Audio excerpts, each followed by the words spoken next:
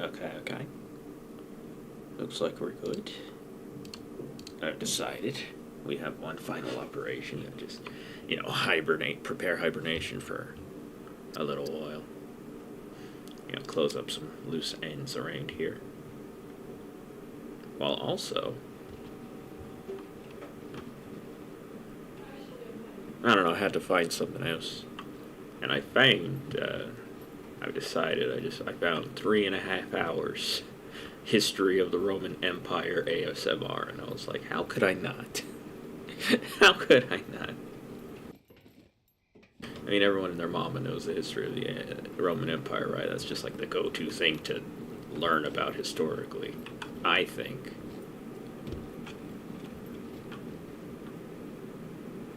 Yet here we are.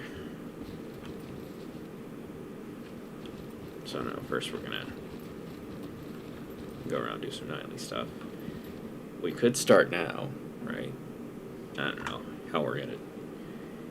It probably won't last us all the time, so I don't know. Maybe night times as usual.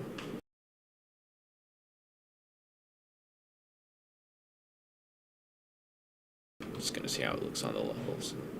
I don't know. Keep it playing. You might have to. Yeah, you know what? I'll just deal with it as it comes.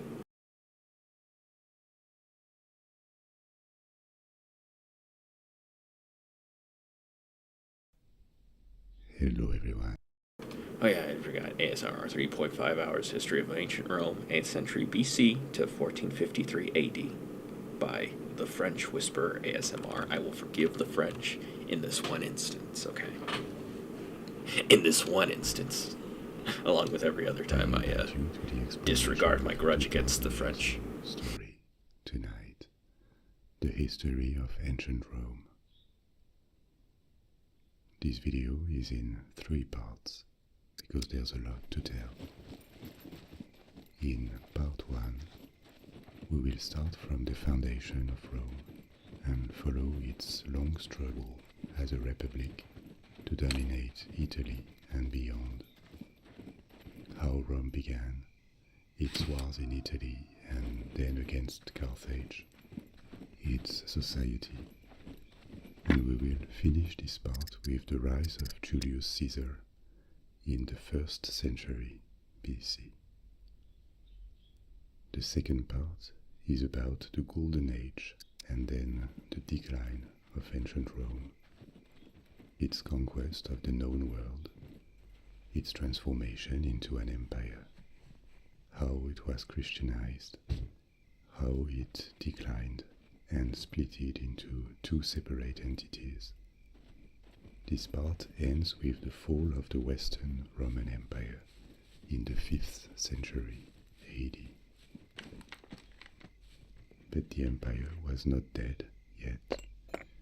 In the east, the Eastern Roman Empire, also known as Byzantium, survived for another millennium, which is the story we explore in part 3.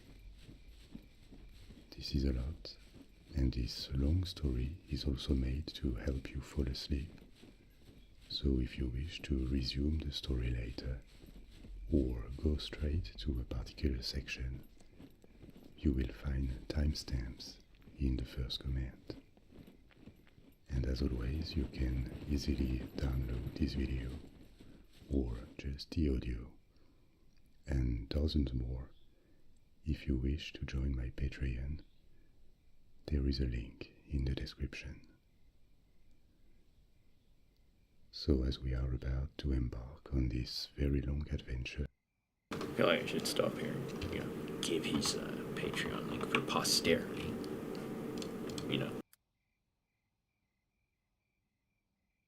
Yeah, it looks like it's just the French whisperer, all one word. Let me see.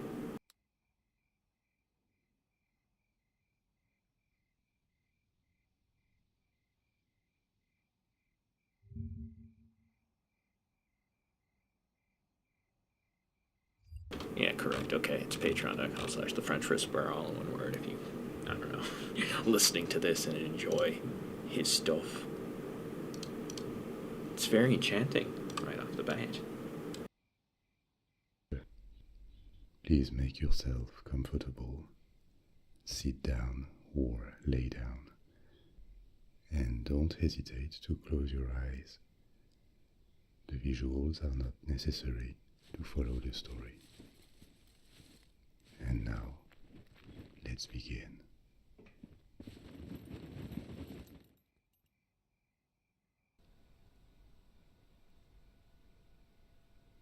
Imagine you are in the center of Rome, one day in the beginning of the 3rd century. You would feel like you are in a place like no other in the world. In a sense, this is the center of the known world. Rome has about 1 million inhabitants. No other city you would have heard of could match that. It has breathtaking architecture and monuments. The Forum is the busiest marketplace and political center in the world. The city has incredible infrastructure with fresh water brought by 11 aqueducts, public baths, houses have heating systems, roads and streets are covered in stone. It offers entertainment to its population on a scale that no other place in the world could compete with. There is a giant colosseum for shows and gladiators fights. There is a hippodrome for chariot races. There are theaters, shops, public and private parties all the time. The large population is sustained with huge quantities of food imported from every corner of the Mediterranean Sea. There are temples of multiple religions, including traditional Roman gods like Jupiter, Mars, or Apollo, their Greek equivalents, and temples to the main gods from faraway provinces like Osiris, Isis, or Sol Invictus. And there is also this new religion called Christianism, with a single god and a critical view of Roman society. So they are regularly forbidden and persecuted because they are disloyal to Rome. God, you just imagine that. This is a big concern for now, and you know that nothing, absolutely nothing, could seriously threaten the might of Rome. From the city, you could travel many days or even weeks by sea or by land on modern and well-maintained roads, and you would still be within the frontiers of the empire. Everywhere you would find more cities built like small replicas of Rome, with a forum, temples to Roman and local gods, and people who have adopted Roman customs and mixed them with their own. For a very long time already, this giant empire has kept peace within its frontiers. Not perfect peace, because there were times of trouble or internal fights for power at the head of the state. But still, this gigantic territory is incomparably safer and wealthier than it was before the age of Rome. And you can also be confident that Rome will keep expanding. It has not even reached its maximal extension yet, and it seems to be built to last forever. But all this did not happen in a day. It took centuries for Rome to emerge as this invincible power with tens of millions of inhabitants. Rome had humble beginnings, and it all started about 8 centuries BC in central Italy. The Romans had a legend about their origins, the legend of Romulus and Remus. According to the legend, Rome was founded in 753 BC as a city and a kingdom by Romulus. Romulus and Remus were twins, and they were the sons of Mars, the god of war, and the virgin Vestal. Vestals were priestesses of Vesta, the goddess of the earth in ancient Rome, and they existed for real. For centuries of Roman history, they formed a college. There were very few of them, only 2 to 6, depending on the period, and they took a vow of chastity. Then they served the goddess and looked after a sacred fire that had to burn constantly. Their worshipping and cultivation of the fire were believed to be crucial to Rome's well-being. And I guess in the spirit of things, we should use the rest action, the lay down, instead of sitting down. When a Vestal became pregnant, she had to abandon the twins, and they were fed by a she-wolf. The image of the wolf feeding Romulus and Remus is one of the symbols of Rome. Later, Romulus founded Rome and killed his brother Remus. And to develop the city, he launched an expedition to abduct Sabine women to populate Rome. The Sabines were a people who lived in central Italy.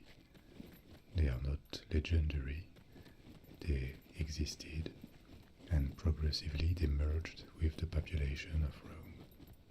It seems this story about Romulus and Remus appeared around the 3rd century BC, when Rome had already grown a lot, and obviously it is a myth. But episodes like the abduction of the Sabine women have roots in reality. So, how did Rome appear? The site where Rome was built is famous for having hills. There are 7 main ones, and the site was occupied for a very long time, including before the foundation of the city. As far back as in prehistoric times, there are signs of occupation. From the 10th to the 8th centuries BC, there were little hamlets on these hills, probably populated by shepherds. In the 6th century BC, the region of Rome, the Latium, was occupied by an antique people called the Etruscans. I'm going to tell you a little bit more about them in a minute, because they were very influential on the culture and traditions of Rome. And from this period, the 6th century BC, the various groups of houses and villages merged into a town. A light fortification was built around it, and Rome became a small city. This region of Italy was populated by tribes under the influence of the Etruscans, and the newly founded Rome became the head of a small federation of cities in the Latium with an Etruscan king. So who were the Etruscans? The origins of this ancient people remain a bit mysterious and gets lost in prehistory. Their ancestors already lived in Europe several thousand years ago, before they developed a civilization by the end of the Neolithic in what is Tuscany today. Then they expanded north to northern Italy and south to central Italy. They never formed a single state like a kingdom, but their cities were part of leagues, working like federations, and they controlled a big part of Italy for several centuries, until they were vanquished and assimilated by Rome. Because the origins of Rome remain imprecise, there are conflicting views about the role of the Etruscans. We know that the Latium was populated by tribes that were not Etruscans, and the tribe that populated Rome was called the Latins. But it is unclear whether the Latins founded Rome and then fell under the influence of the Etruscans, or if the Etruscans themselves took the initiative to found the city and organize it. What we do know is that the first kings of Rome were Etruscans, and the Romans adopted many traits from their culture and society. The Etruscans had achieved the organization of their society into a state or several states. It sounds like a given today, but in the antiquity it was not. A collection of tribes could live on a given territory without creating a central power and an administration. Forming a state implies a certain level of organization and political thought. The Etruscan political system changed progressively. It was initially a monarchy with kings, but some cities became republics, just like Rome would be later. By republic, we are not talking about a democratic system as we define democracy today. It was an oligarchic republic where a few families controlled the state and made decisions. They founded numerous cities in Italy that became Roman cities later. And they developed an unique culture. They had a pantheon of gods and goddesses that are completely forgotten today, like Catha, Usil, or Laran. And they were in contact with the Greeks and very influenced by Greek culture and architecture in particular. The first Roman architecture was copied on Etruscan styles, so indirectly it took on this Greek influence. The Etruscans had developed also very refined arts and crafts like sculpture. Their bronze sculptures were famous and often exported to other parts of the Mediterranean world, painting, pottery. And their aristocracy lived a life of leisure and pleasures that also influenced the Romans. Wealthy people had large houses with frescoes and all sorts of decoration.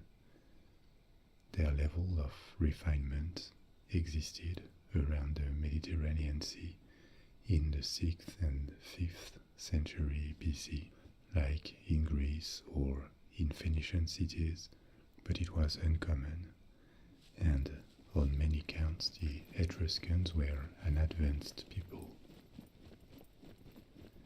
The history of Rome as an independent and expansionist power began in 509 BC, when the Romans ousted their Etruscan king, Tarquinius, and founded a republic. This was the beginning of a long struggle, several centuries of almost constant wars, with conquests and setbacks, from which Rome emerged as the dominant power in the Mediterranean world. So, what happened and why did Rome become independent? Since its foundation, the city had grown, and the majority of its population was this Italic tribe called the Latins.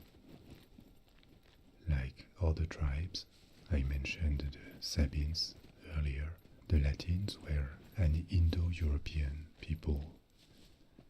Their ancestors had migrated westward, starting several thousand years before, in the same migration waves that brought the Celts to Western Europe and the Greeks to the south of the Balkans. We don't precisely know when and how, but after settling in Europe, Indo-European people mixed with the inhabitants they found, and they strongly influenced their culture. Italic tribes are the representatives of this Indo-European migration that settled in Italy, and they remained separate from the Etruscans, who, as far as we know, based on their language and DNA tests made on remains, were not Indo-Europeans. The exact reasons that led to Tarquinius being overthrown are unknown, but it is probably because with the growth of Rome, families that had been living in the city for generations had become much wealthier, more influent, and wanted to have a say in politics. They must have organized this coup to get rid of the king and share political power between them. These well-established families are a central element to understand politics in ancient Rome, especially when it was a republic. They form a sort of aristocracy, even though they didn't have nobility titles. Their family name and their belonging to a particular family, a particular gens, plural gentes, with a common ancestor, was crucial for their social status. These influent families that seized power when the Republic was founded are called the patricians. But as Rome kept growing in the following decades and centuries, an ever more important proportion of the population was no longer affiliated with patrician families. But they still wanted to be heard, at least, and they formed the plebs, the Roman citizens who were not patricians. Later, the term plebs became applied more widely to all ordinary people as opposed to the elite. But being a plebeian in Rome was not the possible social position. There were still citizens. Slaves lived in Rome too. I'll tell you about that later. And the plebs obtained rights. They had their tribunes, their representatives, and a people's assembly. So this people's state of mind was a constant preoccupation for the Senate that represented the patrician families. And the Senate advised the two consuls, elected every year at the head of the Republic by the citizens. For centuries, until the end of the Republic, the system looked unstable with constant power struggles.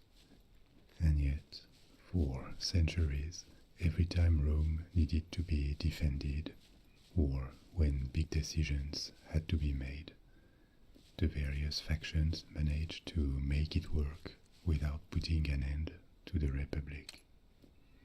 It was suspended sometimes and replaced by a time-limited dictatorship in case of emergency, but it proved resilient for almost 500 years. This is a lot of time for a political regime. You wouldn't find many countries in the world today yet couldn't survive Christianity. The exact same political system for such a long time. Technically, some countries have kept a monarchy until today for longer, but it now works very differently than it did 400 or 500 years ago. I told you the story of the Roman Republic was shaky. Apart from internal tensions in Rome, there were considerable hardships. When Rome became a republic, it was still a marginal, forgettable power in the Mediterranean world. Greece was much more relevant. Greece was a collection of small city-states and kingdoms. But Greek culture, and trade too, was highly influential, and wherever you were in the Mediterranean Sea, from Spain in the west to the Levant in the east, you were never very far from a Greek presence, because Greek cities had founded many colonies all around the sea. There were also the Phoenicians, the people of sailors and traders, based in the Levant initially, roughly what is Lebanon today. And they also developed remote colonies and trading posts around the Mediterranean Sea, the most famous of these colonies being Carthage. North of Italy, on the other side of the Alps, lived Germanic tribes and the Gauls.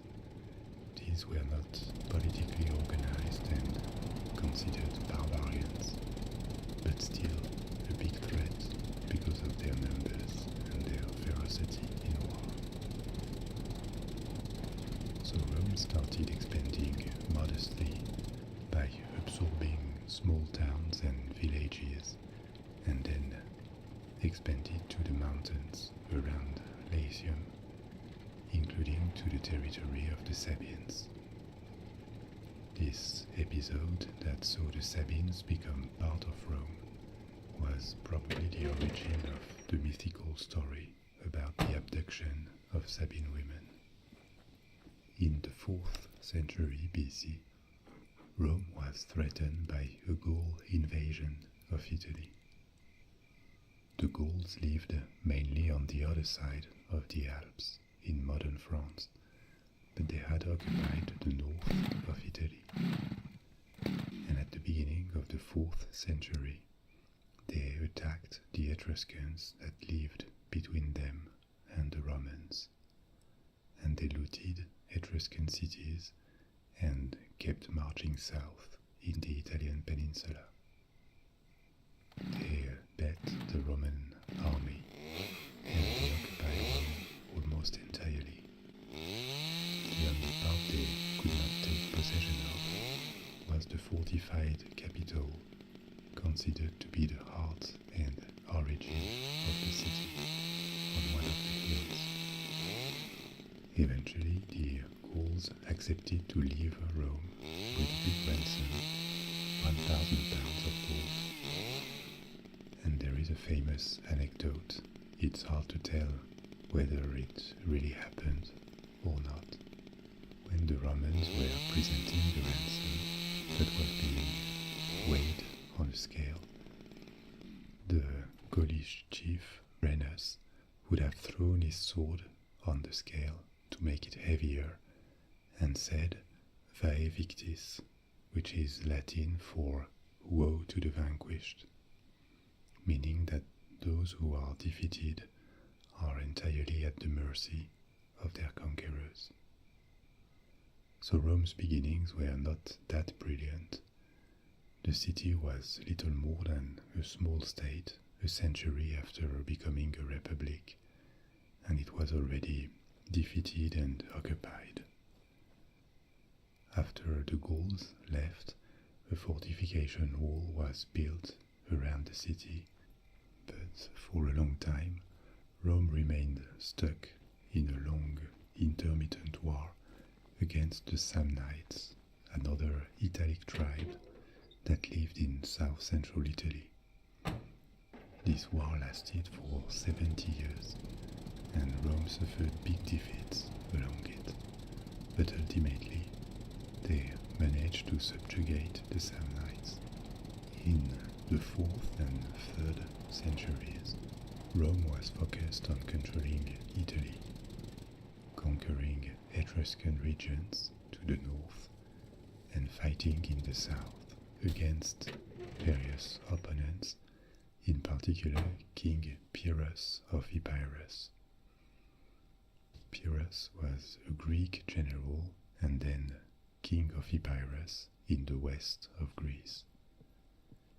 He fought against Rome for the control of South Italy and won several battles, but at such a cost that he is mainly remembered through the phrase Pyrrhic victory.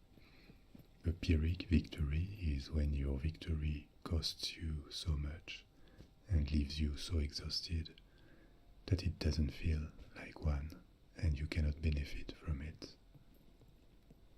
After years of fighting, Rome finally became victorious and expanded to the south.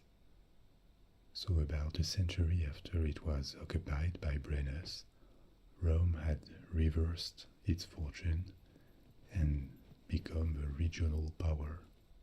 As you see, war was almost constant, and early Rome was at risk of disappearing if it was vanquished. This precarious situation lasted for decades in the 4th and 3rd centuries BC. And just as Rome was becoming a bit more comfortable in Italy, began the rivalry with Carthage and the Punic Wars. We're going to talk about that in a minute. But in the meantime, it didn't stop the city from growing and developing a civilization of its own, taking in influences from the Etruscans, the Greeks, Italic tribes, and other people from around the Mediterranean that the Romans came in contact with. Apart from their tenacity, the Romans developed during this period an ability to absorb and further develop technologies and rules of urbanism that they used to their economic and military benefit. The first aqueduct to provide fresh water to the city was built shortly after the Gaul invasion, and so was the first main road, the Appian Way, Via Appia in Latin. This road connected Rome to Brindisi in southeast Italy. The building of Roman roads started from about 300 BC, and the roads are one of the biggest Roman assets in the conquest and continuance of their empire along the centuries. No civilization in the past had ever built that kind of infrastructure on such a scale. Roman engineering and architecture kept being developed until the very end, and it represented a peak in technology. Actually, after the fall of the Western Roman Empire, many technologies were lost and were not rediscovered or equivalent until the very late Middle Age or the modern age, a millennium later. Roman roads were built to minimize repairs and allow the movement of troops and people in the most efficient and fastest ways possible. The main roads were excavated, and inside this ditch that had been dug, various layers of materials, including sand, gravel, and rocks, were dumped. The flat surface was obtained by a last layer of stones and concrete. The roads were straight and generally the Romans would engineer solutions to obstacles rather than circumvent them. They dug tunnels or they built bridges. It is one characteristic of the Romans that makes them appear very modern to us. They had a drive to use technology to their advantage and to solve problems. They also modeled the geography to suit their needs, not just the roads. No civilization before them had built that many bridges, aqueducts, or invented complex systems designed for comfort.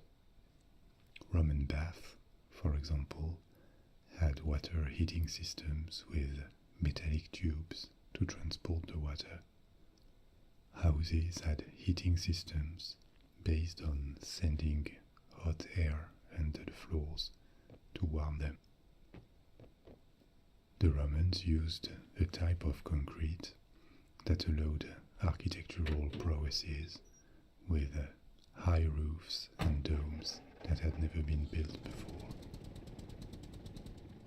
Innovation was a positive value to them, whereas many antique societies, including some of the most brilliant like Egypt, did not really care for it and did not try to innovate.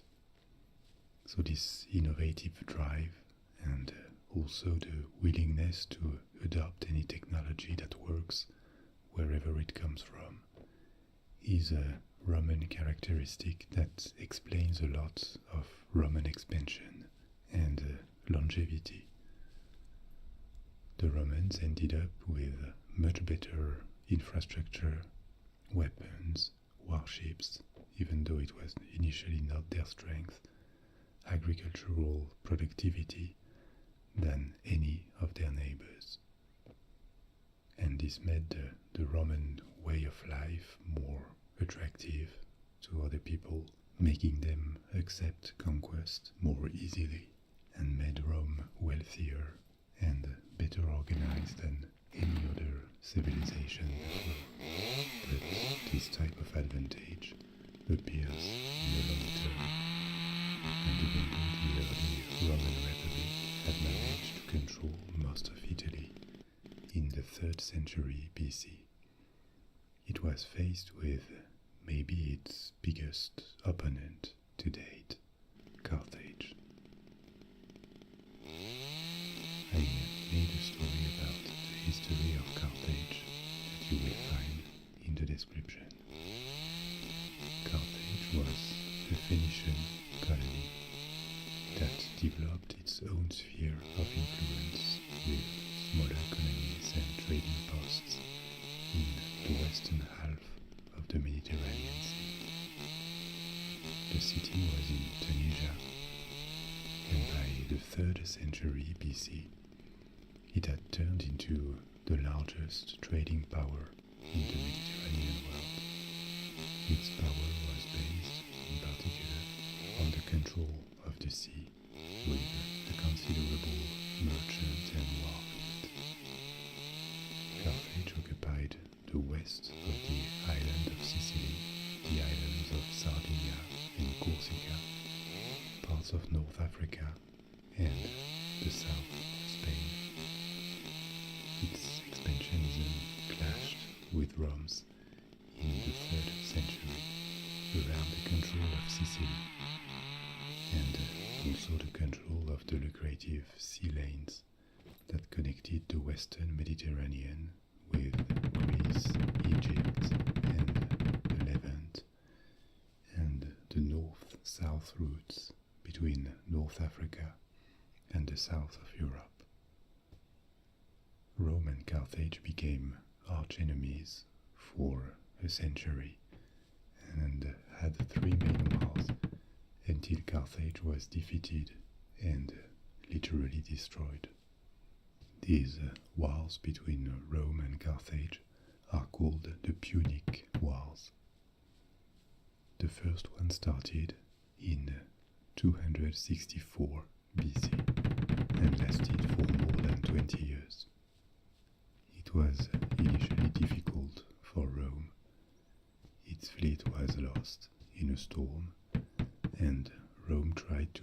besiege Carthage, but the Roman legends, I'll tell you later about the Roman army, were little efficient against Carthage's tactics, using war elephants and a very good cavalry from their allies, the Numids.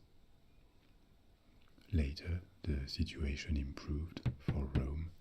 They forced Carthage to evacuate Sicily, and they won a decisive naval victory. In 241 BC, Carthage accepted peace and signed a treaty that abandoned Sicily to Rome. And Rome also took advantage of Carthage's weakness after the war to annex Sardinia and Corsica. But this peace treaty was really just a truce, because the antagonism between the two states had not been really solved. Carthage wanted a revenge, and 20 years after the First Punic War, it now had a brilliant general, maybe one of the best military commanders of all time, Hannibal Barca. Once again, Rome's existence was about to be threatened. Hannibal gathered a massive army in Spain, 50,000 infantry, 10,000 cavalry, plus war elephants. And Carthage took the initiative by attacking a Greek colony allied with Rome on the coast of Spain. Then Hannibal crossed Spain, the south of Gaul, and the Alps with his army, directly threatening Italy and the territory of the Roman Republic. Rome sent various armies against him, which were all defeated, and Hannibal kept marching towards the center of the Republic, towards Rome. In 216 BC, one of the most important battles of the antiquity took place in Cannae. Hannibal's army had suffered from attrition after this long journey, the passing of the Alps and several battles. So at this point, the Romans could field twice more soldiers on the battlefield. And yet, this was not enough.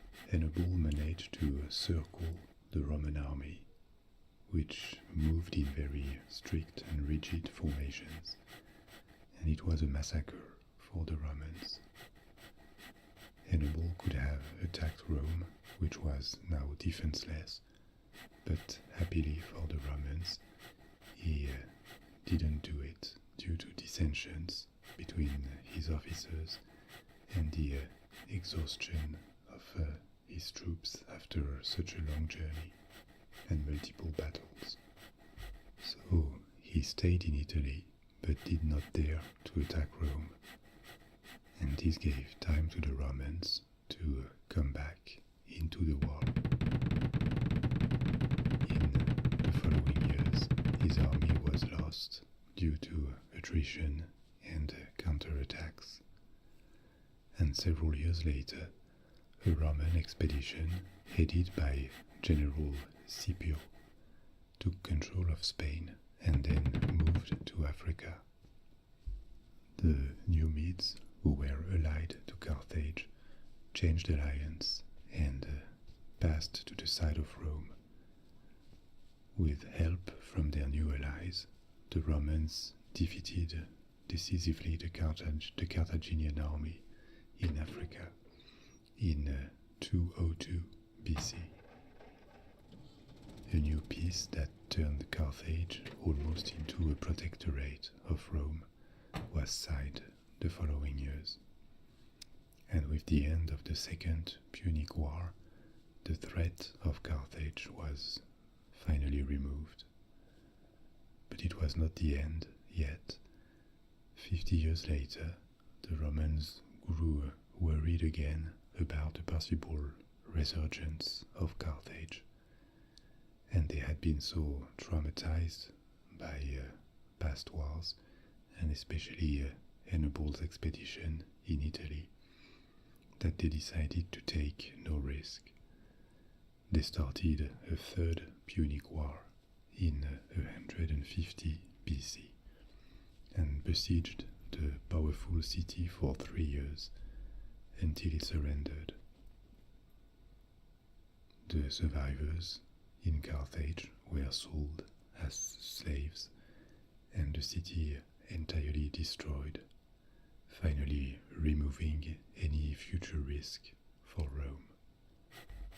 And it is true that once the Carthage menace eliminated, Rome would now expand faster than ever in the 2nd and 1st centuries BC. After the Second Punic War, Rome conquered the north of Italy that was still in the hands of Gallic tribes, pacified the Spanish provinces taken from Carthage, and also enlarged them, and it started to be involved in Greece. I told you earlier that Greece was in its golden age, the so-called Classic Age, when Rome was taking its independence as a republic. I wonder if he'll relay the story of Archimedes. Early republic, I think it was Archimedes. survival and expansion in Italy. The main events in the Mediterranean world were actually happening in the east. Or the apocryphal account anyway. One of the largest empires ever in the Middle East and beyond. But after the fall of Carthage, the Greek world was somewhat decadent. Alexander's empire had not survived long and been fragmented into several Hellenistic kingdoms. So Rome entered the game of alliances with some of these kingdoms that were fighting between them. Rome intervened in Greece, and after several wars, it ended up controlling it at this point by the middle of the 2nd century BC. The Roman Republic had become the most important power in the Mediterranean and had no rival left. Its armies had been victorious enough for people to forget the unfortunate defeats of early Rome or during the Punic Wars, and Rome was seen as a considerable military power. But what was this war machine actually, and how did it work? The Roman army may be one of the longest lasting institutions in the history of the world, because if we take into account its continuation with Byzantium, it lasted for more than 2,000 years, but it changed a lot along the centuries. At the beginning, during the Kingdom period and early Republic, it was small and probably based on Etruscan and Greek models. We need 4 more. The backbone of the Roman army was infantry, and I was trying to complete it instead of leave it at that.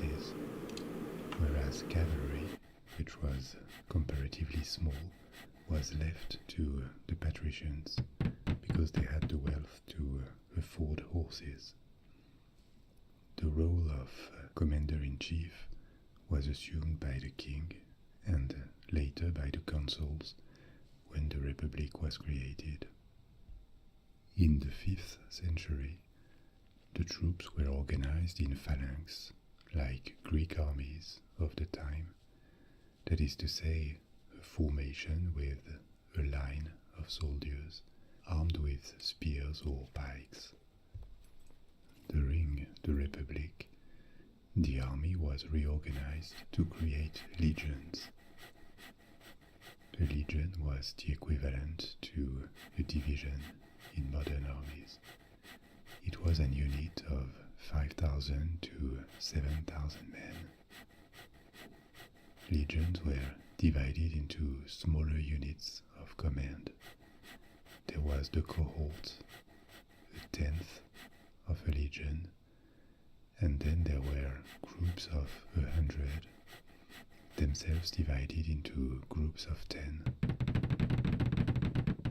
Most soldiers in the army were citizens. The term legion comes from Latin legio, which means draft or levy. And each man had to provide his equipment. But then, with the expansion to all of Italy and the creation of overseas provinces, the army of the Republic grew dramatically in size. The permanent army reached 150,000 men in the 3rd and 2nd centuries. At times of war, this number could be tripled by drafting citizens. Along Roman history, the military became more and more professional and relied less and less on drafting. The equipment was standardized and discipline was extremely strict. This was a huge difference between the Roman army and most of its opponents, like Celtic people, Germanic, North African or Middle Eastern tribes. Very often, Roman armies relied on strict formations that allowed maneuvers on the battlefield, whereas their enemies had a more chaotic and disorganized way of fighting. And the Romans applied their engineering capabilities and technologic edge to their weaponry, especially siege weapons. They did not invent these siege weapons. They had been in use for centuries by other nations, but they had engineers accompanying the legions, and they could quickly build ballists, scorpios, or siege towers. Roman armies could also move very quickly thanks to the network of roads. By the end of the empire, there were 50,000 miles of main roads that connected all the provinces with the heart of the empire in Italy. After the Punic Wars, the Roman Republic acquired allies around the Mediterranean.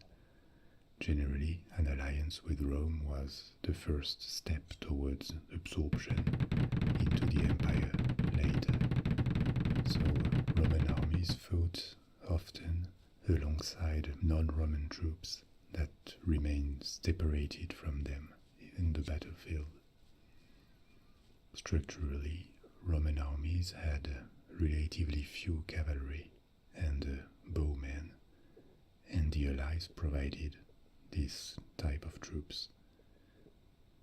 The non-citizens fighting alongside the legions were called auxiliaries in the late Republic and Empire period. So with the passing of centuries, this Roman army became increasingly professional. Men signed for a very long service time, 16 to 25 years, depending on the period. After a few campaigns, and with very strict training, Roman legionaries were by far the most efficient troops in the Mediterranean world. And after the wars against Carthage, the Roman army started to acquire a reputation of invincibility. Even though it is not completely deserved, there were still defeats from time to time.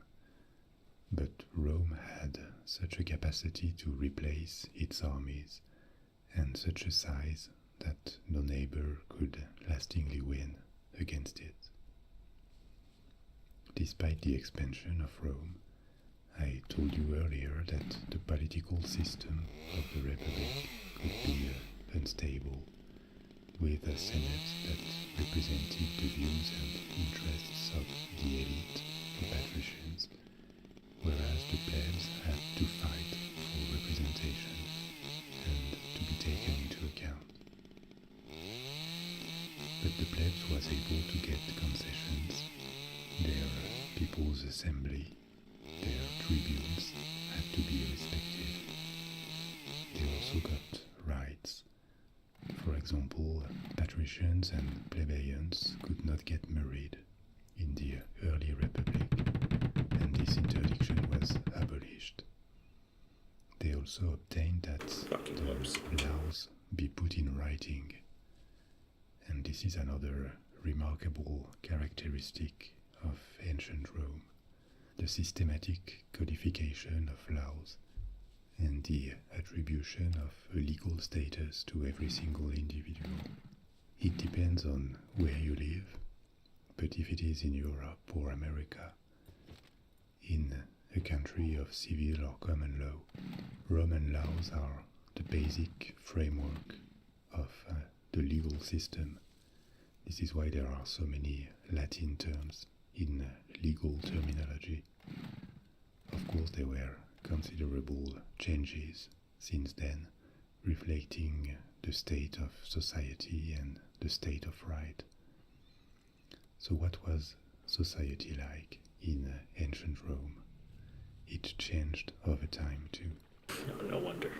At the center of social organization was the family. And it was not just a biological reality or a tradition. The family was a legal construction.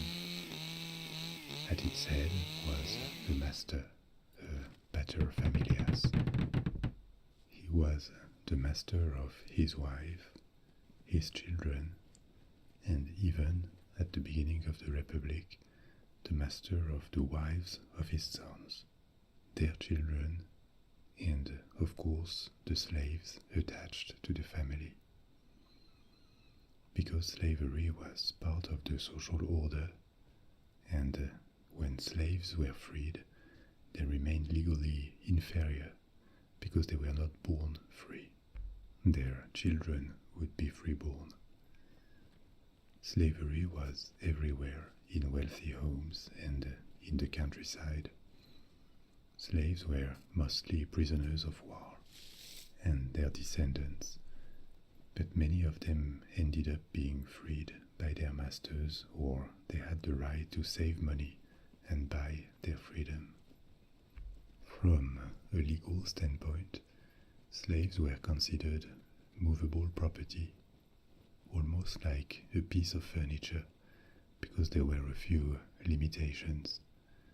Mutilations or acts of cruelty or murder were forbidden by the law. But obviously between the state of right and practice, there can be a gap.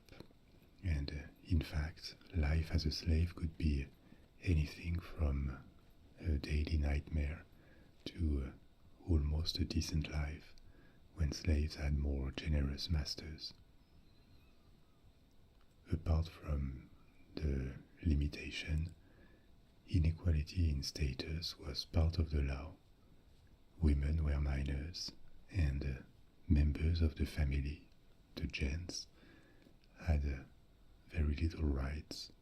The paterfamilias was like an absolute king at the head of the family and could punish or make decisions to his discretion. During the Republic, all citizens were allowed to vote to elect the councils, patricians and plebeians alike. The status of citizens excluded women, children, and obviously slaves, and these basic rules remained in effect for centuries. But over time, the law and social views evolved towards a bit more emancipation of family members. The size of the family unit decreased as the sons could form their own family when they got married. So the paterfamilias no longer ruled over his daughters-in-law and their children. And women were progressively given a little more leeway, but not much. The Roman society was extremely patriarchal. Obviously, these are just general traits, and families could be very different, and social class was also a factor.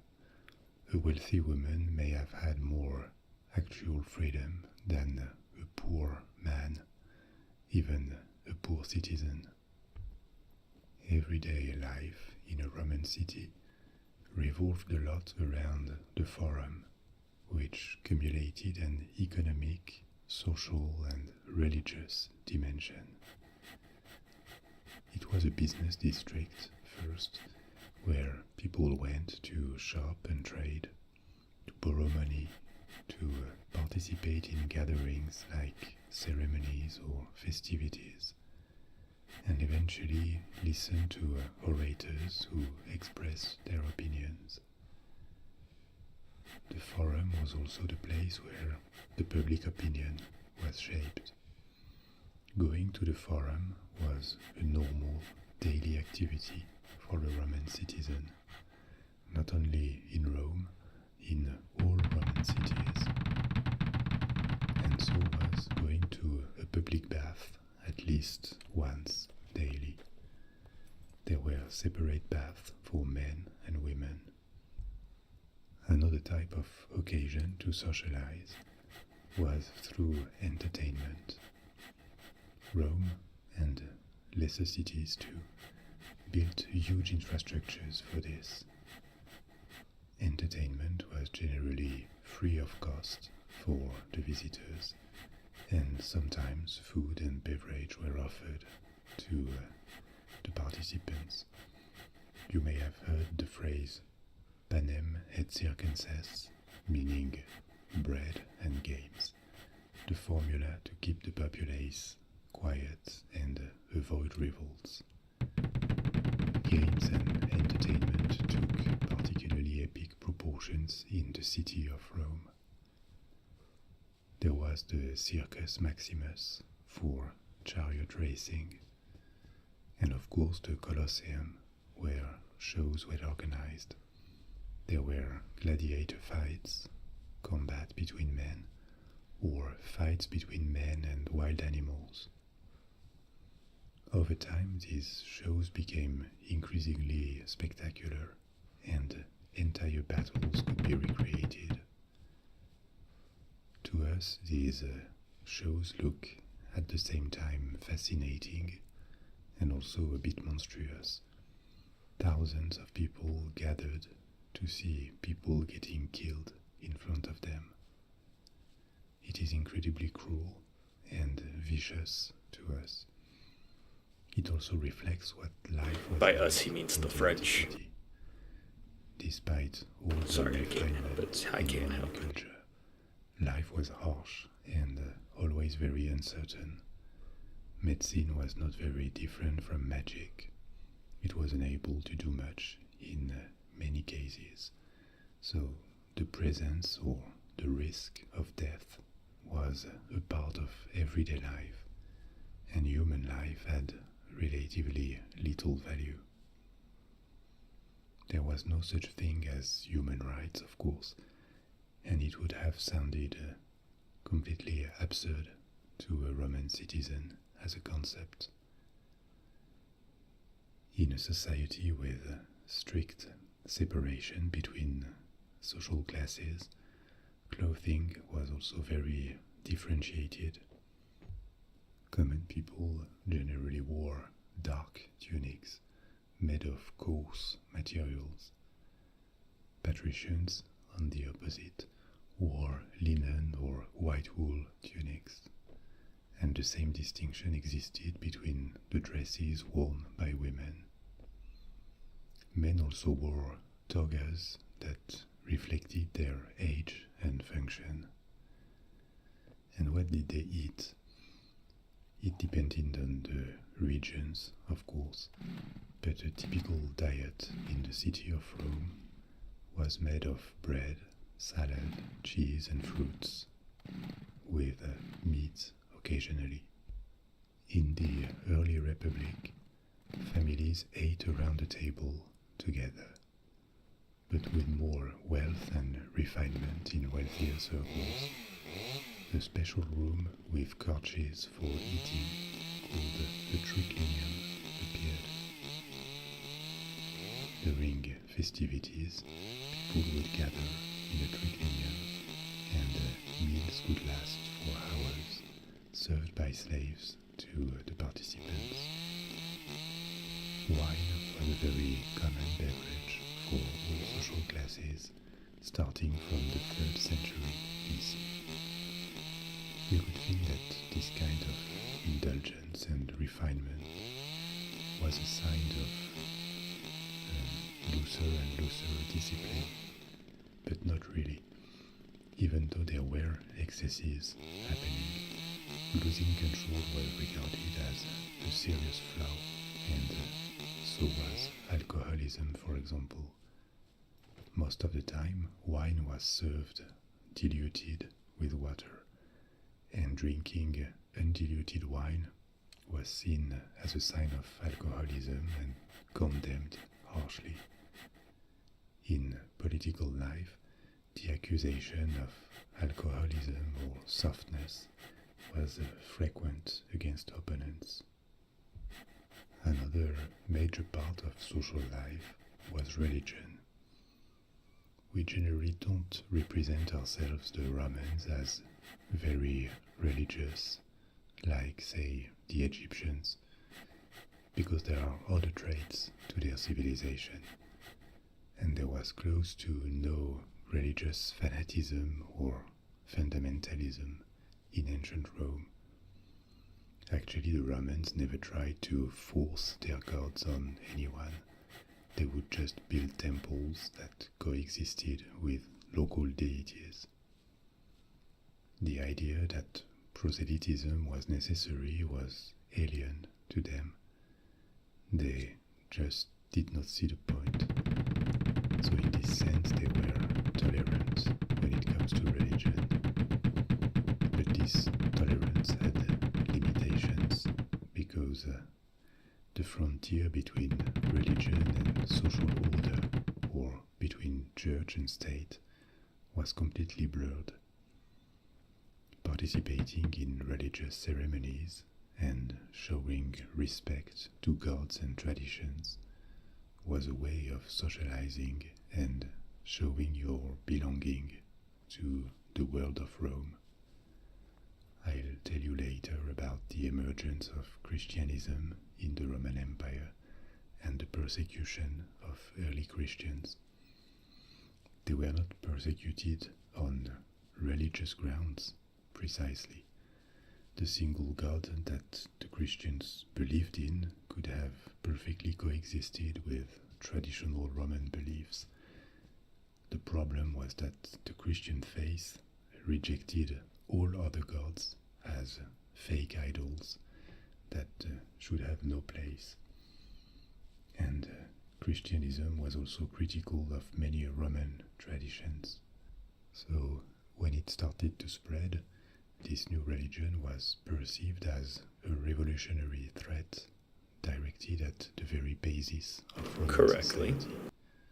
The Christians were asking for the elimination of all other deities and refused to participate in the ceremonies and festivities that regularly reaffirmed the foundations of Roman society. Stop them when this starts to sound familiar. There had been nothing of the sort before Christianism, and this is why for a very long time, until the Christians finally won the fight and obtained the conversion of emperors to the new faith, Christians were seen as an aggressive, fanatical cult that had to be eliminated to preserve social order. And has it changed? That's the question. Socializing and being a citizen meant participating in ceremonies, making presents to the gods, and showing signs of respect to Roman traditions. Most public events had a religious dimension. For example, there was the Roman Triumph. It was a parade organized to celebrate the victories of a general. At its core, the triumph was a religious procession. The general displayed his piety and his willingness to serve the public good by dedicating a portion of his spoils to the gods, especially to Jupiter, who represented authority and just rule. Apart from public displays of religiosity, religion was also a daily, private matter. In every home, there was a little shrine where people could pray and make libations to their house gods and their ancestors. But returning to political life under the Republic, a period of political instability started after the Third Punic War around 130 BC. During the wars against Carthage, the Senate and the consuls had gained more power in Rome at the expense of the plebs and its people's assembly. And this led to a reaction against the balance of power that now looked too tilted against the people.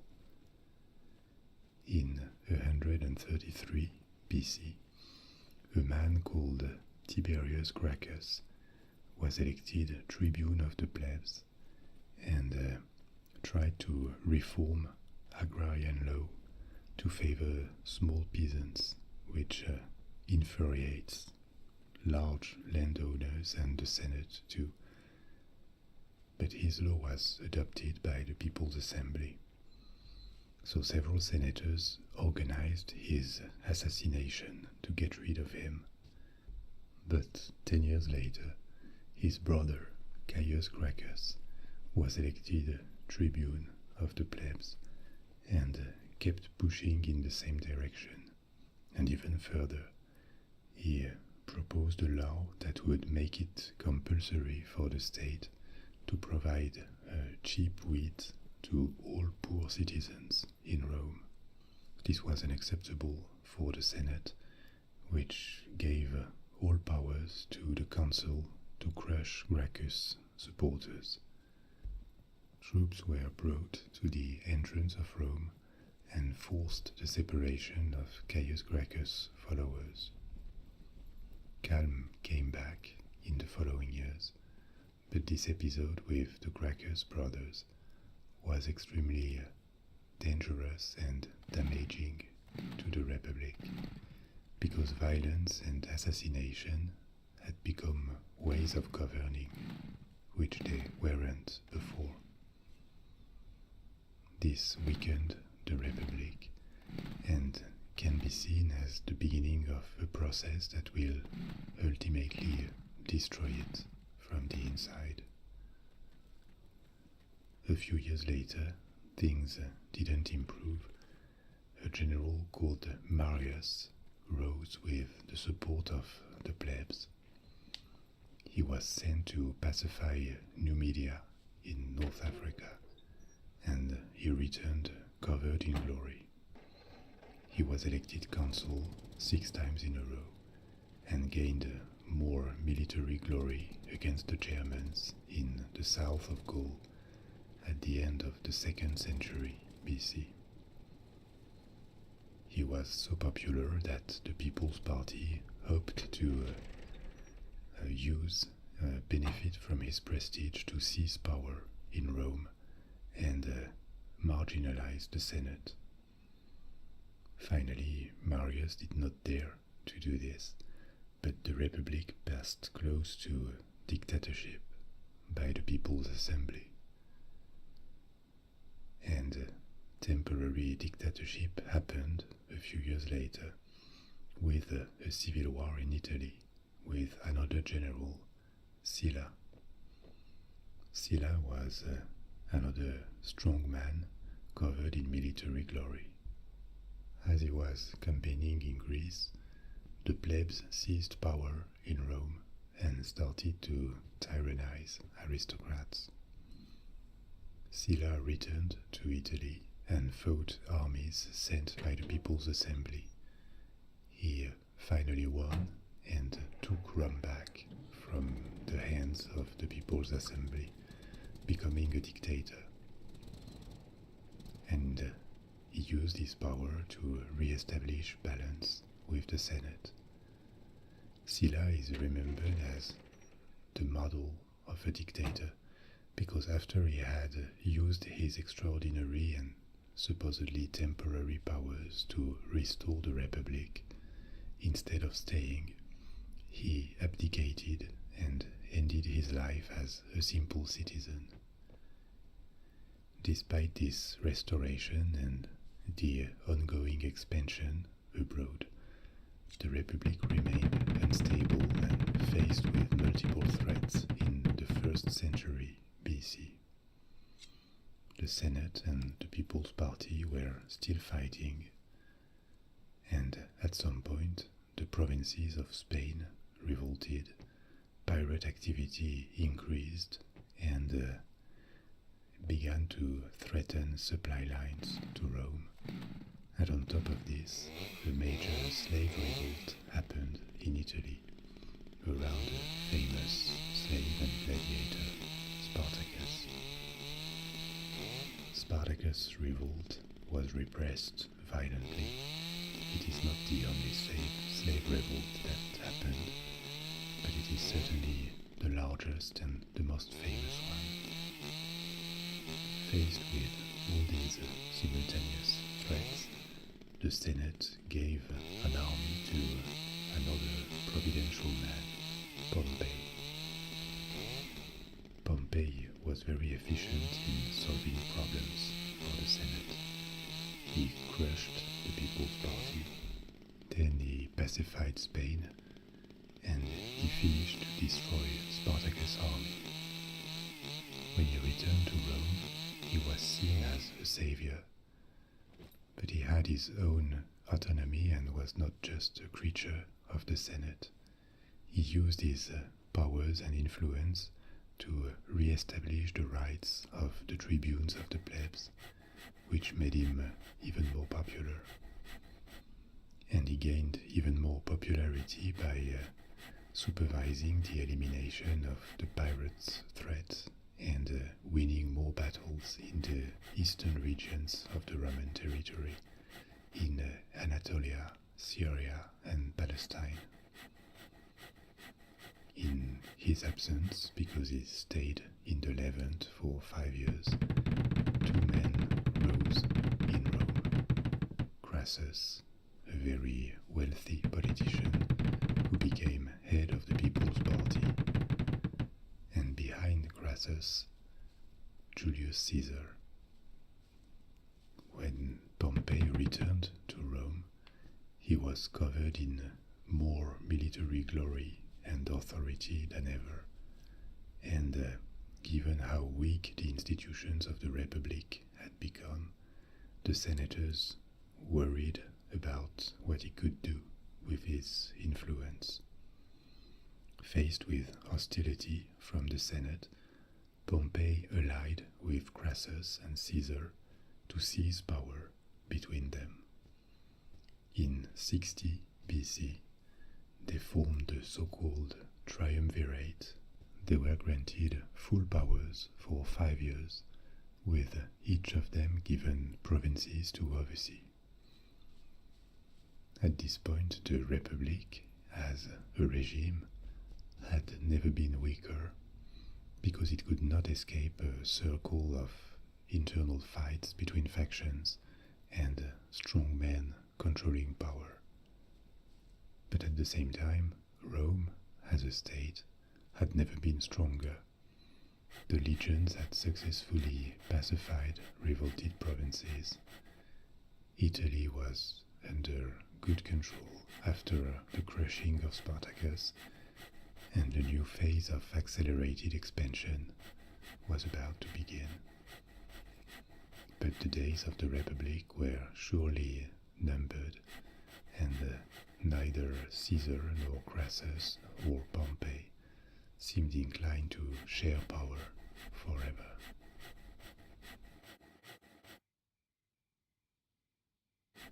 Is that the end of part 1? So we left the Roman Republic by the middle of the 1st century. the Roman Republic was already very ancient by then. It had been founded by the end of the 6th century BC and had already gone through many hardships to stabilize its institutions, conquer Italy, defeat Carthage, and expand all around the Mediterranean Sea. By the middle of the 1st century BC, Rome had become a dominant power, and it already occupied Spain, the south of Gaul, Italy, Greece, and parts of North Africa and the Middle East. Rome was wealthy, technologically advanced, and had the largest and most powerful army in the known world. But the regime, the institutions, the republic looked increasingly fragile and threatened. You remember that the republic was based on a balance of power in the city of Rome between social classes. There was an elite, the patricians, who controlled the Senate, and the rest of citizens forming the plebs. After several centuries, these institutions were very respected, and Romans were culturally very suspicious of individuals trying to seize power for themselves. Political power in Rome was little personalized. There were 2 consuls, they were re-elected every year. But even though the republican system had been very resilient for a long time, it looked increasingly weak in the 1st century. Politics had turned more violent, with the Senate or the plebs willing to use violence and assassination to impose their views. Over the past decades, several strong men had appeared, and they had been seen by a faction or the other as a mean to impose their will, like generals Marius and Sulla, and more recently Pompey. Senators and tribunes of the plebs were perfectly aware of the risk this could represent for institutions, and yet they couldn't help playing this game when it could serve their interests. In the 70s BC, the strong man of the moment was Pompey. He had served the Republic and Rome very well by pacifying Spain, organizing the elimination of pirates in the Mediterranean Sea, and finished to repress the revolt of slaves behind Spartacus, and even sailed to the Levant to conquer more provinces for Rome.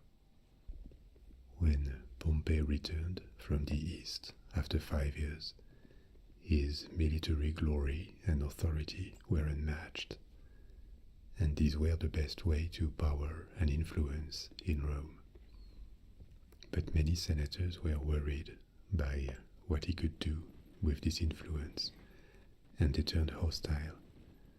So Pompey allied with the 2 men who had risen in his absence, Crassus and Caesar. The 3 of them were given full powers for several years. They shared power between them, which was more acceptable in Rome because of the republican traditions, and their unofficial alliance is called the Triumvirate.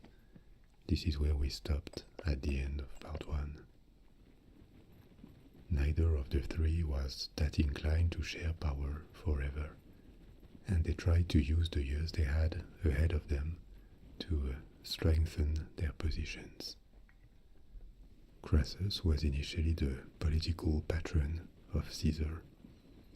He had amassed a considerable fortune and was even called the richest man of Rome, and had been elected tribune of the plebs. Crassus and Pompey hated each other, and their alliance was constantly unstable. Actually, it lasted for a few years only.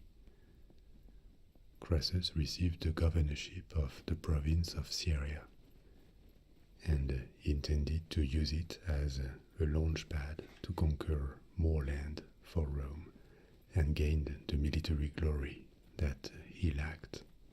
So he launched an expedition against the Parthian Empire, Rome's neighbor in Syria.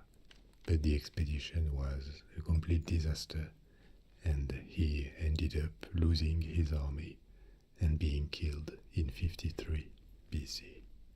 Caesar also lacked the aura of military success that Pompey had, and he knew he needed to acquire this when the triumvirate was formed.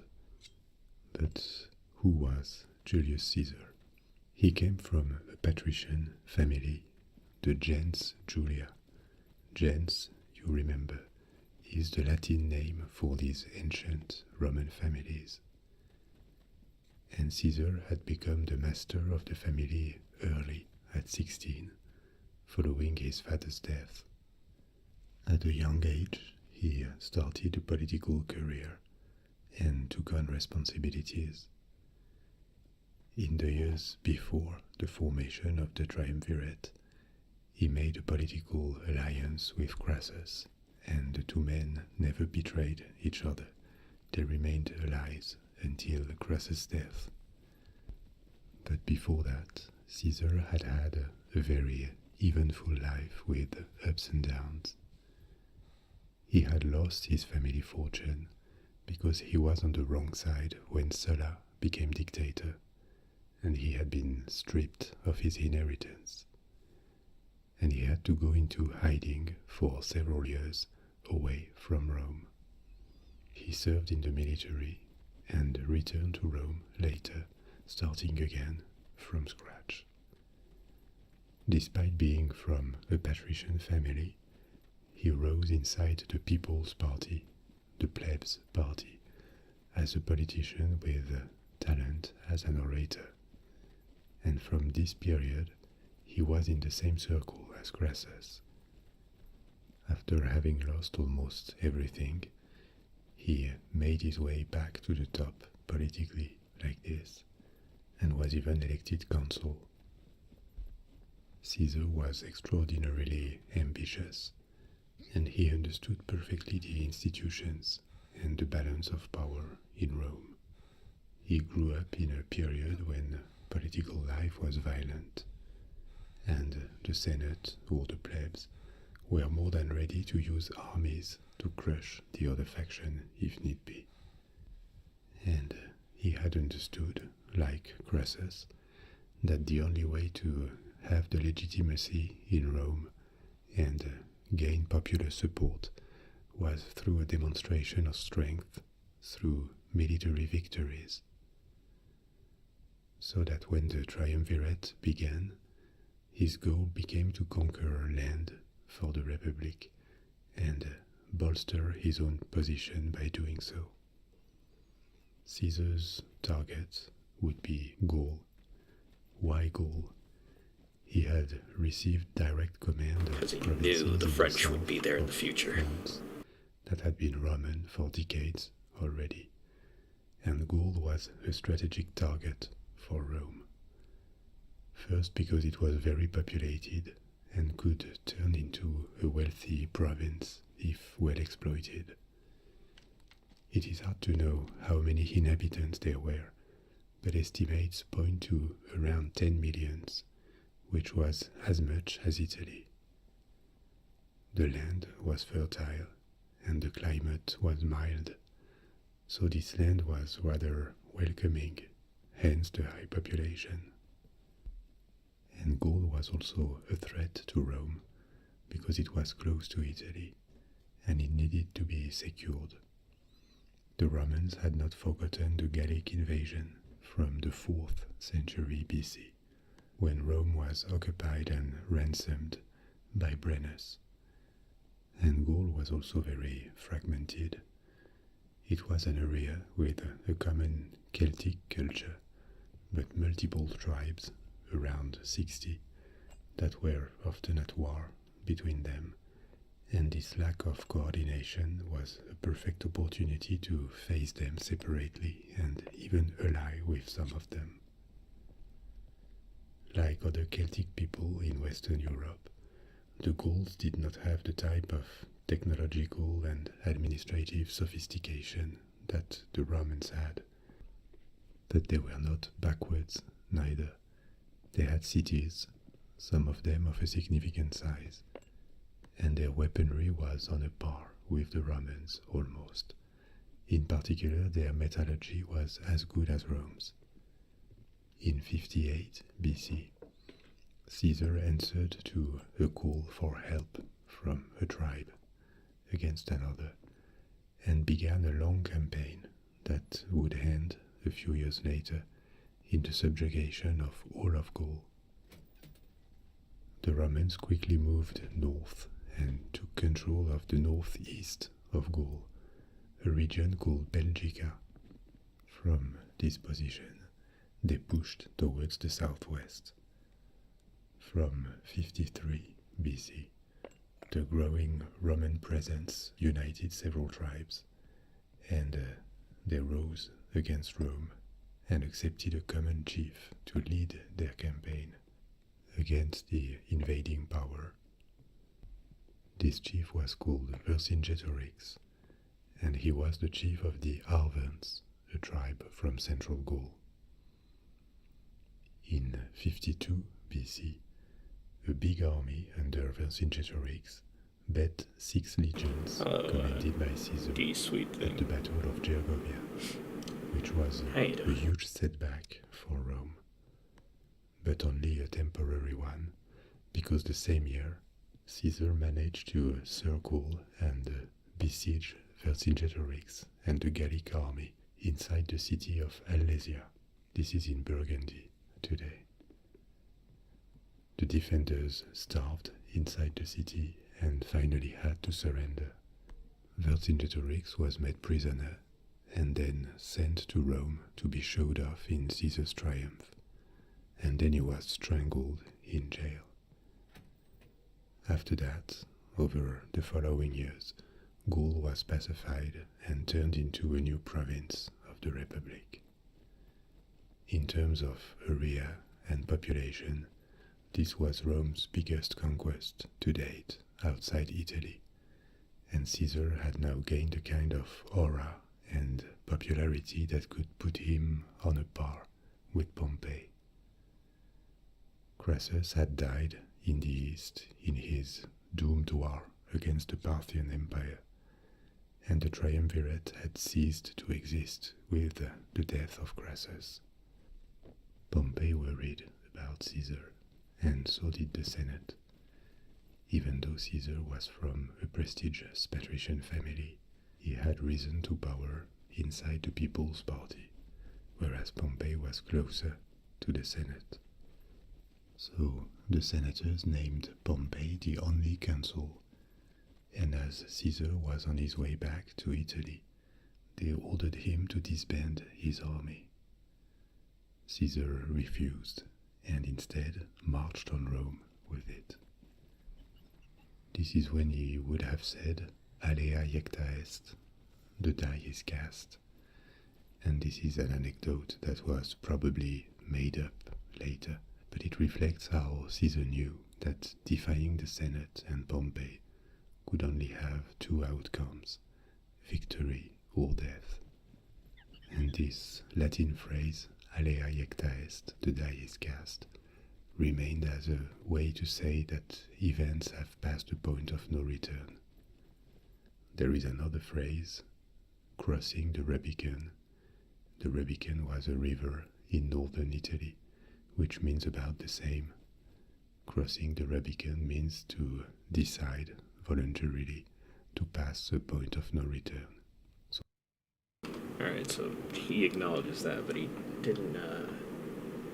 didn't touch on how, salting the earth, the term salting the earth refers to how in the Punic Wars, when they gained victory over Carthage, they poured salt on the fields so that crops wouldn't grow in order to, completely destroy. So salting the earth means making sure your enemy can't return. Anyways, since he's getting into this, I thought I'd go back and talk about that. Anyways, continuing. So crossing the Rubicon marked the beginning of a civil war between supporters of Caesar and supporters of Pompey. The civil war began in 49 BC. Caesar reached Rome and entered the city without difficulty. Pompey and many senators had already escaped to Macedonia to regroup and raise an army. Caesar crossed the Adriatic Sea, and they met at the Battle of Pharsalus in 48 BC. This was a decisive victory for Caesar, despite his smaller army. Pompey escaped to Egypt, and Caesar followed him. But when Caesar reached Egypt, King Ptolemy XIII had already ordered the assassination of Pompey and sent his head to Caesar. Egypt at the time was still an independent country with a Greek dynasty, the Ptolemies. This was an attempt to gain the new master of Rome's favors, but it completely backfired for Ptolemy. Instead of gaining a grateful friend, he made an enemy, in fact. Caesar was first and foremost a politician, and his goal was more to consolidate his power than seek revenge against Pompey. Showing mercy and uniting factions was the best way to appear above everyone else and secure his power, which is why he forgave many senators and other supporters of Pompey and even gave them back their positions. Caesar was hoping he could do the same with Pompey himself, which would have been a fantastic public relation operation for him. But by trying to gain his favors, Ptolemy XIII stole this opportunity from him. In Egypt, Caesar met Cleopatra. She was fighting against her brother Ptolemy to become the sole ruler of the country, and Caesar started a relationship with her and helped her secure the throne. I made a video about Cleopatra telling this particular story. I put a link in the description. So, because Pompey had been assassinated before Caesar could convince him to accept defeat and become loyal, he had to keep fighting against the remains of Pompey's family and supporters in the following years. From Egypt, Caesar also kept campaigning in Asia. What we call Asia here is Asia as it was defined by the Greeks and the Romans. Asia began in Turkey, and the world east of Mesopotamia was very mysterious to them. The Romans were perfectly aware that there were countries far away in the east. Alexander the Great had reached Central Asia and even India, and they also knew about China, because in the antiquity already there was the Silk Road that brought various products from the Far East by land mainly through Central Asia and the Middle East. After changing hands many times, precious Chinese products and spices from Southeast Asia arrived in Rome. I'll put another link to the video about the Silk Road in the description. So, returning to our story, by 46 BC, Caesar had finished pacifying the Republic's provinces, and this Republican empire was larger than ever. And in Rome, he had promoted himself to a dictator for life. The Republic still existed, and so did its institutions. But in fact, a dictator for life is not that far from a king or an emperor. by gathering so much power in his hands, whereas there was no imminent threat that called for it, and without a time limit, Caesar was continuing the weakening of republican institutions, almost ruining them. And he could not know it, but he was paving the way towards the transformation of the republic into an empire governed by a single person. Maybe this was inevitable back then. Long before Caesar, the functioning of institutions had started to deteriorate and had turned more and more violent. Several civil wars had taken place in less than a century. And because of Rome's size, with all these new provinces far away, maybe the kind of republic that worked well when the territory was smaller was now doomed. We'll never know, but maybe the alternative to Julius Caesar and his successors taking charge of all power could have been the explosion of Rome, which now extended from modern Spain in the west to Syria in the east, and from Belgium to Libya. What is undeniable, anyway, is that the transformation of the Republic into an empire that we're going to discuss opened a more peaceful period inside the frontiers of Rome, at least at the beginning. It almost put an end to the vicious circle of faction fights in the city of Rome, leading to civil wars in Italy and beyond.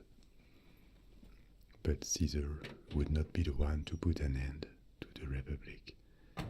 He still had opponents within Rome, motivated by their own ambitions and also a willingness to preserve the Republic. He also had opponents to his politics, especially in the ruling and wealthier classes, because as a dictator, he applied for a large part the People's Party's program. He limited the senator's power. He distributed land to war veterans and poor people. That would be completely anachronistic, but if we had to position Caesar's policy on a left-right political axis as we do today, Caesar's policy would have been firmly on the left side, and this didn't please everyone. In 44 BC, Caesar was assassinated inside the Senate by a conspiracy including his own adoptive son, Brutus. Caesar had chosen a successor, his nephew Octavian, better known as Augustus, his future name as the first emperor of Rome. But when Caesar was killed, Rome was still a republic, and once again the struggle for power resumed immediately. Three men allied to form a new triumvirate of military dictators. The three men were Octavian, the heir, and two consuls, Marcus Antonius, better known as Mark Antony, and Marcus Lepidus. The latter was a close ally to Caesar until his assassination. The three members of this new triumvirate shared between themselves the administration of provinces, like had been done before in the first triumvirate 20 years earlier. Octavian took the western provinces, including the city of Rome, Mark Antony the east, and Lepidus the south with North Africa. Like Julius Caesar before him, Octavian was not inclined to share power, and his main rival was Mark Antony, who was now away from Rome. Octavian and his supporters were trying to discredit Mark Antony in Rome, and they were helped when he started a relationship with Cleopatra in Egypt. This gave him an image of weakness in Rome for being in the arms of a foreign queen, and obviously Octavian's supporters pushed this narrative. By then, Egypt was under the influence of Rome, but it was still officially independent. And it was also a very strategic region in the Mediterranean world, because Rome needed grain from the Nile Valley. Italy alone did not produce enough of it to sustain its population, including the city of Rome itself. And like Gaul and Italy, the delta and valley of the Nile had a very large population. Ptolemaic Egypt was not a threat to Rome, but Egypt allied with a council controlling the eastern part of the Republic could be a threat. And like the first triumvirate, the second one turned into a civil war. Octavian won it after a decisive naval battle at Actium in 31 BC. This is probably the largest naval battle of the antiquity. It sealed Mark Antony's and Cleopatra's fate.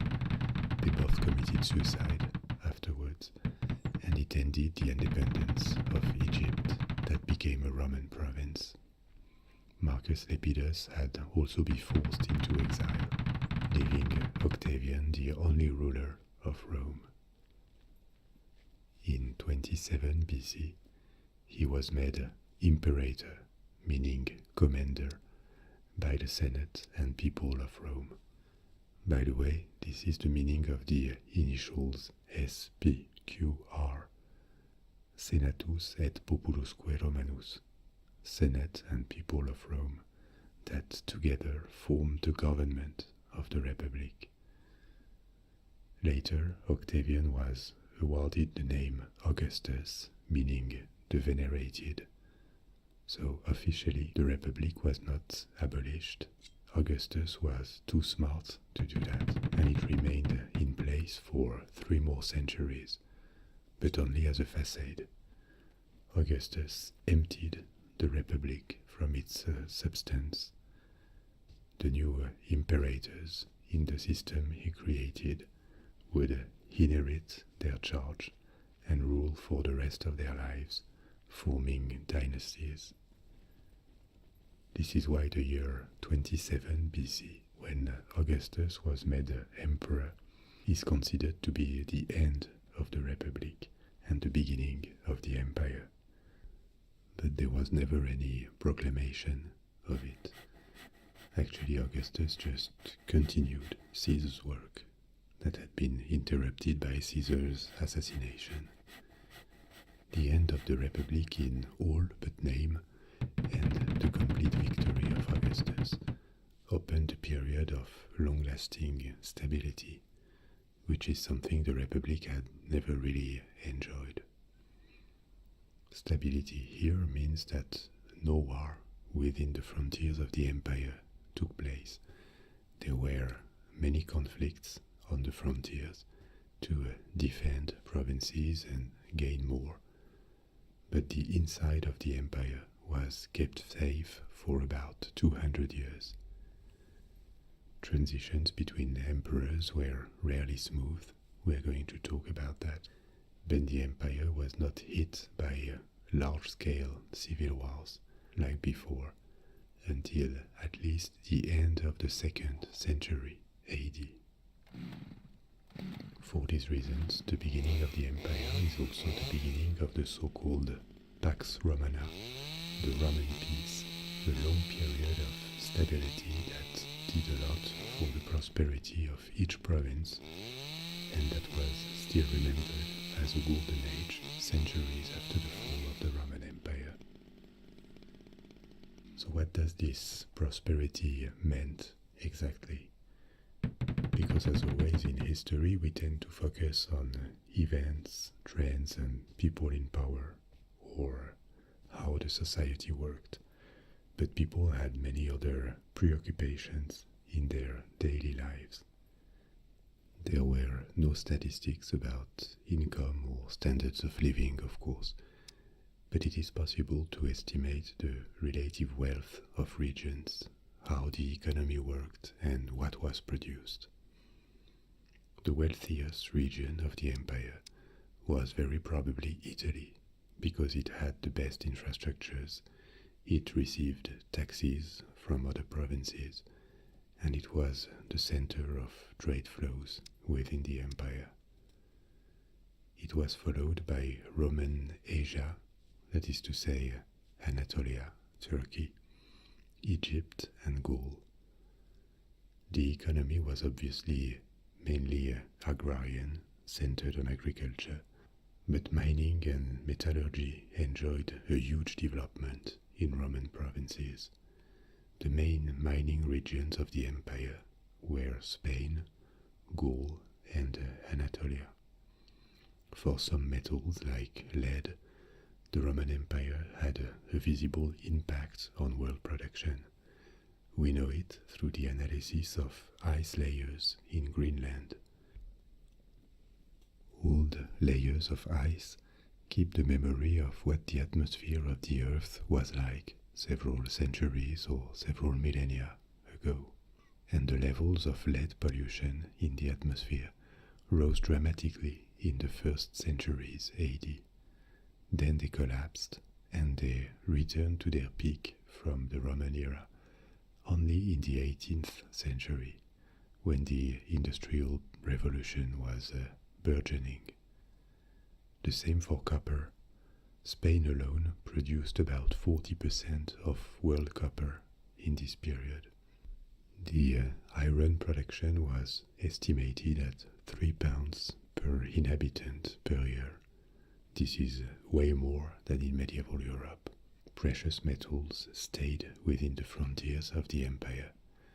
They circulated with trade between the provinces, but there was no major inflow or outflow of precious metals if you consider the whole Roman Empire. So, thanks to mining, the stocks of gold and even more of silver rose dramatically. Later in the Middle Age, precious metals became scarce in Europe because Europe was a net buyer of foreign products and needed to pay in precious metals. So again, it took more than a millennium and the discovery of the Americas for Europe to return to the kind of precious metals abundancy that it enjoyed during the Roman Empire. There were also banks, and credit was available to traders. This was made possible by the monetization of the economy. Contrary to other antique societies, people under the empire expressed the price of goods in money. Barter was no longer the normal way of doing trade. A lot of Roman coins were created, and they are still relatively abundant in museums and private collections today. The state functioned by raising taxes on income, trade between provinces, and could finance the army and spectacular infrastructures, especially in Rome itself. The distribution of income and assets was very unequal. It is estimated that about 90% of people lived with the bare minimum and were just close to subsistence. Close to 10% of the population formed like a small middle class, often to be found in cities. And then you had 1 or 2% of the total population able to live in various levels of luxury. These are just vague estimates that reflect the inequality between social classes.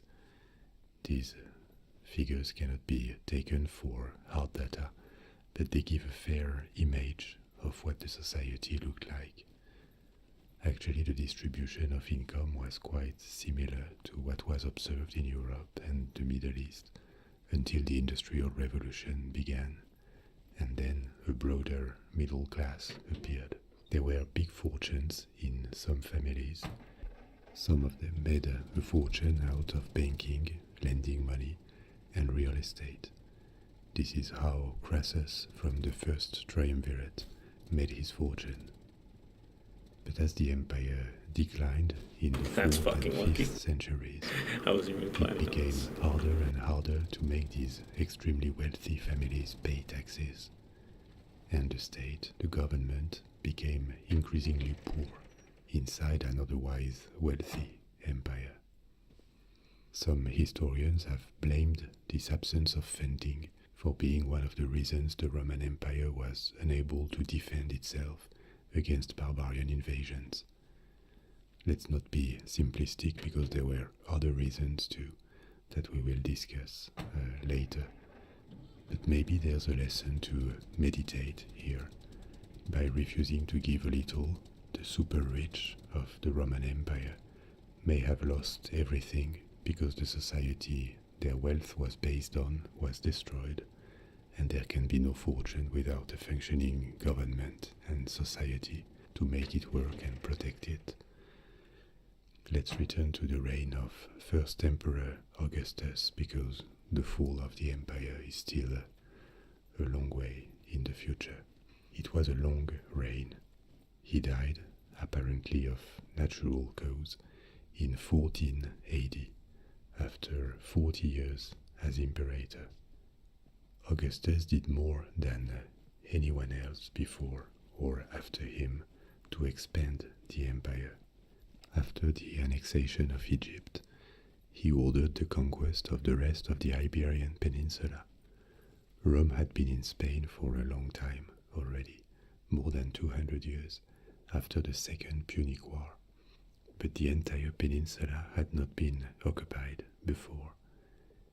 And he also pushed the northern frontiers to the Rhine and the Danube. It did not go without difficulties, especially against Germanic tribes.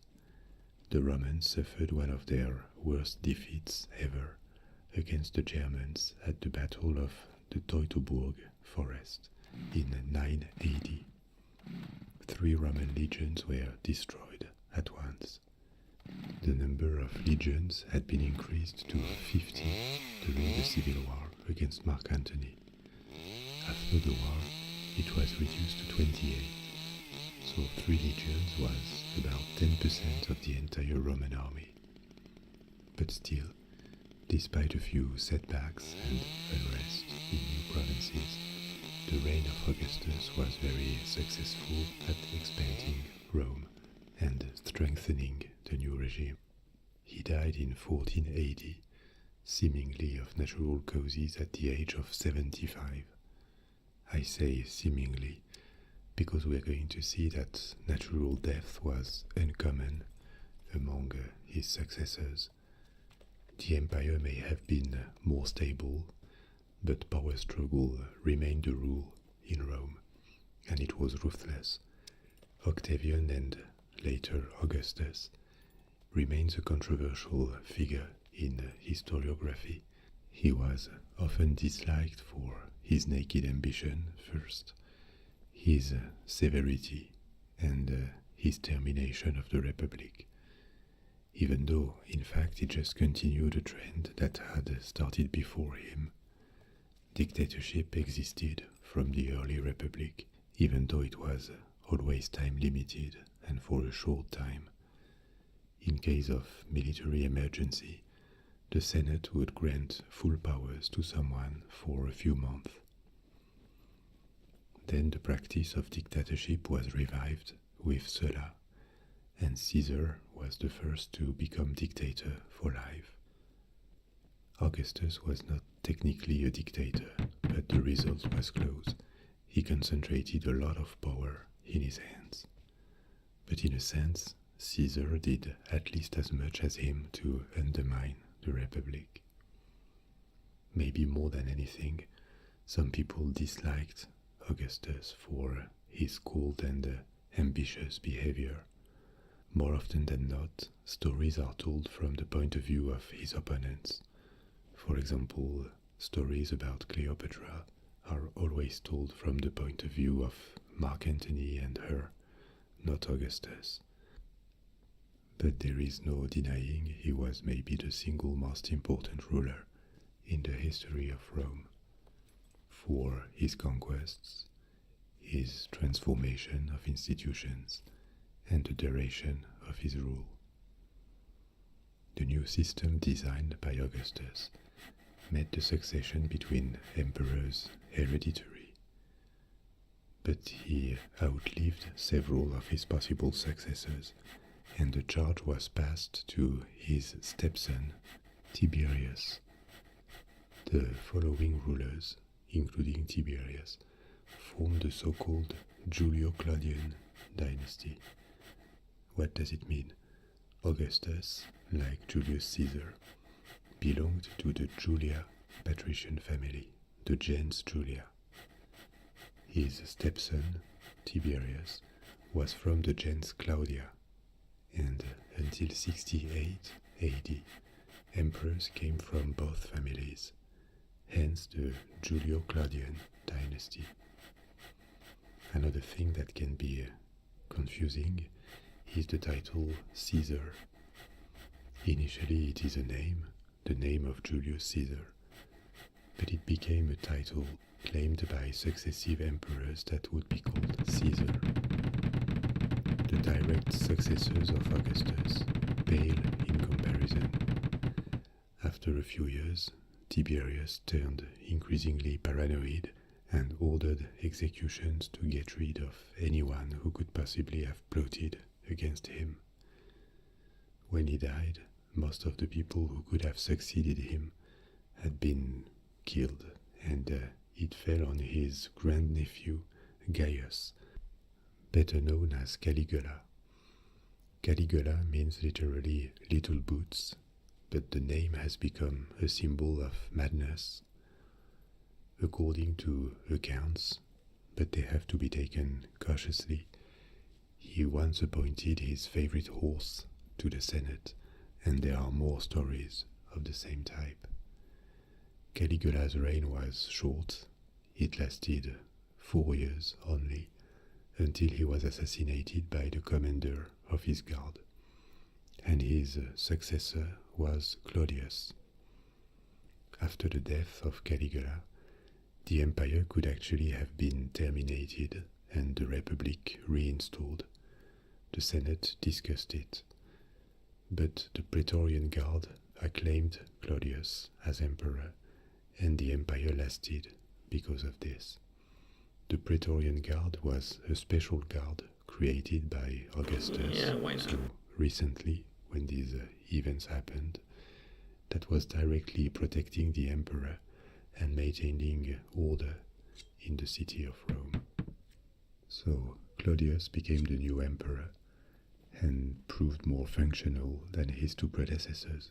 At least he was not paranoid or insane.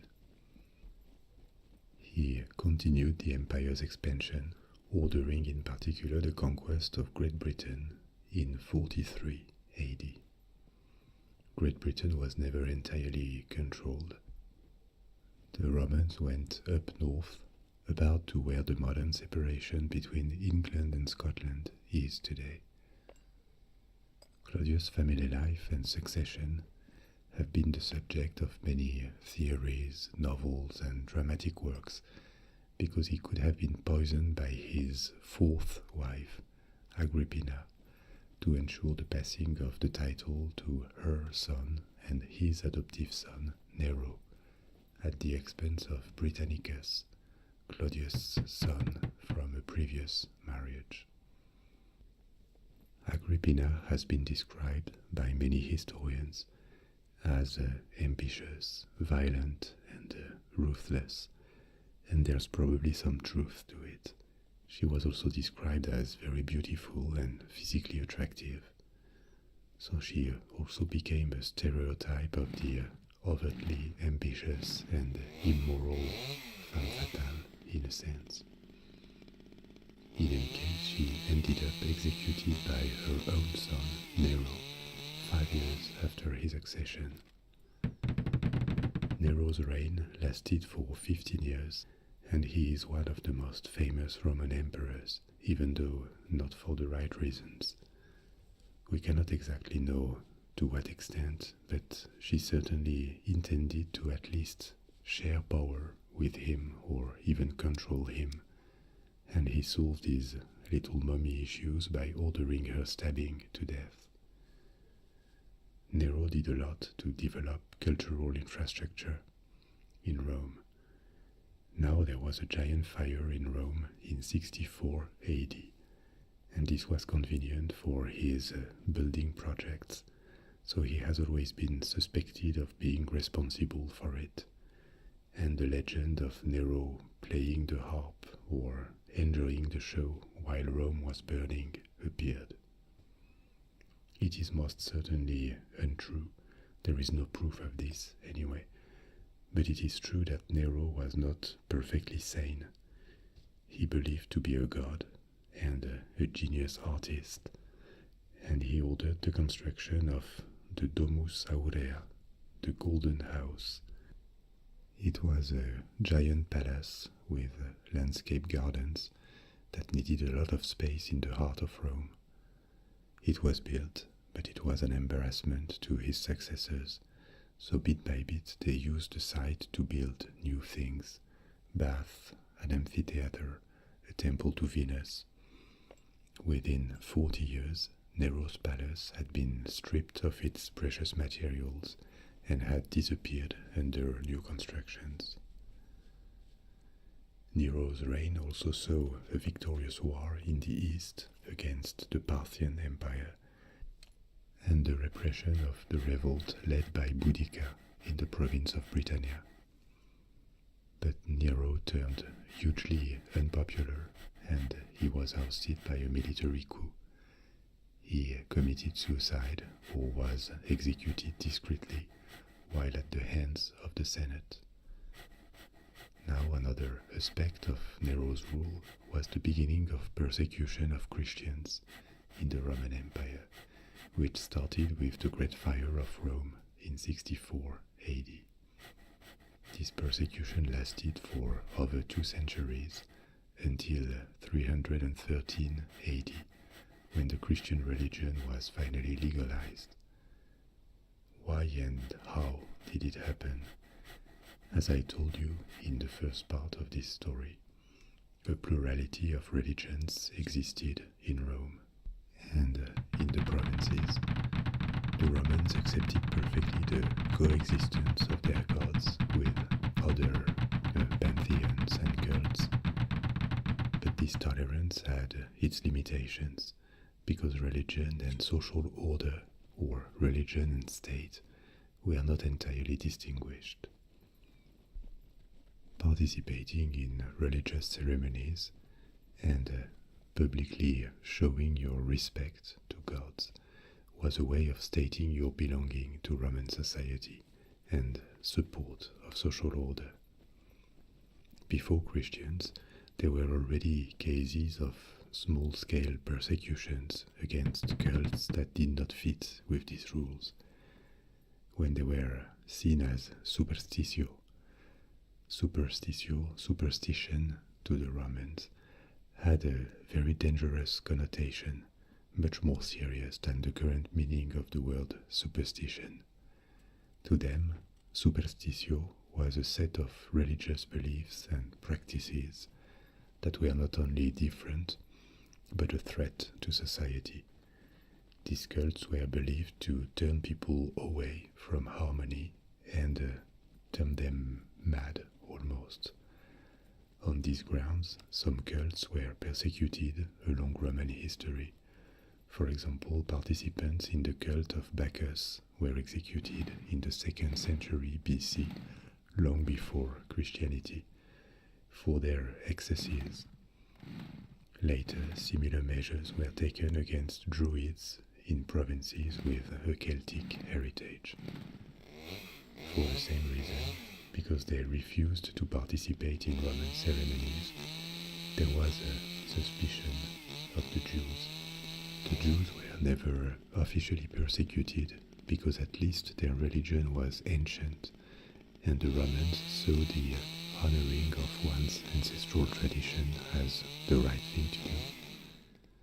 Some Romans despised the Jewish religion that they regarded as a dangerous cult, but overall they were left free to practice their religion, a special tax, the Jewish tax, was created. So there was a form of discrimination, but it never turned into widespread violence.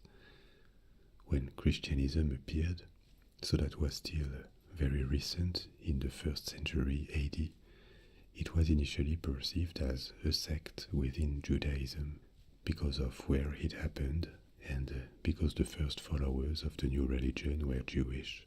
But soon a distinction appeared with conversions and the first Christians refusing to pay the Jewish tax.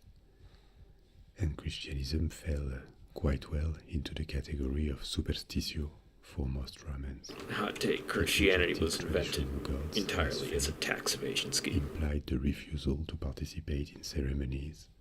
It preached equal dignity between all men when Roman social order was based on social class and birthrights, so it was seen as a sect that could be corrosive to society.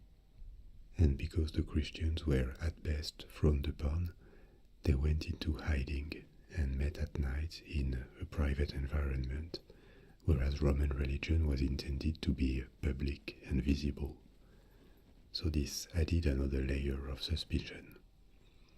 So initially much of Roman rejection of Christianism was based on the perception that it was bad for social order, and contrary to Judaism that at least had the benefit of being a venerable ancient religion, Christianism was based on the following of Jesus Christ, dead just a few decades before, and in Roman view as a convicted criminal.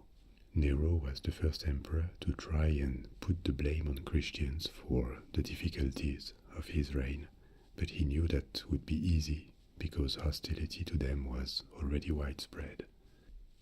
Then, for a very long time, until the mid-3rd century, so that is almost 200 years later, the Roman state stayed out of it, but regularly Christianism was forbidden in particular provinces. Mobs would form against Christians, and local authorities turned a blind eye or even encouraged it as a way to keep the populace happy.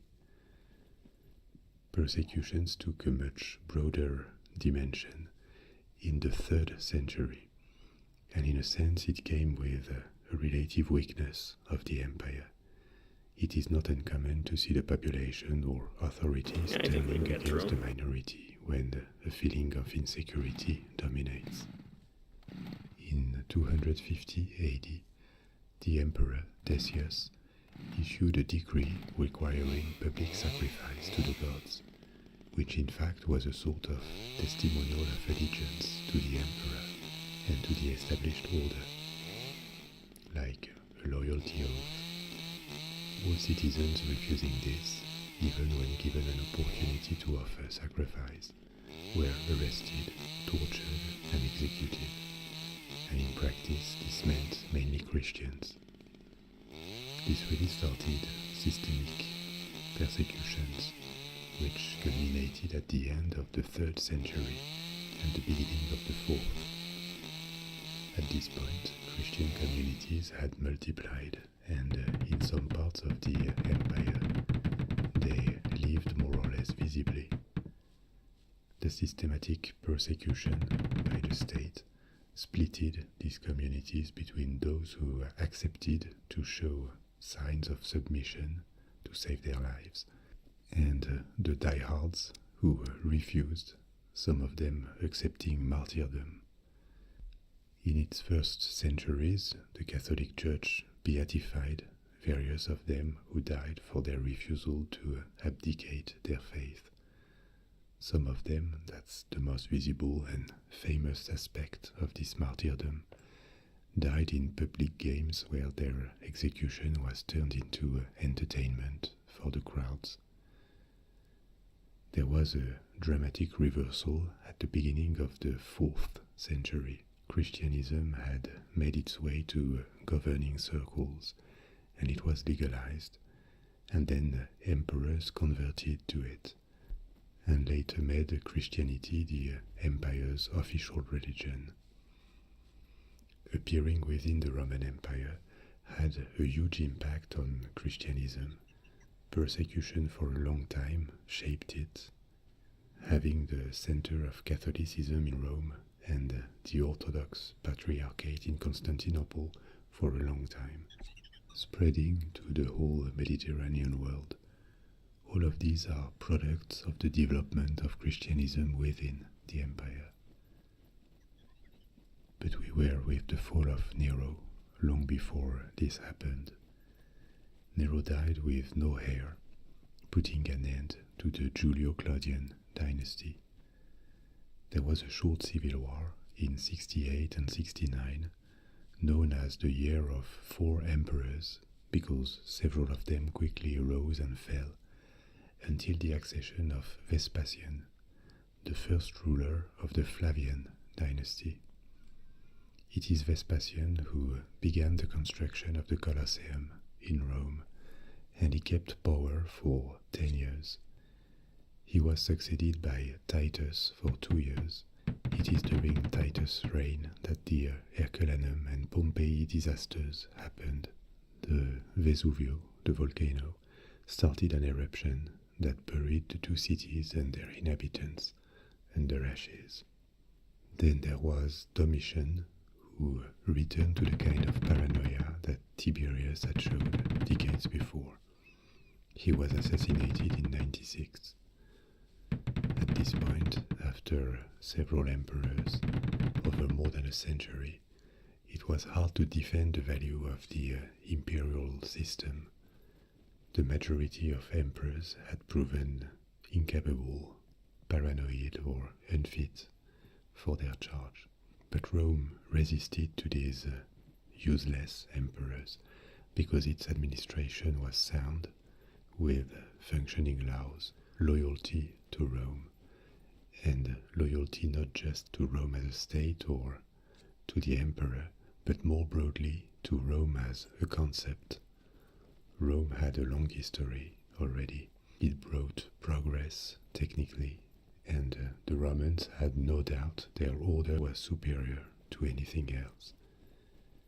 And this perception was vindicated in the following century, that can be seen as the golden age of the Roman Empire, the 2nd century.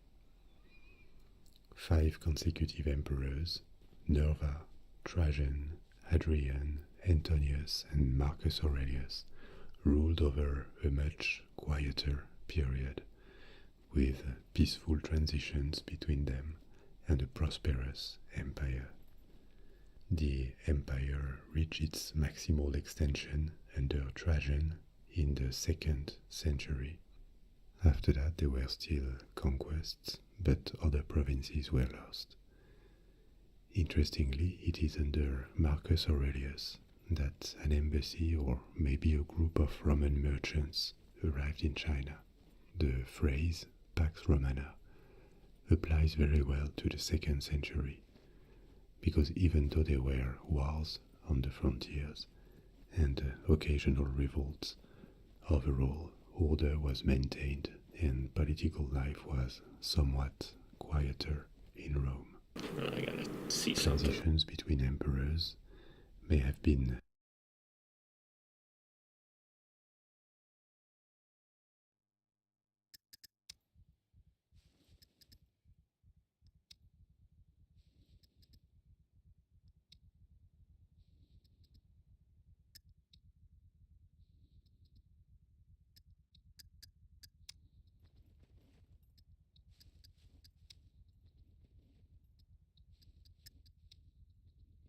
Yeah, no, screen's getting cut off.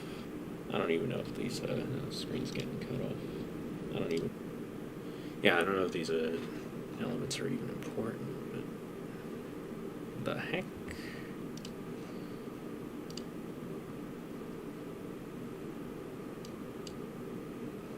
Why is that a thing?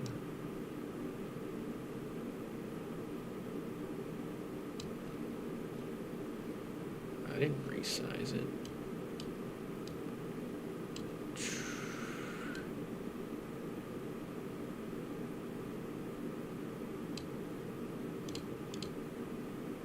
Alright, that should be fine. Check it. Story. Check it. Story. Check it. Story. Check it. Story. Check it. No one tells me these things. But okay.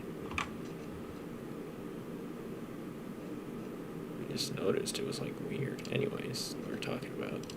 Helped by the fact that until Marcus Let's go a bit Aurelius, back. not the majority of emperors had proven incapable, paranoid, or unfit for their charge. But Rome resisted to these useless emperors because its administration was sound, with functioning laws, loyalty to Rome, and loyalty not just to Rome as a state or to the emperor, but more broadly to Rome as a concept. Rome had a long history already. It brought progress technically, and the Romans had no doubt their order was superior to anything else. And this perception was vindicated in the following century, that can be seen as the golden age of the Roman Empire, the 2nd century.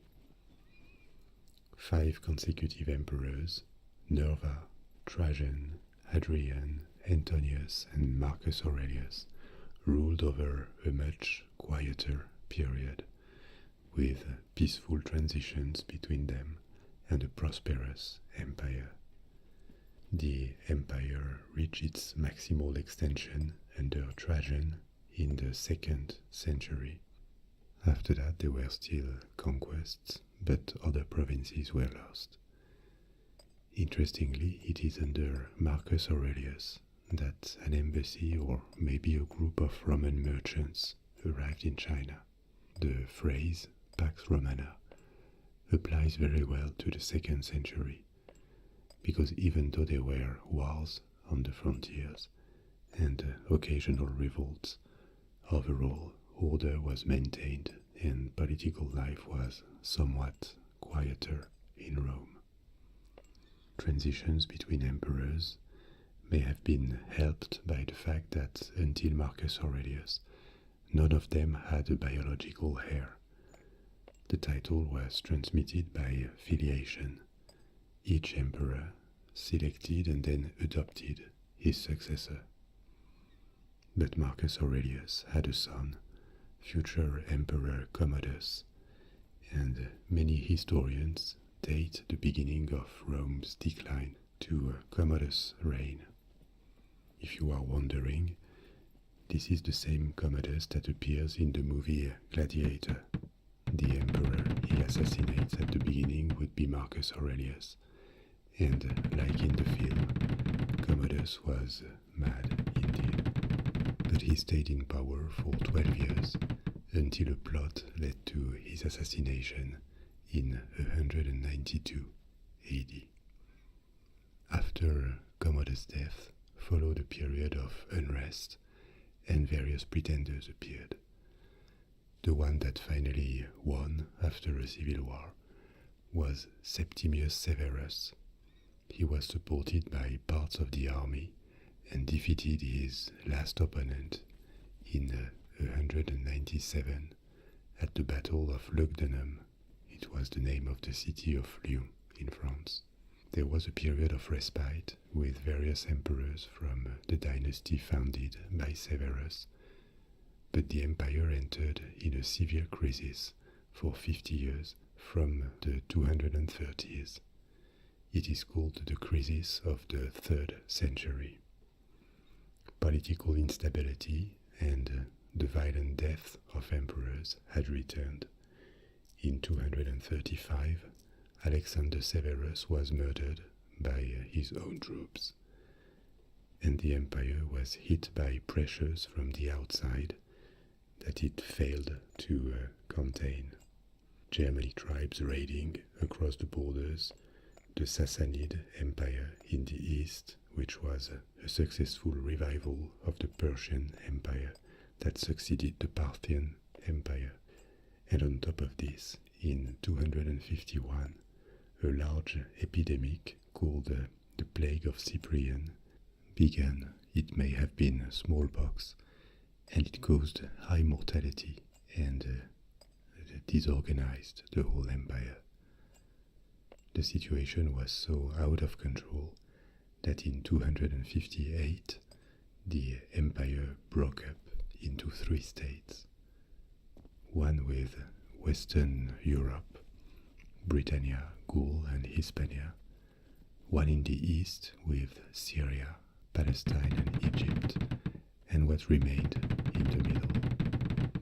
It took 16 years and two emperors to restore the empire, defeat barbarians and the revolted provinces, to reform it. It was achieved under Emperor Aurelian in 274.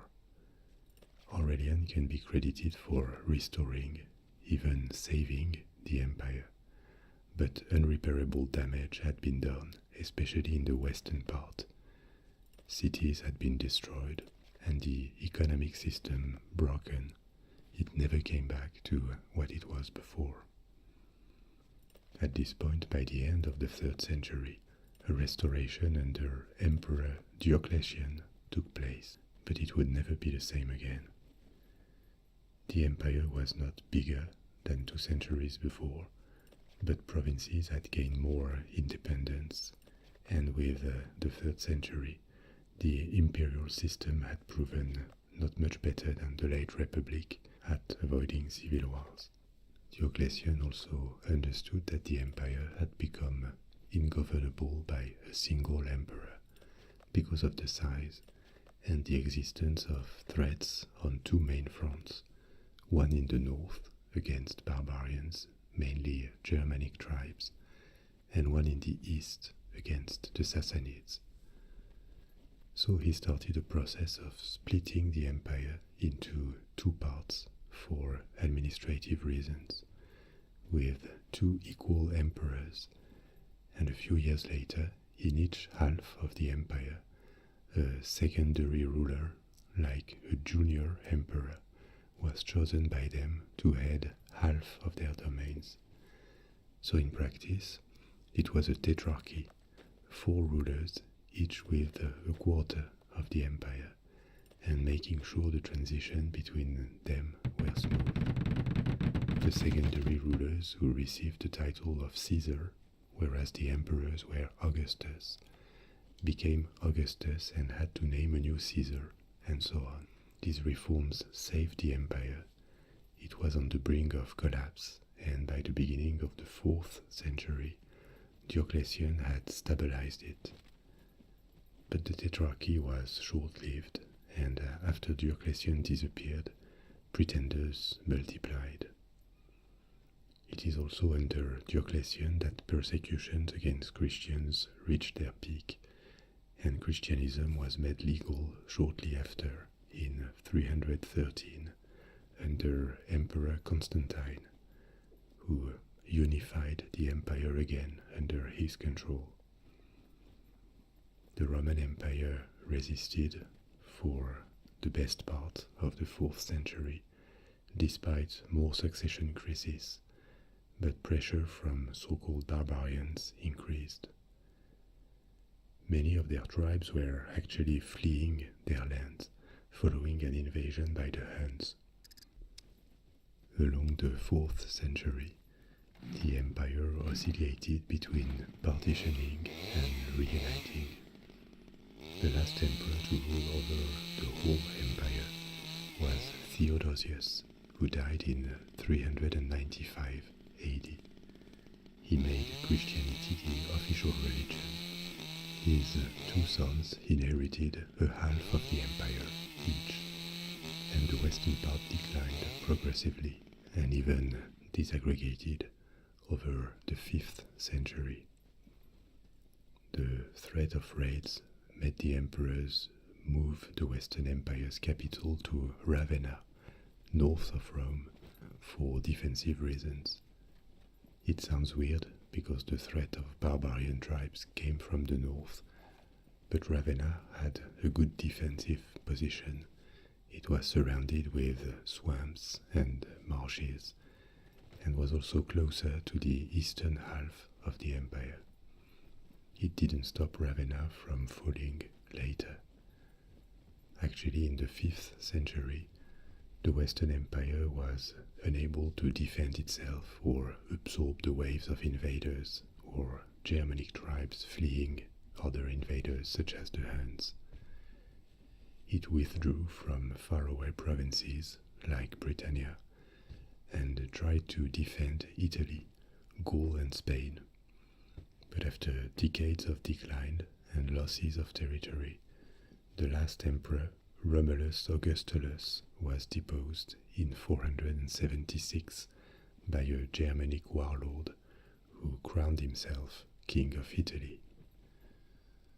476 is the generally agreed date for the end of the Western Roman Empire.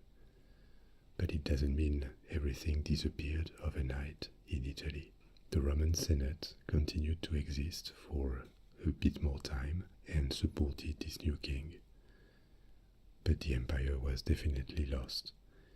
It was not the end of the story of the Roman Empire, neither, because the eastern part, later renamed Byzantium, kept existing for almost 1,000 years more, and even flourished in the centuries following the fall of Italy, reconquering parts of the Western Empire. But this is another story, and I will stop here with the disappearance of the Western Empire. And we'll stop there for, this morning time. Come back in part 3, which is Byzantium, even though I don't consider it the true successor of Rome. No.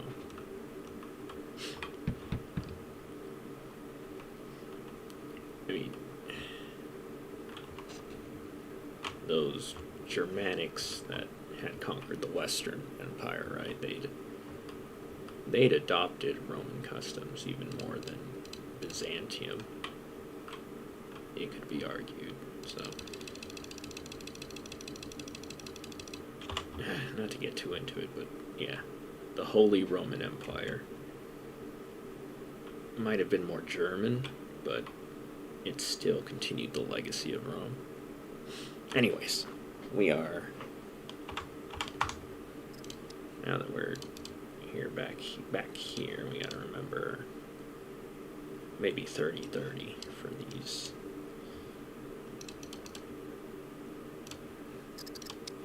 But here we are. You're the reason I'm going to breathe.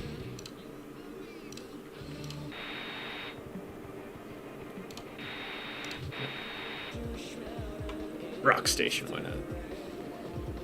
We're in a rock out here and country in the pickup.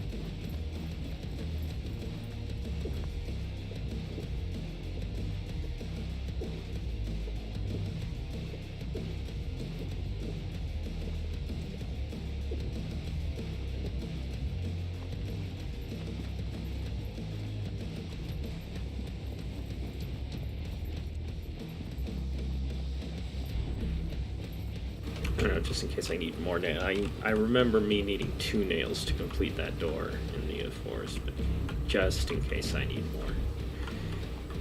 I'm gonna go take some out.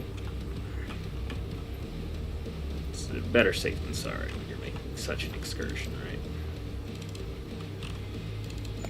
Let's just take, 2 more, why not?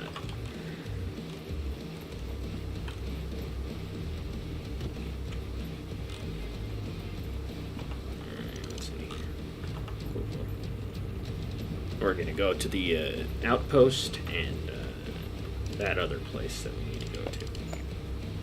You know the place. Everyone knows the place.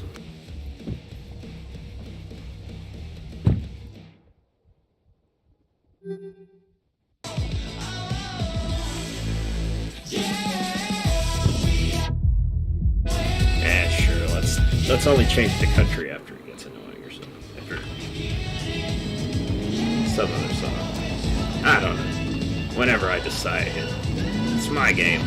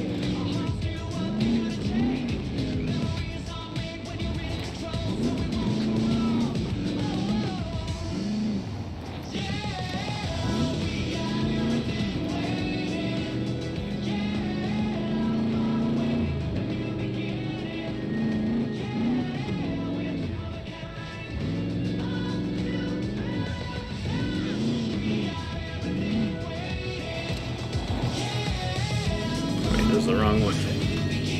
I'm being silly.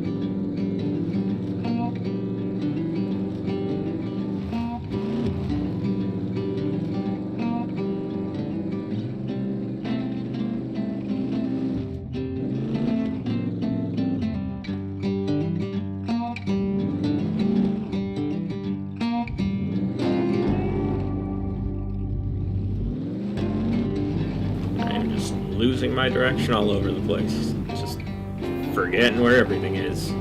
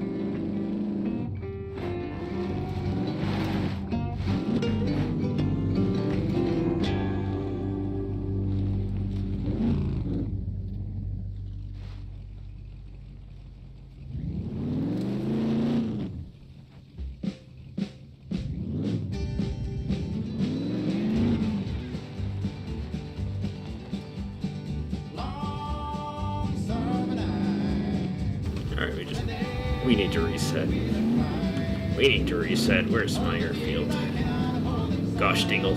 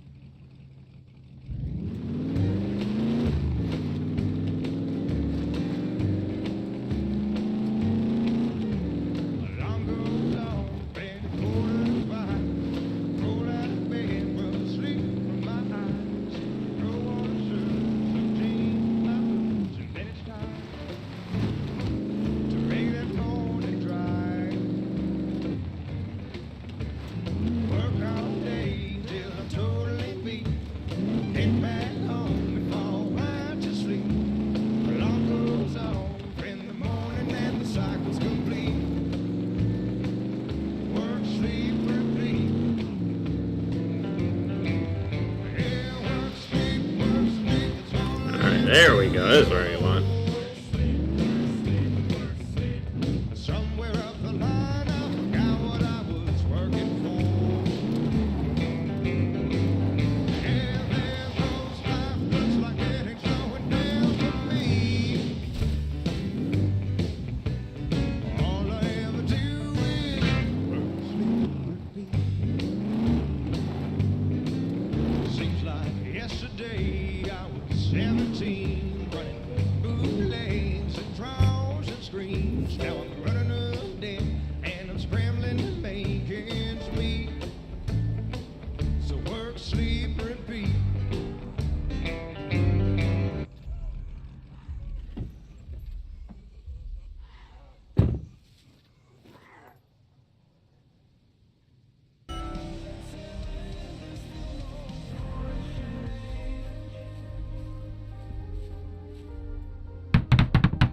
And one wood plank.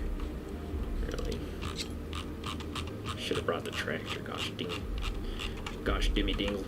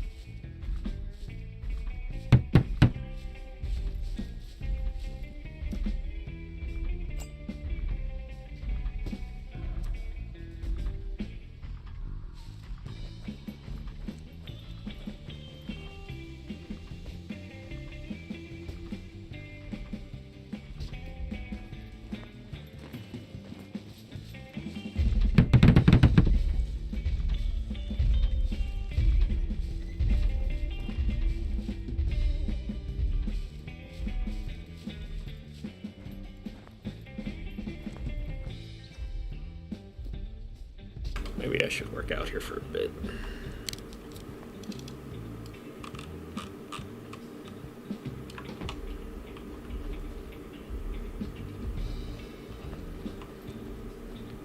It's gonna be a drag with that asshole just patrolling. And not being stuck like he was last time when he fucking shit all over me. He didn't even give me warning shots. That's what made me mad about going through the sub base, is that, you know, going through there, every fucking sentry gave you warning shots, and this guy is just decides he's got the shot, he's gonna take it. How rude. Need to speak to Tech 1 customer service.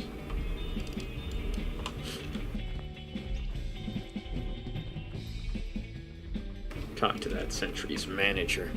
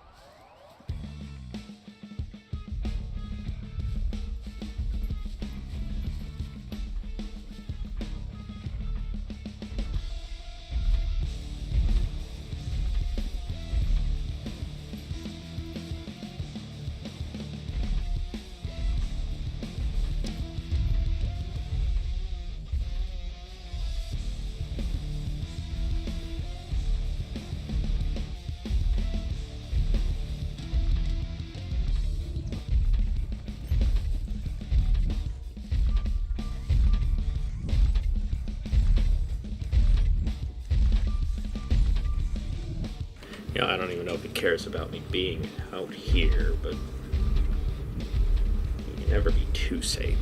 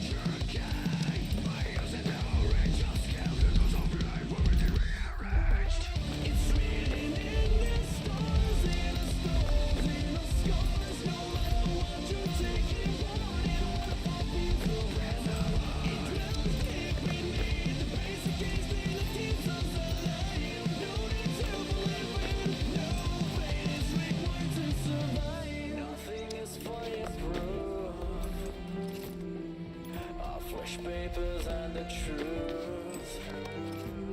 Even the stars are already set to burn. Nothing is waterproof. Our dreams so free. They travel as the tide turns and closes.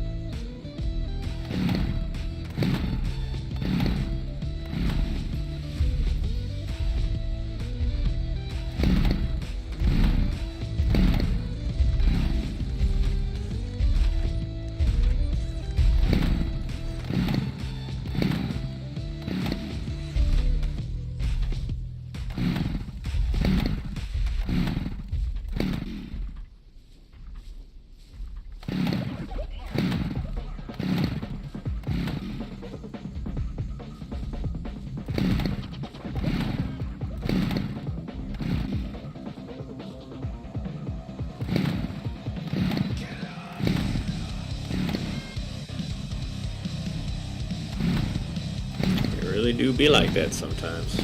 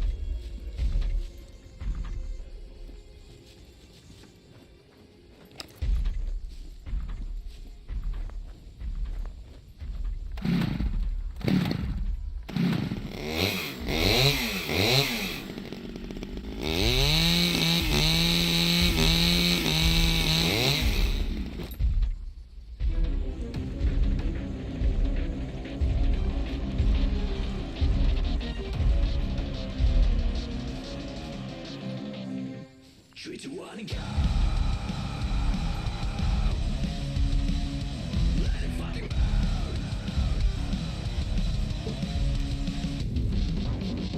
too late to walk away from the ledge and face another day without a tragedy. What you are driving towards will lead to your demise. You are losing yourself, falling into a voice. I'm watching you die, but my hands are fully tied. How could I make you see through my eyes? I can make you see through my eyes. There's something in us I have always despised. If only I could see all your lies. There's something inside us that's prone to demise. Saying the words you shouldn't heard at all, but turning into what you say you would never become. If I can make you see through my bleeding eyes, you can see all your lies, doing everything.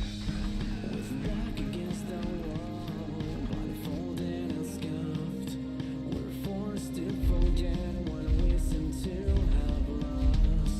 Now do you feel your days are done? How would you be remembered? What you set out to be, or feel about this disease?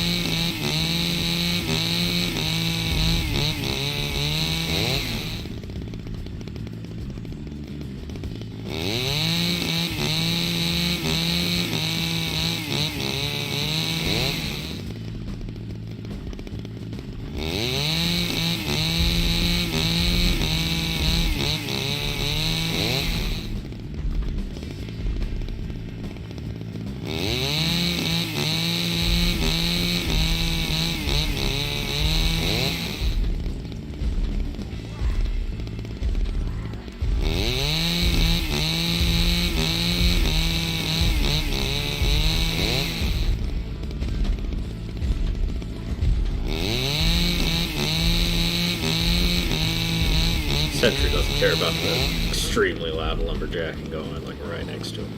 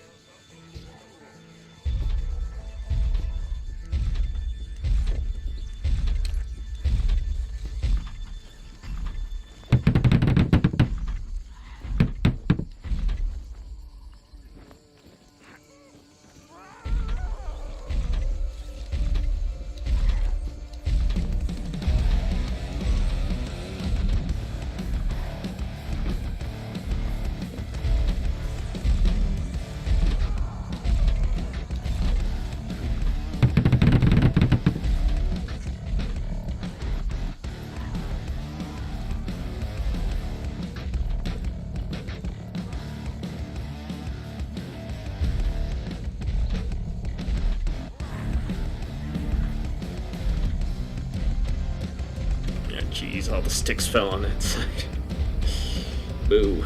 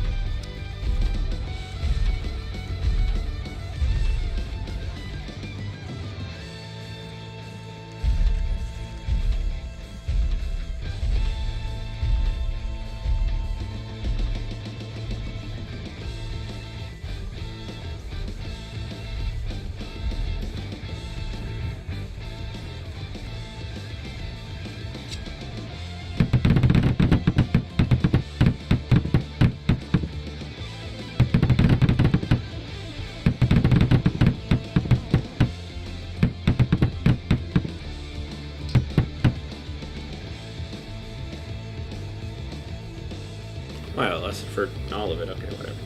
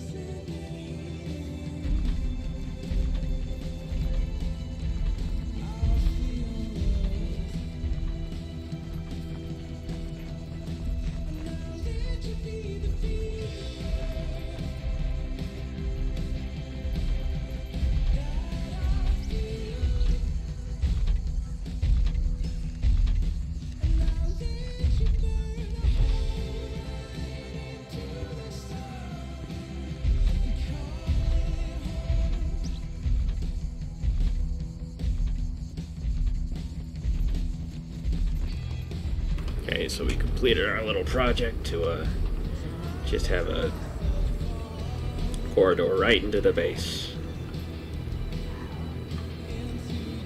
Might be another one that we make at the actual entrance, but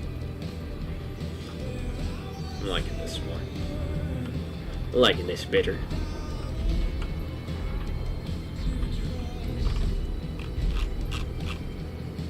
Guess we can see what we can raid.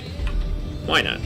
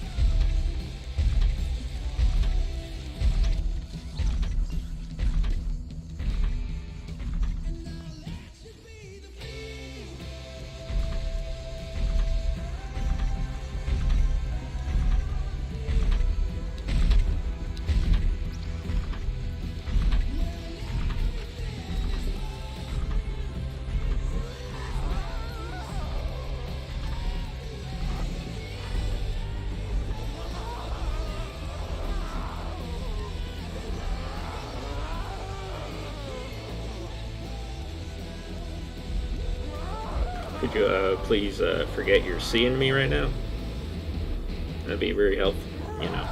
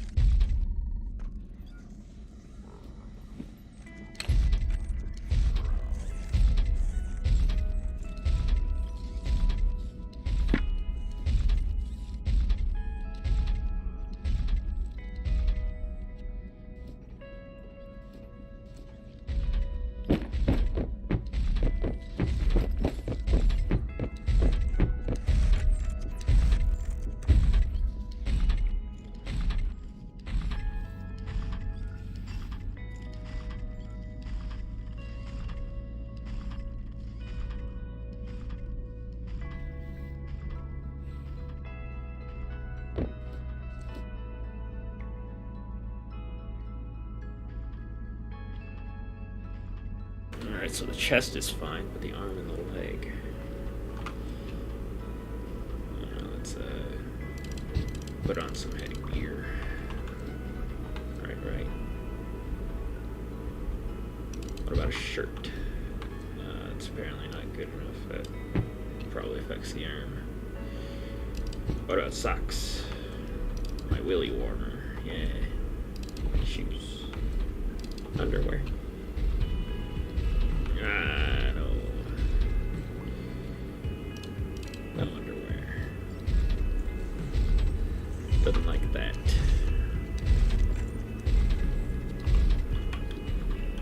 Just see this glorious man at his buttocks. The chainsaw kind of hides the oh, it's because I guess the chainsaw is censoring a bit.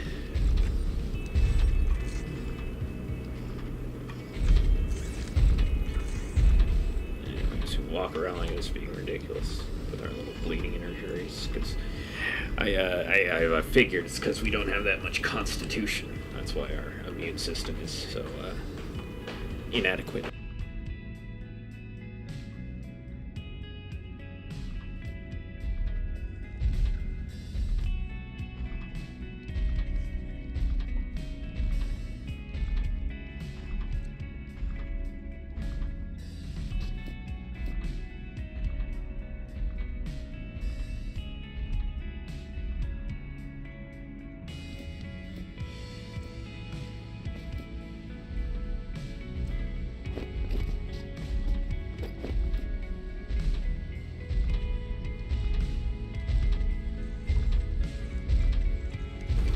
looks good.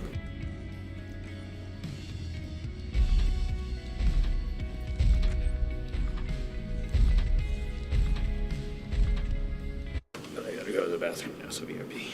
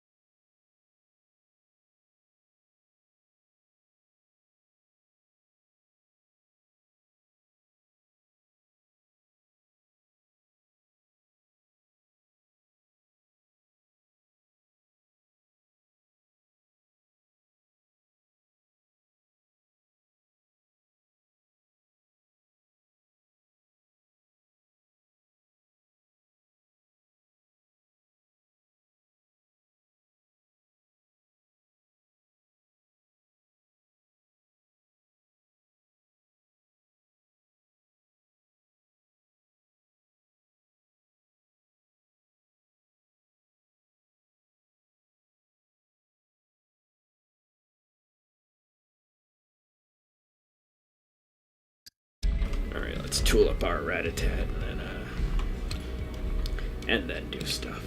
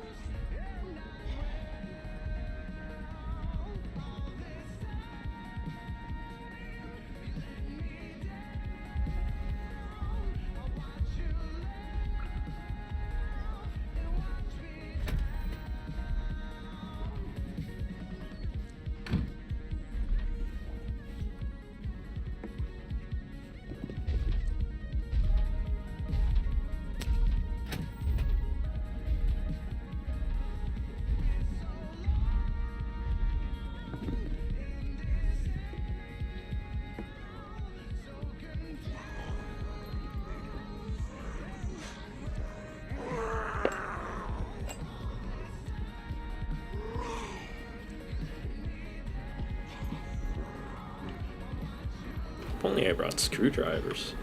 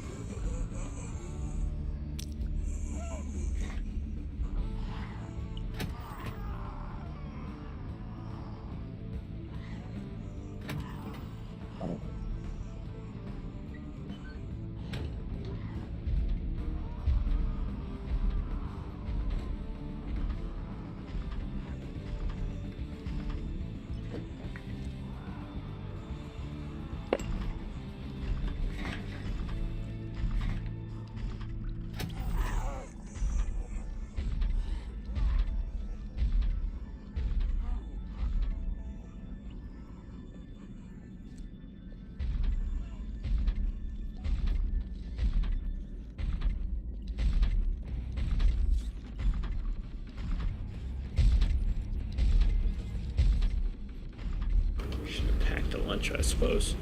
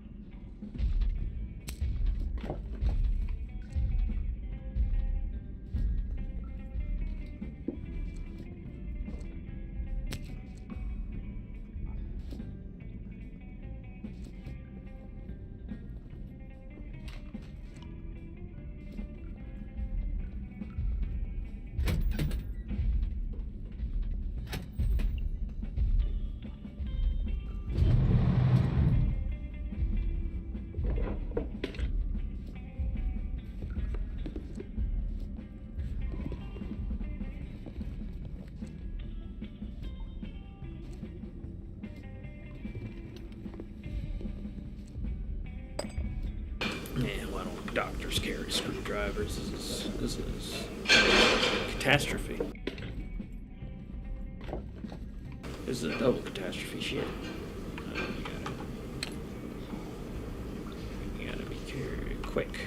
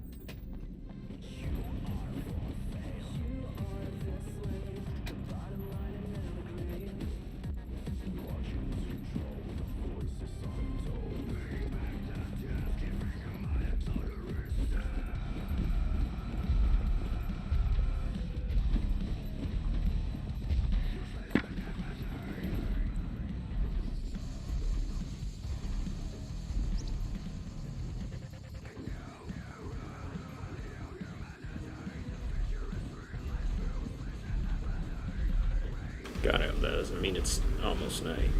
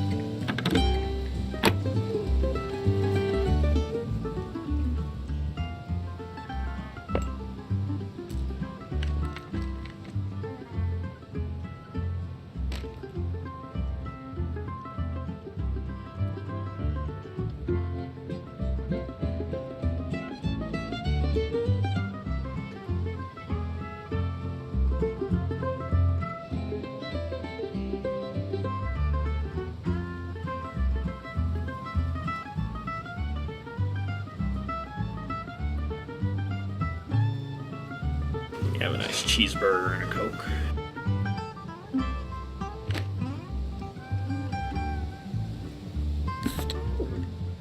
Sprite works too, I guess.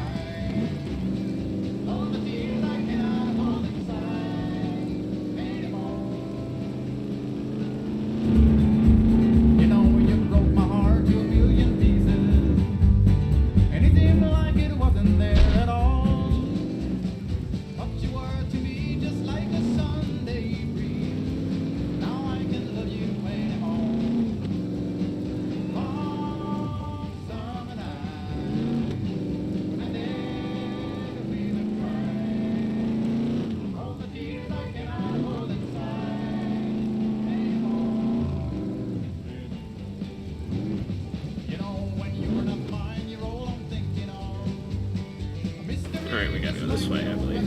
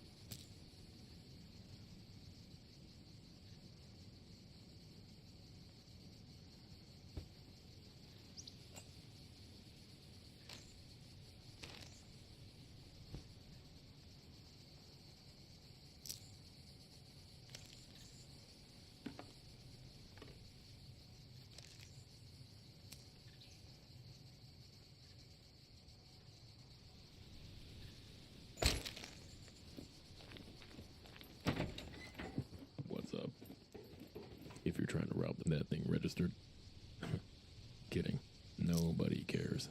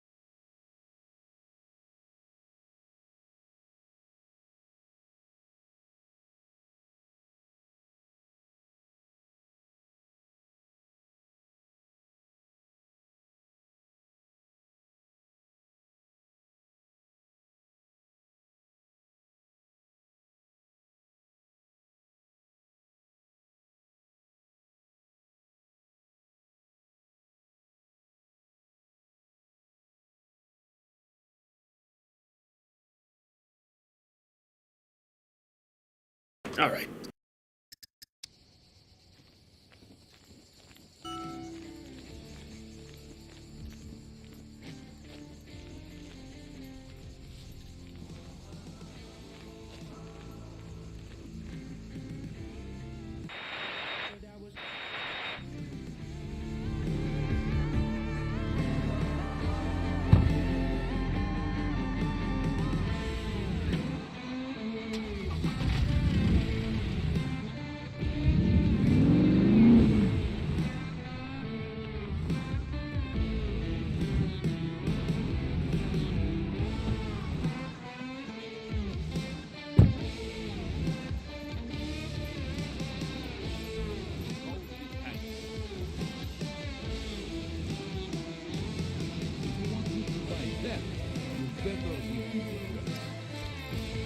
Prices are not legal.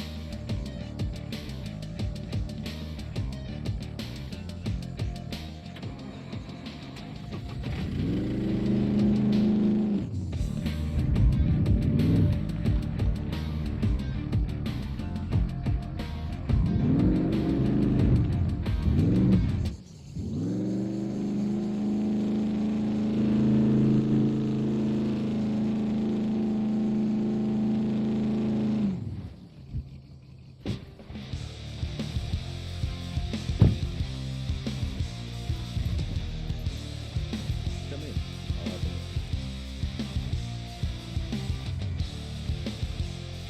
Go ahead.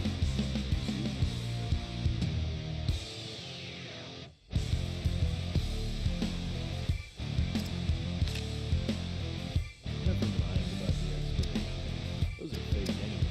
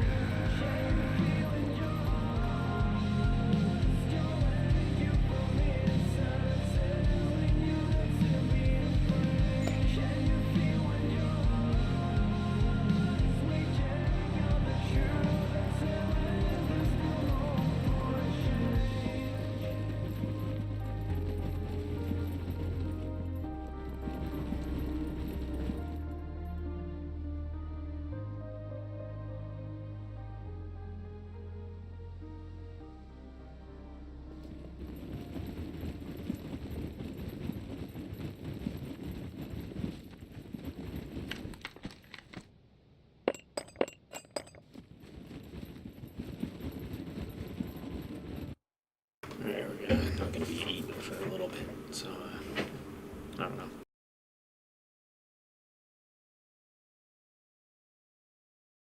We'll just have that screen up without any of the music, because I shouldn't be long, I don't think.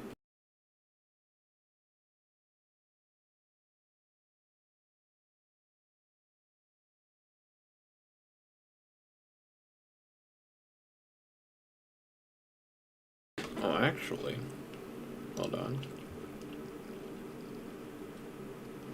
I have. Where is it?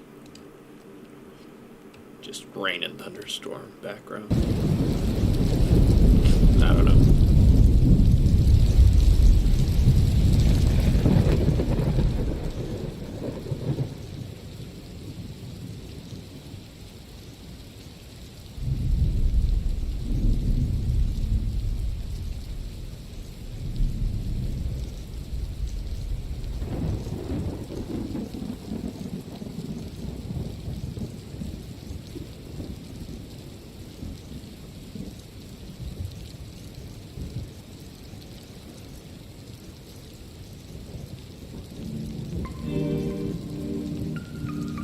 Fuck it, I lied.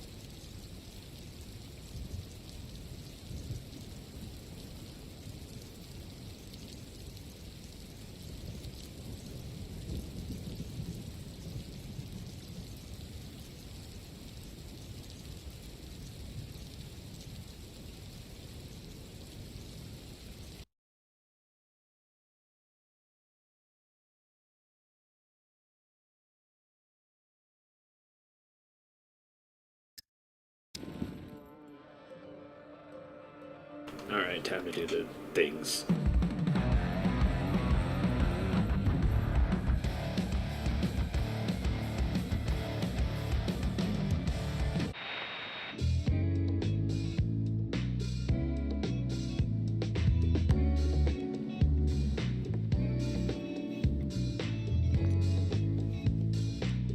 Oh, we found another song called Nut.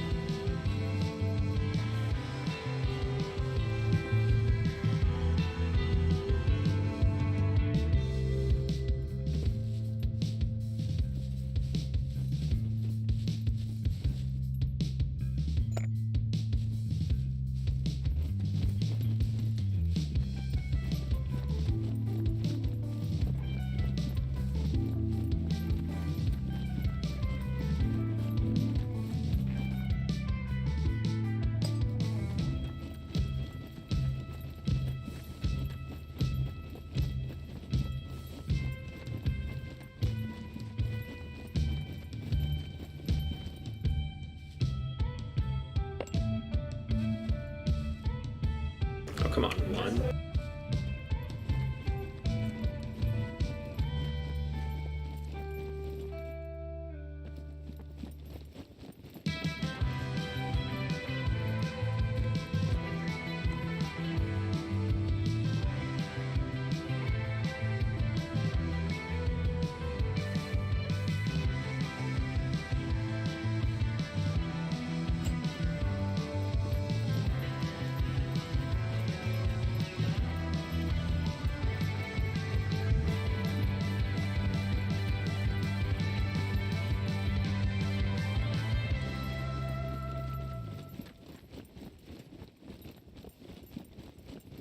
How did I get here again? I was just here maybe 2 hours ago. How did I get here again? My 95 hours ago.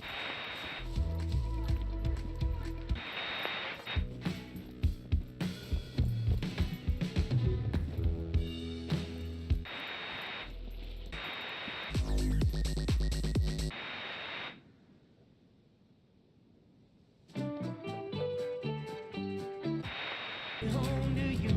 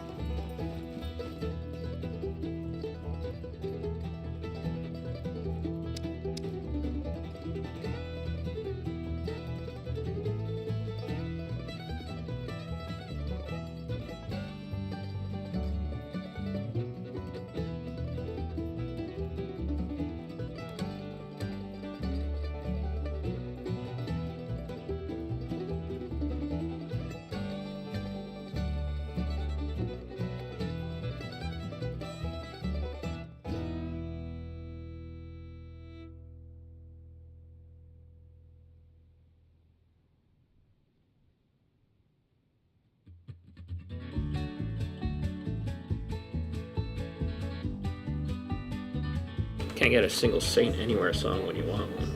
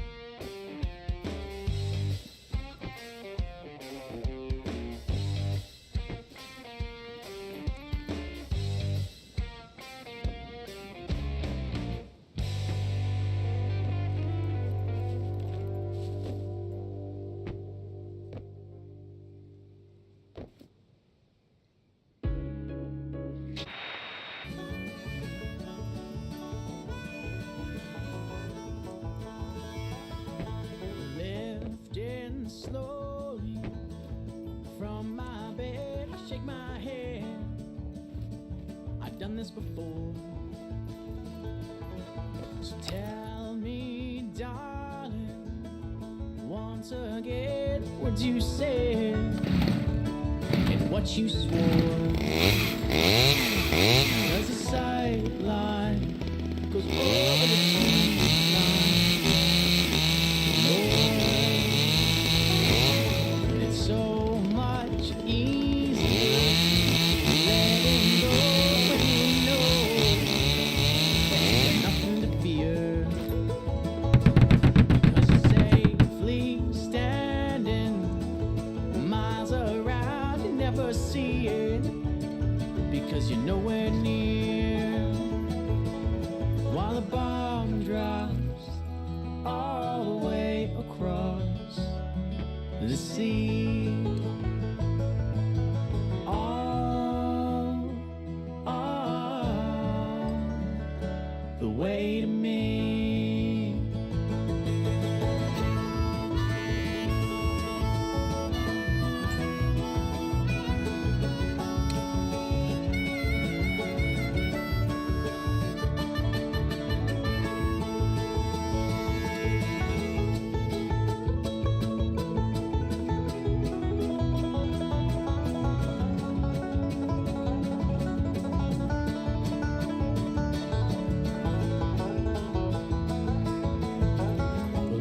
chose this life, now it's choosing me.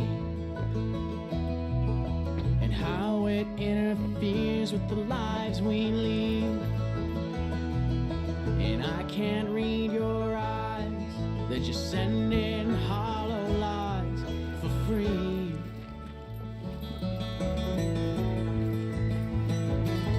And my left brain, it tells me never again, there's nothing left. There's nothing left. Well, just go home now. Your skin and bones, but there's no way of hiding your theft. You're successful in sending your problems from your street.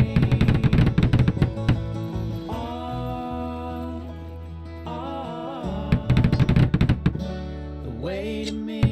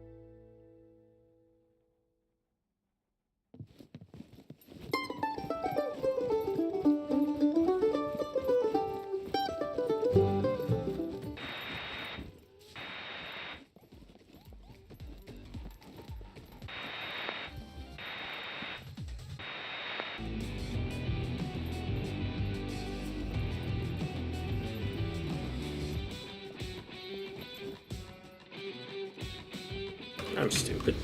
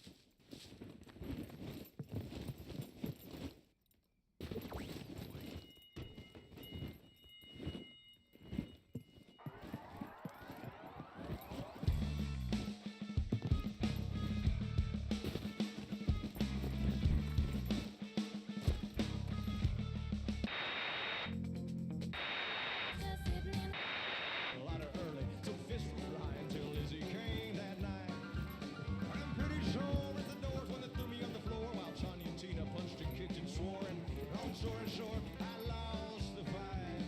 Yeah, they call me the juggler, 'cause I always have three lovers. Well, they come and go, but there's always another. Yeah, I guess I can't be pleased by just one lady's love. Ain't as sweet as it seems being the juggler.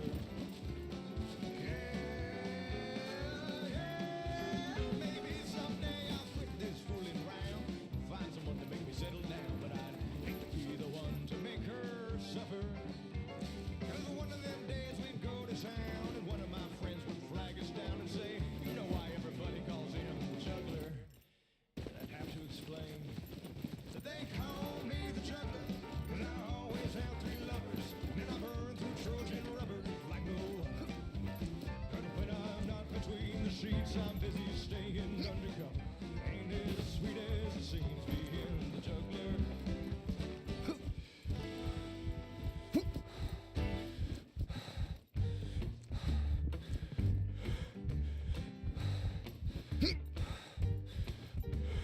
Long ago, very cool.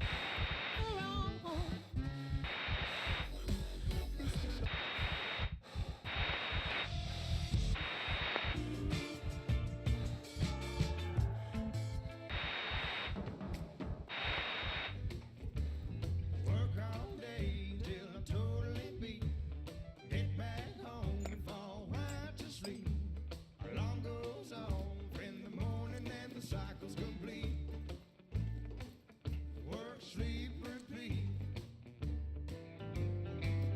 Yeah, work, sleep, that's all I ever do anymore. Somewhere up the line, I forgot what I was working for. Yeah, there goes life, looks like it ain't going down for me. All I ever do is work, sleep, repeat. See, yesterday I was 17, bootlegs and draws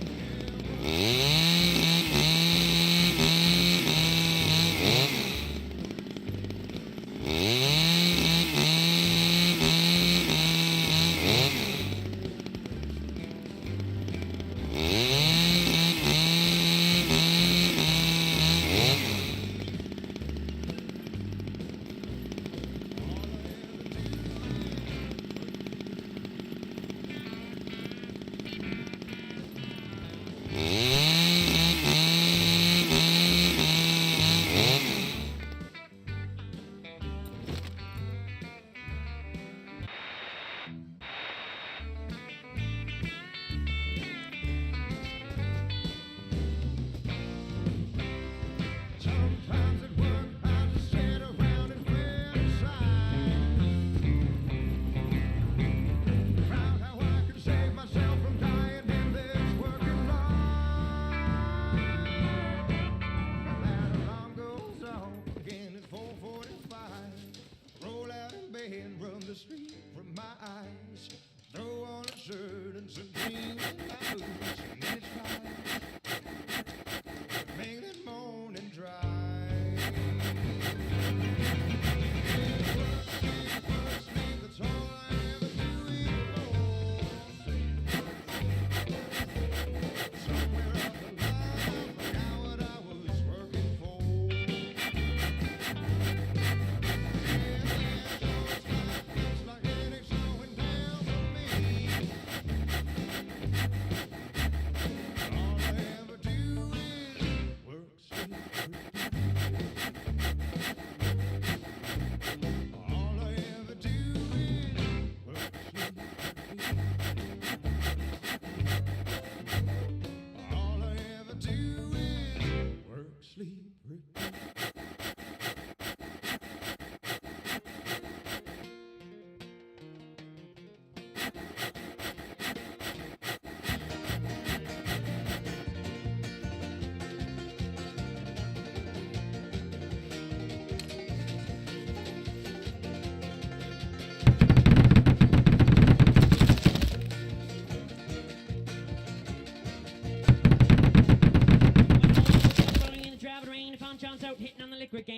on too late, about 10:30 when he let loose for the cash break. Then it was too late.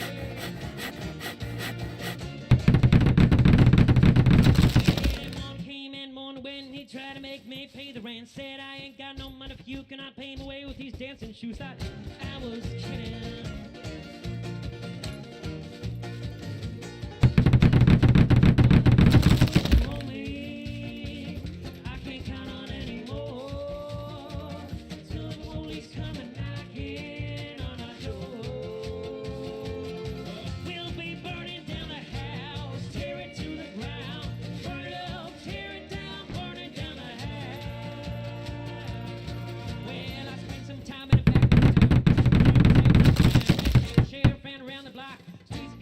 Doors are locked up and lonely. When I preached there, came ring my bell, tell me a lot about heaven and a lot about hell. I ain't got no money for you, can I pay my way with these dancing shoes? I thought I was kidding. I was not kidding. Father, Father, what you owe me, I can't count on anymore till the angels come and knocking on our door. We'll be burning down the house, tear it to the ground, burn it up, tear it down, burn it down the house.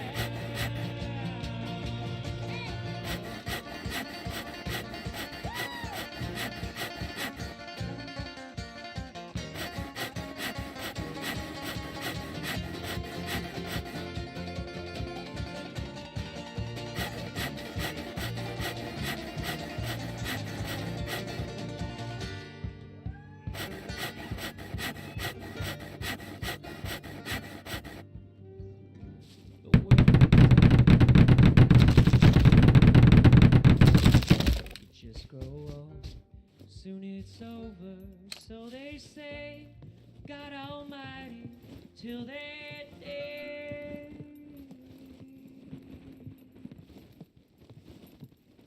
We'll be burning down the house, tear it to the ground, burn it up, tear it down, burning down the house. Burning down the house, tear it to the ground, burn it up, tear it down, burning down the house.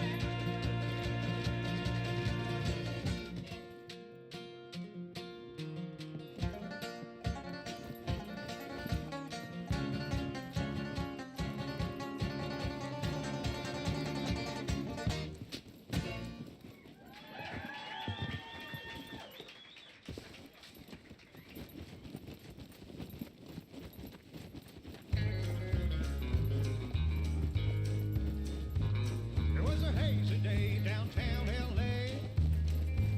when I met her on an elevator on its way up to the hotel room of my fiancée. But I never made it there 'cause she come tearing through my life like a tornado, coming on hotter than a big potato. She spin me around and see you later. Want to hate her, but I love her instead.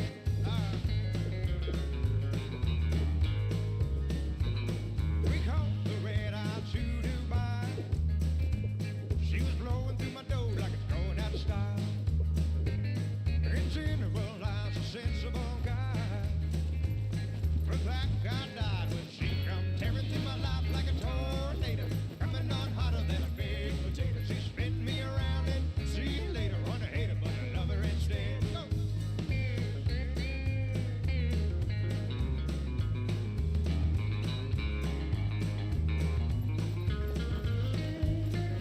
Well, I lost my job and all of my money, most of my friends and half of my mind. So messed up, it's a little funny.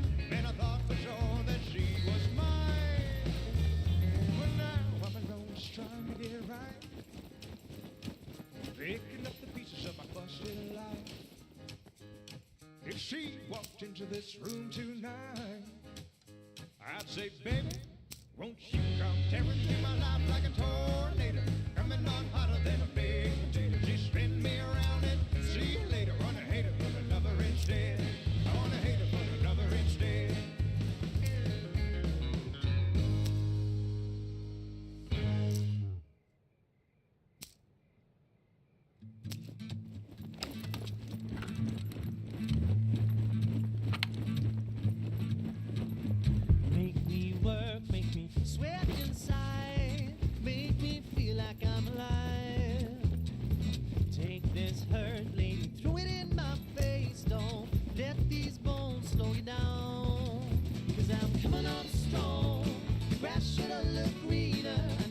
true believer in disguise.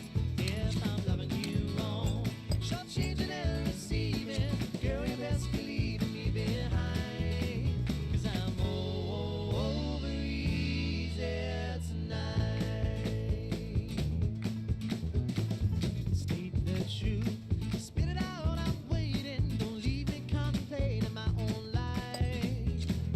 Save the bullshit for another man or lover. Don't need a 4-leaf clover to decide. 'Cause I'm coming on strong.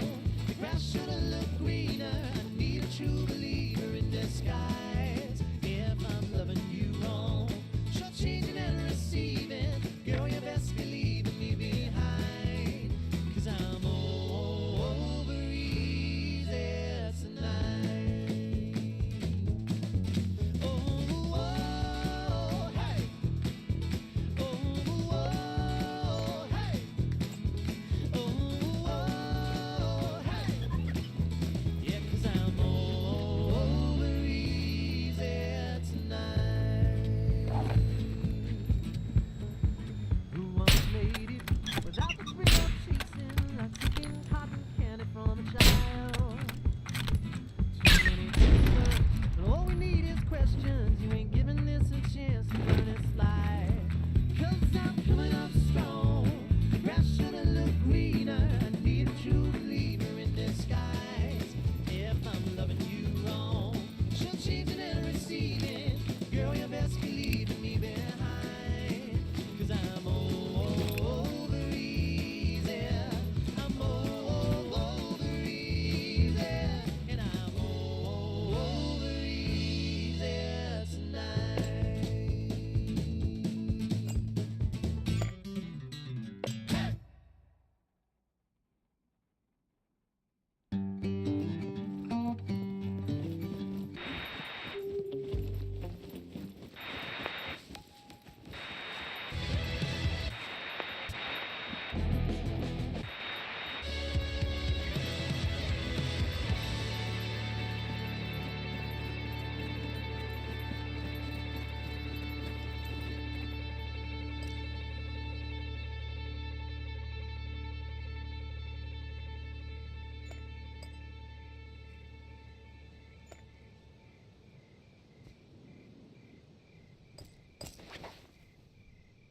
Bring away the day, hold the dishes, rise to the specials, waiting for the gold sound.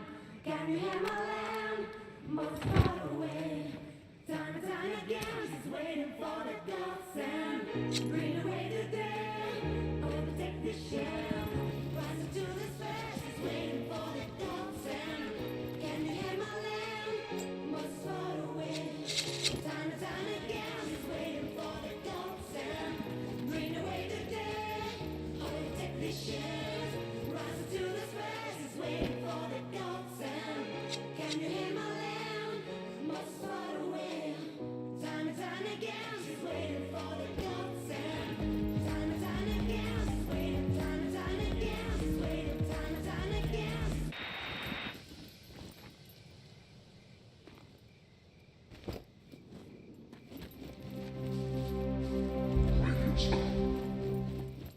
You, my friend, look like somebody who could use a bit of action. You came to the right place. I'm your host, John Dick, and welcome to Scum Island. Once you're ready, be sure to sign up for one of our mini events. Challenge yourself against other prisoners. Team up and overcome for blood and glory. Let's get some music on to set the mood.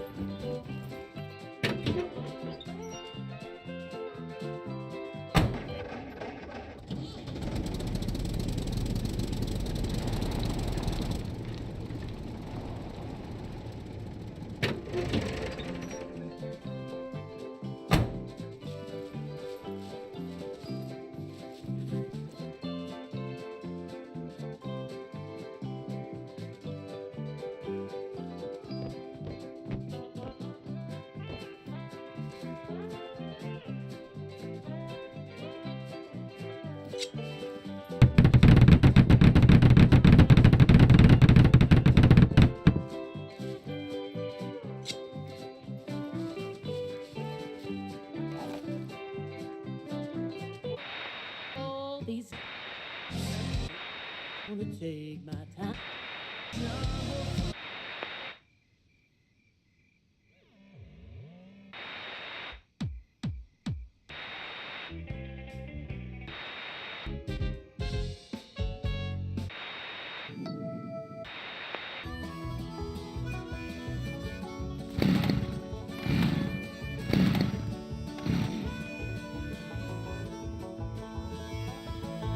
Lifting slowly from my bed to my head. I've done this before. Tell me, darling, once again, what you said and what you wore. 'Cause the sideline is over the tree line. Lord, so much easier letting go when you know that you got nothing to fear.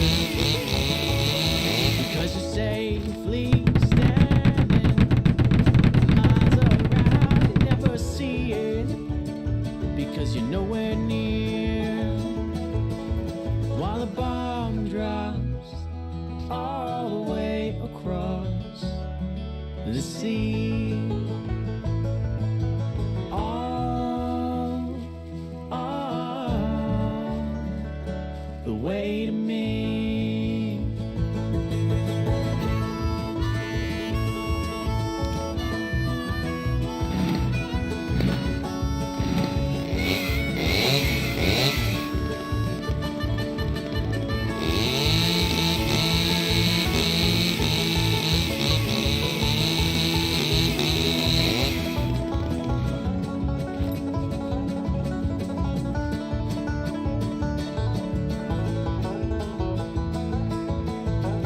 Well, I chose this life, now it's choosing me.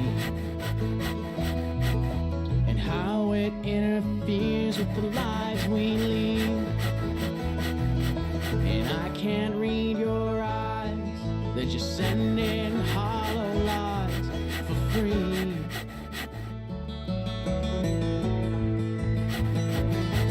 And my left brain, it tells me never again, there's nothing left. There's nothing left. Well, just go home now. Your skin and bones, but there's no way of hiding your theft. You're successful in sending your problems from your stream. All the way to me.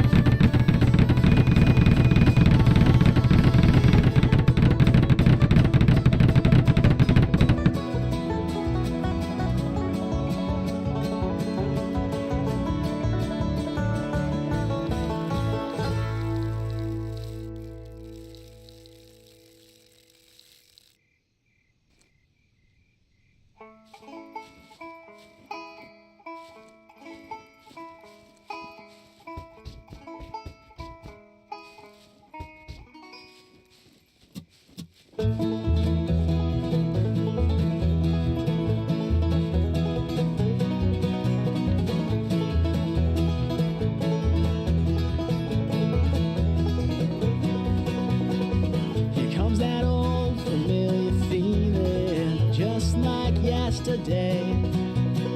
Got nothing new to talk about, got nothing new to say. Anyway,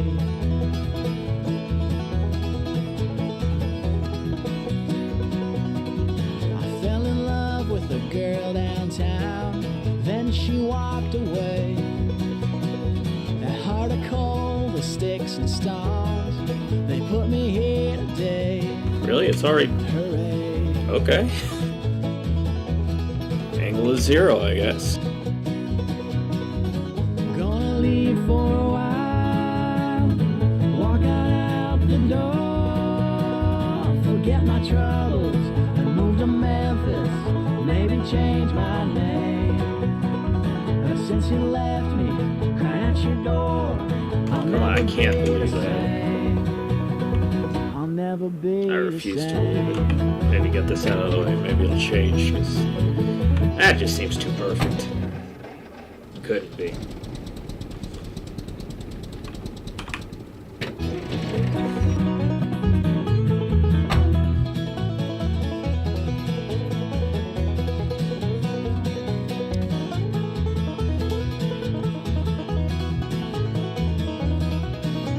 It's looking like it. We walked a while on down the street with those pretty eyes of yours. It's fucking insane, though. You took me down onto the ocean and kissed me on the shore. Okay.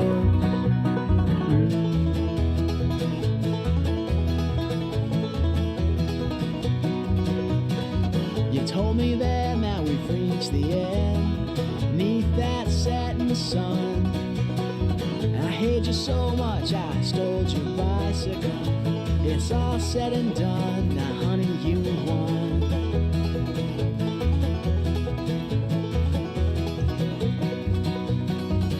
Gonna leave for a while, walk out the door.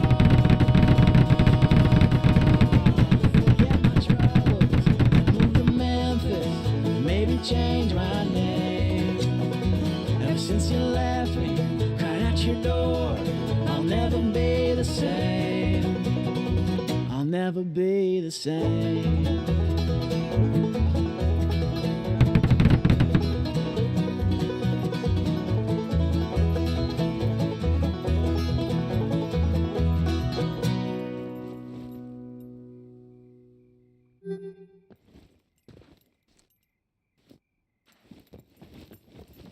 It's time to finish our little Roman history ASMR.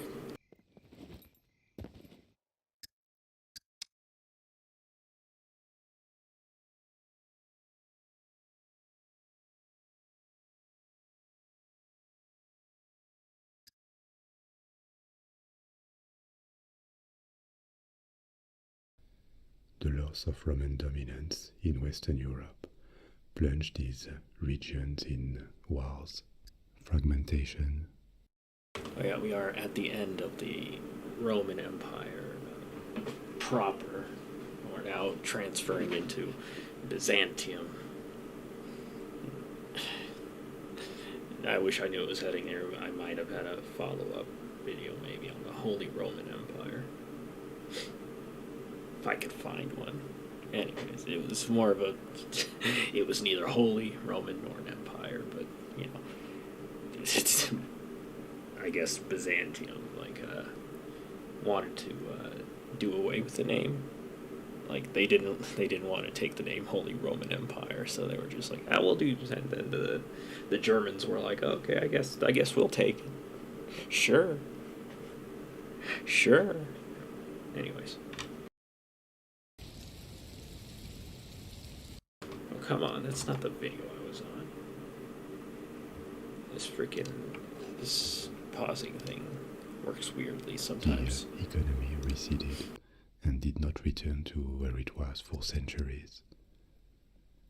The disappearance of the Roman Empire in Europe and the waves of invaders who created their own kingdoms started the long and erratic process of formation of European kingdoms that later became countries and nations. After a millennium of expansion, Rome was no more. The city of Rome itself declined dramatically, and maybe it could have disappeared if it had not become the center of Christianity. The population fell from 1 million in the golden age of the 2nd century to a few thousands. And yet, the history of the city was far from over, since it resurrected economically and culturally another millennium later, becoming this incredible place where the ruins of ancient Rome stand near the most extravagant palaces and churches from the Renaissance and Baroque times.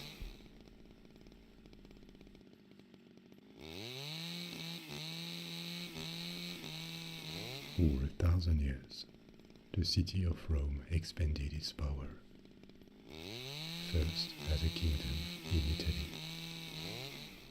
then as the center of a republic projecting its influence around the Mediterranean Sea, and finally as the capital of an empire that was larger and more powerful than any other before. The rise of Rome was never a steady ride.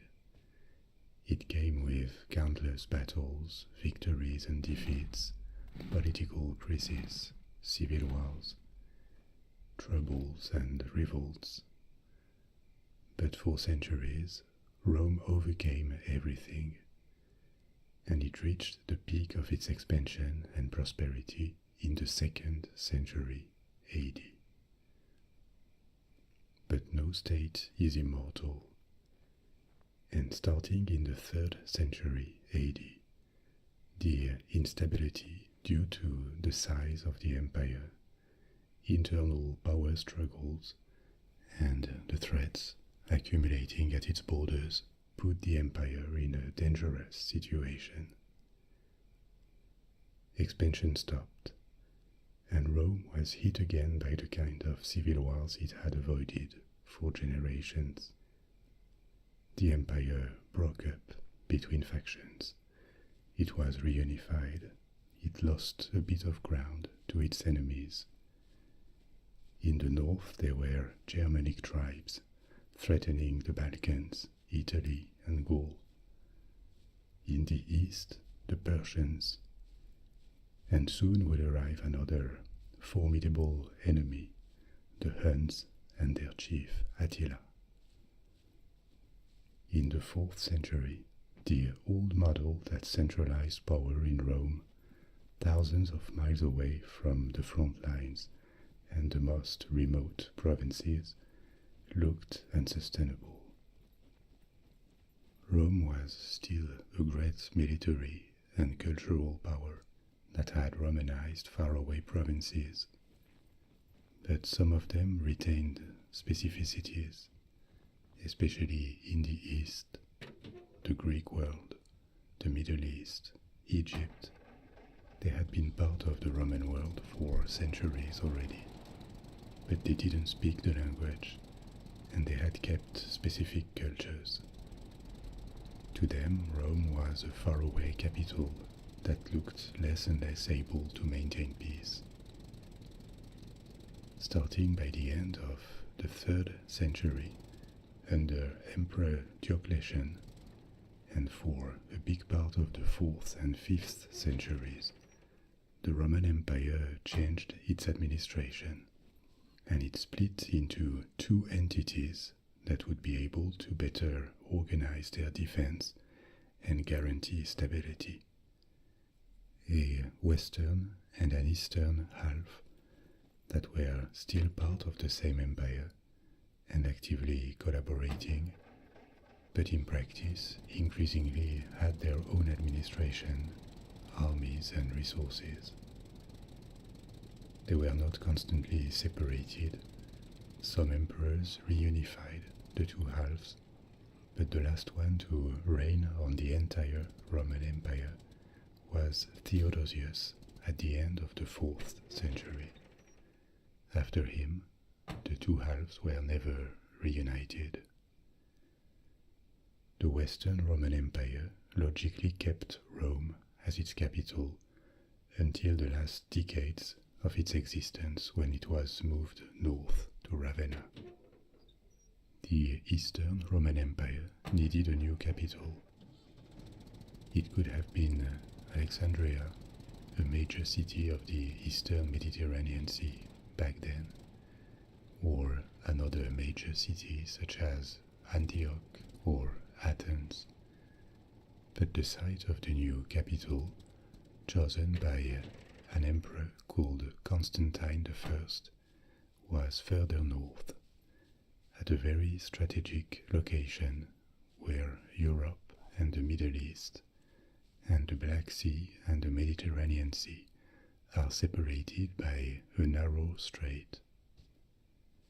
This strait is called Bosporus, and there was a city there called Byzantium, founded by the Greeks several centuries earlier. The origins of Byzantium get lost in legends, but it existed by the middle of the first millennium BC, when it was taken by the Persian Empire. Then at the end of the 5th century BC, it was captured by Sparta, when Sparta was at war with Athens. The Spartans were trying to cut grain supplies from the Black Sea to reach their enemy. Centuries later, it was besieged and captured by the Romans, who rebuilt it, and Byzantium remained a Roman city, populated mainly by Greek-speaking inhabitants, until Constantine turned it into a new capital. The city was entirely rebuilt in the 4th century on a monumental scale, partly modeled after Rome itself. No efforts were spared to make Byzantium worthy of the Roman Empire. The city retained its name of Byzantium, but was also called Constantinople, Constantine's city, after the emperor's death, and also New Rome.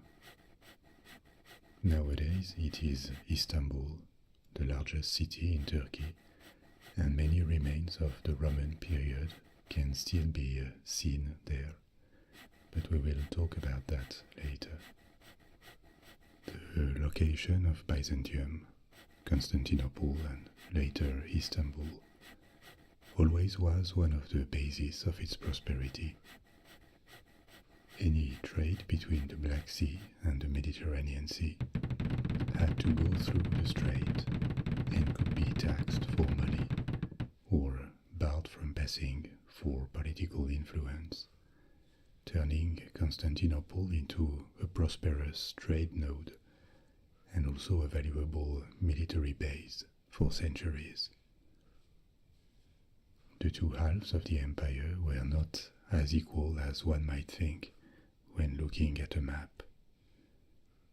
They were similar in size, but the western half was somewhat weaker for two reasons. The first reason is that it had less economic resources. Italy was still prosperous and would have probably had the highest equivalent of GDP per capita if there had been such data back then. Gaul also had an important population like Italy, but it had been very affected by internal crises and civil wars in the 3rd century, and it had never recovered from them.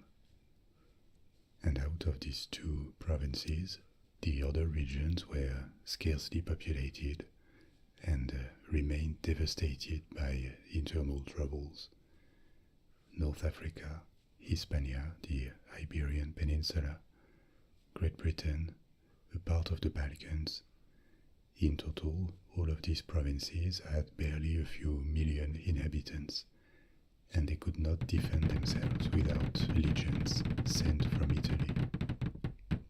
So at this point in Roman history, regions that had contributed to the empire's prosperity a few centuries before were now more as much a burden as an asset for the Western Roman Empire. And the second and main weakness of the Western half was that it was more severely threatened by invaders.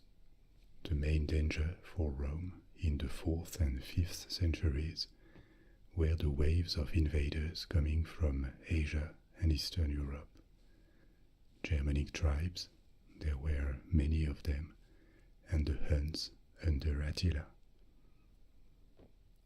The Eastern Roman Empire, in comparison, was spared a direct confrontation with most of these invaders because it could negotiate or manage to repel them, whereas they ended up overwhelming the Western Empire.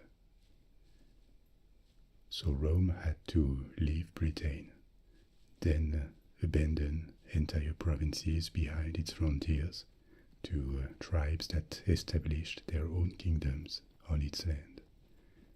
And finally, it disappeared completely. The generally agreed date for the end of the Western Roman Empire is 476 AD, the end of the 5th century. But technically this was the end of an administrative entity of the Roman Empire, an entity that happened to contain its historical heart, the city where everything came from. But by the end of the 5th century, when this happened, the eastern half was still alive and not in such a bad situation. The Eastern Roman Empire had greater resources. Egypt was a strategic province that could provide manpower and exports grain. It was a breadbasket. Greece, Syria, Anatolia. Anatolia is Turkey nowadays, this peninsula between the Black Sea to the north and the Mediterranean Sea to the south. So these were relatively rich regions, and they hadn't been that damaged in the past 2 centuries. They still had infrastructures such as roads, a functioning administration that could collect taxes. They had urban centers. So when the Western Empire was crumbling in the 5th century, the Eastern Empire could hire mercenaries to defend itself, or even pay invaders to stay away and trade with them to calm them down. This is what Emperor Theodosius II did with the Huns, for example. He gave them subsidies so that they did not attack his territories in the Balkans, and instead they diverted their attention to the Western Empire. The beginning of the Byzantine Empire can be dated to the final fall of the Western Empire. But calling this state Byzantium or Byzantine Empire, as we do today, would have sounded really weird to its inhabitants back then, especially in the 5th and 6th centuries. They were just the Roman Empire, continuing after the unfortunate loss of the western half and of the cradle of their civilization, Rome. They called themselves the Romans, and so did their neighbors. It is only much later, during the Middle Ages, that the name was changed. There were periods of expansion and retreat in the long existence of Byzantium. But the decades following the fall of Italy were a period of success, during which the Eastern Empire tried to reconquer what had been lost in the West, and for a part it succeeded.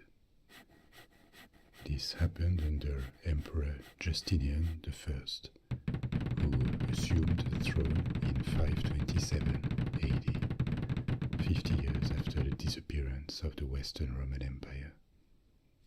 Apart from Germanic peoples and the Huns, another major threat to the Roman Empire at the time was the Persians, the Sassanids. It is a completely different story that I will probably tell you another time in the future.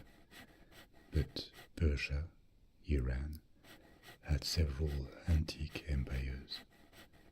The earliest and the largest, the Achaemenid Empire, dominated the Middle East until it was conquered and destroyed by the armies of Alexander the Great. After after the death of Alexander, his empire fell apart quickly, and a new power emerged in Iran, the Parthian Empire, that went to war with the Romans for a long time and put them in trouble, but it was contained by Rome. However, it was too far for the Romans to ever come near its center. And in the 3rd century, a new power, the Sasanian Empire, named after the House of Sasan, replaced it. It lasted until the 7th century, and it was Byzantium's archenemy for 300 years. We'll see later how the Sassanids threatened the very existence of Byzantium at one point. The Sasanian Empire is also called the Neo-Persian Empire, and it was the last state in Iran until the Muslim conquest. The Sasanian Empire was multicultural, but in those pre-Islamic times, its main religion was Zoroastrianism, a very ancient religion that has lost much of its influence nowadays, but still has a few tens of thousands of followers in Iran and around the world. A major concern for Emperor Justinian at the beginning of the 5th century was to secure his eastern frontiers with the Sassanids, and he negotiated peace with them against a tribute, which allowed him to divert his forces to the west. The payments of tributes to the Huns and later to the Sassanids reflects the difficulties of the Eastern Roman Empire at the time. Even though they were in a much better situation than the West, they were desperate for peace and for maintaining the unity of what they had. But it also reflects the wealth of the Eastern Roman Empire.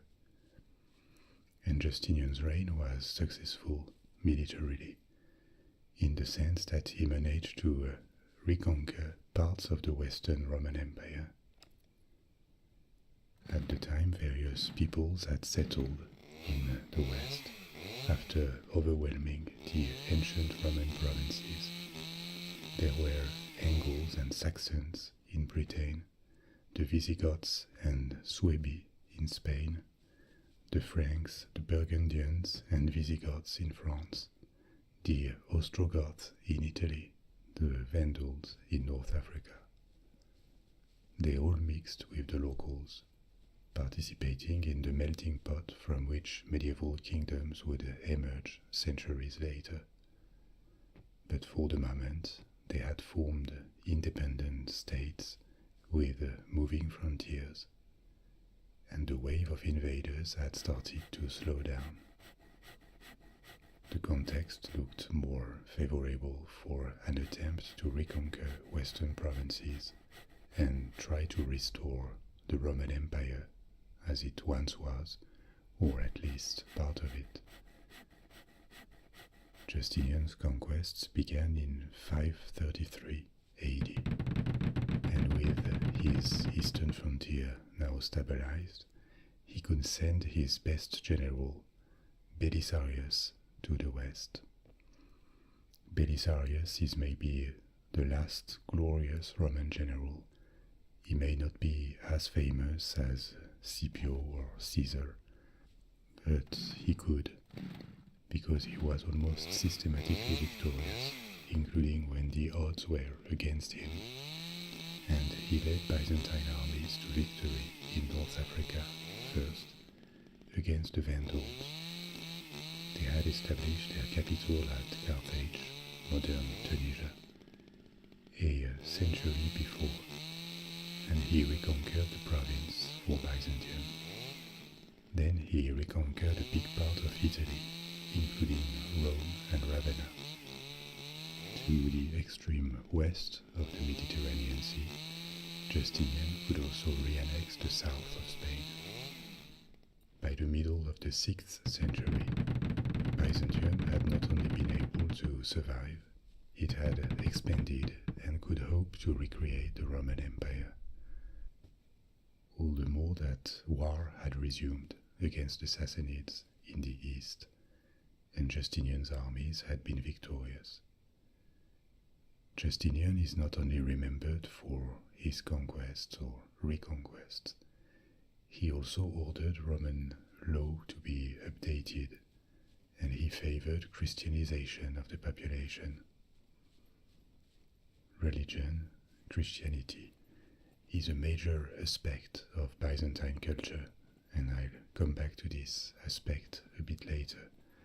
But at the time of the separation of the Roman Empire into two entities, Christianity was on the rise, but still competing with multiple antique beliefs.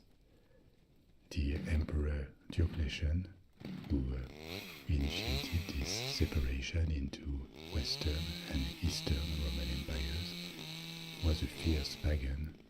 He was very attached to traditional Roman religion.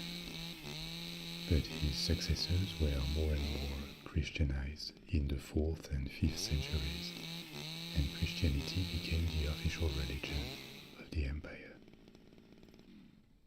But the rise of Christianity was a process over several centuries, not a quick and radical change. By the 6th century, when Justinian reigned, the Eastern Roman Empire had multiple religions, and the traditional Greco-Roman culture was still quite influential. Increasingly, the power of Byzantine emperors became not only secular, but also spiritual. They would be crowned by religious authorities, and they would go on a mission to Christianize, sometimes by force. The importance of Christianity from the early period of Byzantium as an independent state is well reflected in the construction of maybe the antiquity's last marvel, or the first one of the Middle Ages, the Church of Holy Wisdom, Hagia Sophia, in Constantinople. This monument, which still stands today, 15 centuries later, was the world's largest building for centuries, and it is famous for its massive dome, which illustrates the capabilities of Byzantium architects, as they had taken in centuries of Greek and Roman engineering and architectural knowledge. It was a cathedral at the time of the Byzantine Empire. Then it became an imperial mosque under the Ottomans, and nowadays it is a museum. The construction took 5 years on the site of a previous church that had been destroyed, and for the most part, Hagia Sophia is made of bricks and mortar joints, an equivalent to concrete. The Romans used concrete in architecture. A spectacular and even older remain of it is the Roman Pantheon in Rome, but never had such a large and high dome been built before. They really tested the limit of what was possible, and the risk that the dome collapses at some point was real. Actually, the first dome collapsed 20 years after construction due to an earthquake. It was rebuilt and it collapsed again, partially, a few years later. But it was rebuilt immediately in the 6th century, and since then, 15 centuries later, it is still in place. The interior was decorated with mosaics and marble pillars that marveled visitors for centuries. The dome is 55 meters, about 180 feet above floor, and it is more than 100 feet wide. The architecture was very influential inside the Byzantine Empire, later in countries where the Christian Orthodox faith had spread, and also in Muslim countries. Traditional Turkish mosques, in particular, also adopted this intricate structure with successive domes. When Constantinople fell to the Turks and became the capital of the Ottoman Empire, Hagia Sophia was turned into a mosque. It may surprise us today, but this was common practice in the Antiquity or the Middle Ages. Many early Christian churches were actually temples from earlier religions that had been repurposed. The Ottomans admired the building and did not remove the mural decorations.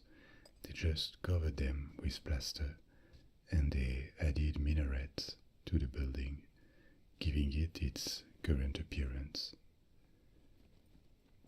Apart from its religious and historical significance, Hagia Sophia is a landmark in the history of architecture. It is the epitome of Byzantine architecture, and it incorporated techniques from the Greco-Roman antiquity, concrete, vaults, buttresses to, interestingly, flying buttresses, that is to say, structures that collect and guide the weight to the ground, supporting a big structure. So flying buttresses were added to Hagia Sophia before they became one of the pillars of Gothic architecture in Western Europe. So, as Christianity became the only official religion, and most of the western provinces of the Roman Empire were lost, the Eastern Roman Empire diverged increasingly in the 6th and 7th centuries from exclusively Roman culture and traditions.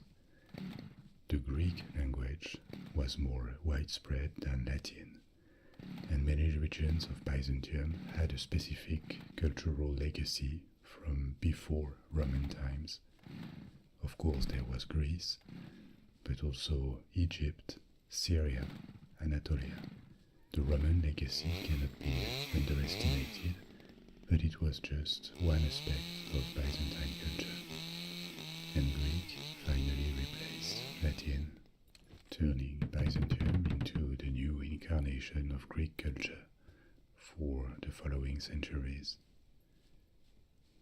It may be surprising sometimes how much Greece gets mentioned in antiquity, in antique history, or when people talk about the origins of Western culture for such a small country, finally. It is small nowadays, of course, but even in the antiquity, with the exception of a short period when Alexander the Great had created an empire, Greece was never a large empire or even an unified kingdom. More than anything, Greece here must be understood as a cultural area, as a civilization. Its heart was almost entirely within the frontiers of modern Greece and a little bit in Turkey too.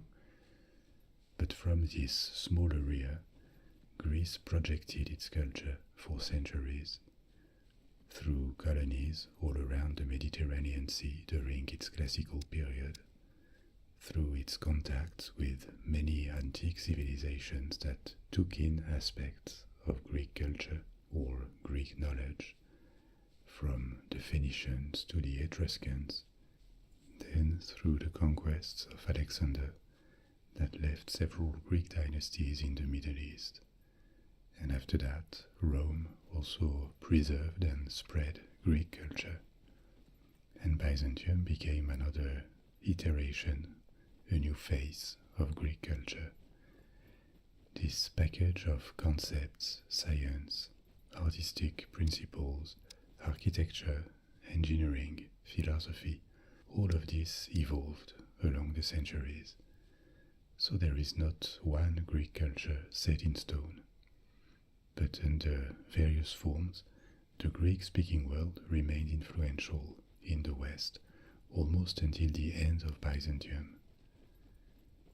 So these are almost 2,000 years of influencing cultures around the Mediterranean Sea, from Western Europe to Russia and in the Middle East too. This is why Greece is a cradle of civilization, not so much in a geographical sense, but in a cultural, mental sense. It definitely is. And this is one major characteristic of Byzantine culture.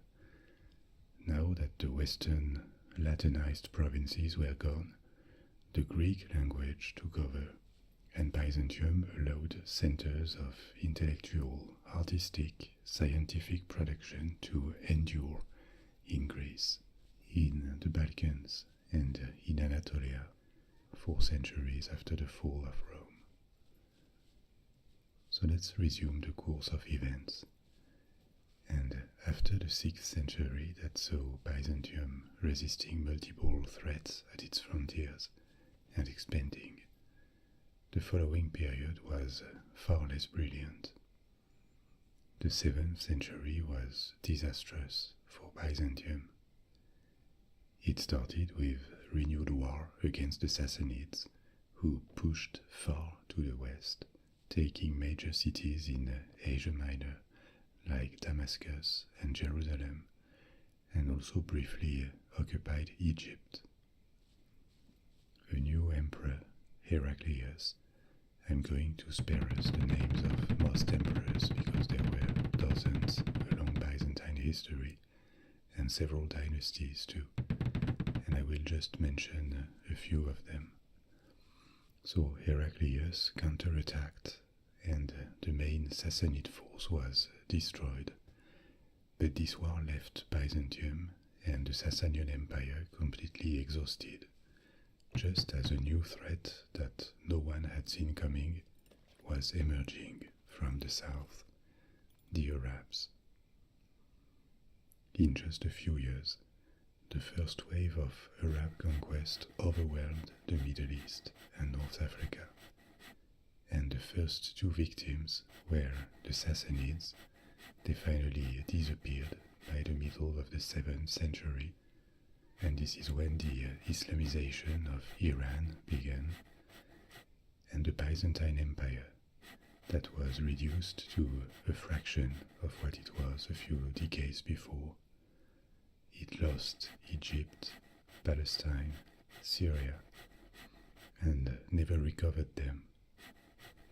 At the same time, it had to face attacks from the Slavs in the Balkans and raids in Anatolia. In an earlier story, I told you about underground cities in Cappadocia, a region of Anatolia. This was typically the period when these giant shelters were enlarged to receive thousands of people, because at the time regular raids and invasions were a fact of life in this region. The Arabs even temporarily besieged Constantinople, but they were repulsed. The frontiers shrank, and internally Byzantium was in complete decay. Due to raids and the constant threat of invasions in much of its territory, people abandoned cities because they were targets, trade collapsed, and what had happened centuries earlier in the Western Roman Empire seemed to happen again. A total decay and disorganization that could have announced the end for Byzantium. In a century, it lost 3/4 of its territory and was reduced to Anatolia and fragments of the Balkans and Italy. Historians credit a military reorganization that finally managed to stabilize the frontiers for the survival of Byzantium after such a setback. At this point, hopes of reconquering the Roman Empire had vanished completely, and the city of Constantinople itself had declined enormously. At the peak, in the 6th century, it is estimated that it had 500,000 inhabitants, which made it, and by far, the biggest city in the Mediterranean world at the time. It was not as much as Rome at its peak. Rome could have had close to 1 million, but for antique and medieval cities, such a size was very unusual. It required food imports from relatively far, infrastructures that few cities could afford, so only the capital or main city of a large state could have reached such a size. But by then, by the end of the 7th century, Constantinople had lost most of its inhabitants and was reduced to something between 40,000 to 70,000. After the Arab siege, it seemed that 300 years after the end of the Western Roman Empire, its eastern counterpart was now going to know the same fate, putting an end to the Roman saga. But it didn't happen, and Byzantium managed to reverse the situation and even restore its great power status, which was absolutely spectacular. What happened? In the 8th century, Byzantium was on the defensive against the Arabs in the south and other neighbors in the Balkans, especially the Bulgars. But its army remained a force to be reckoned with. It had inherited the ancient Roman military traditions.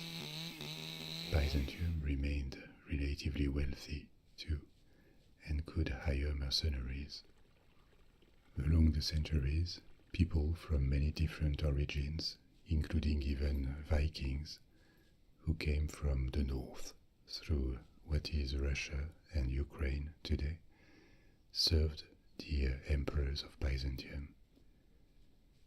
And the empire had the numbers.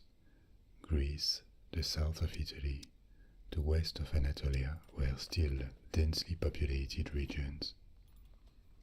In the early Middle Ages, West European armies consisted of just a few thousand men at best. Even later in the Middle Ages, for example, if you look at the main battles of the 100 Years' War, they were fought by very small armies in comparison with the large battles of the antiquity.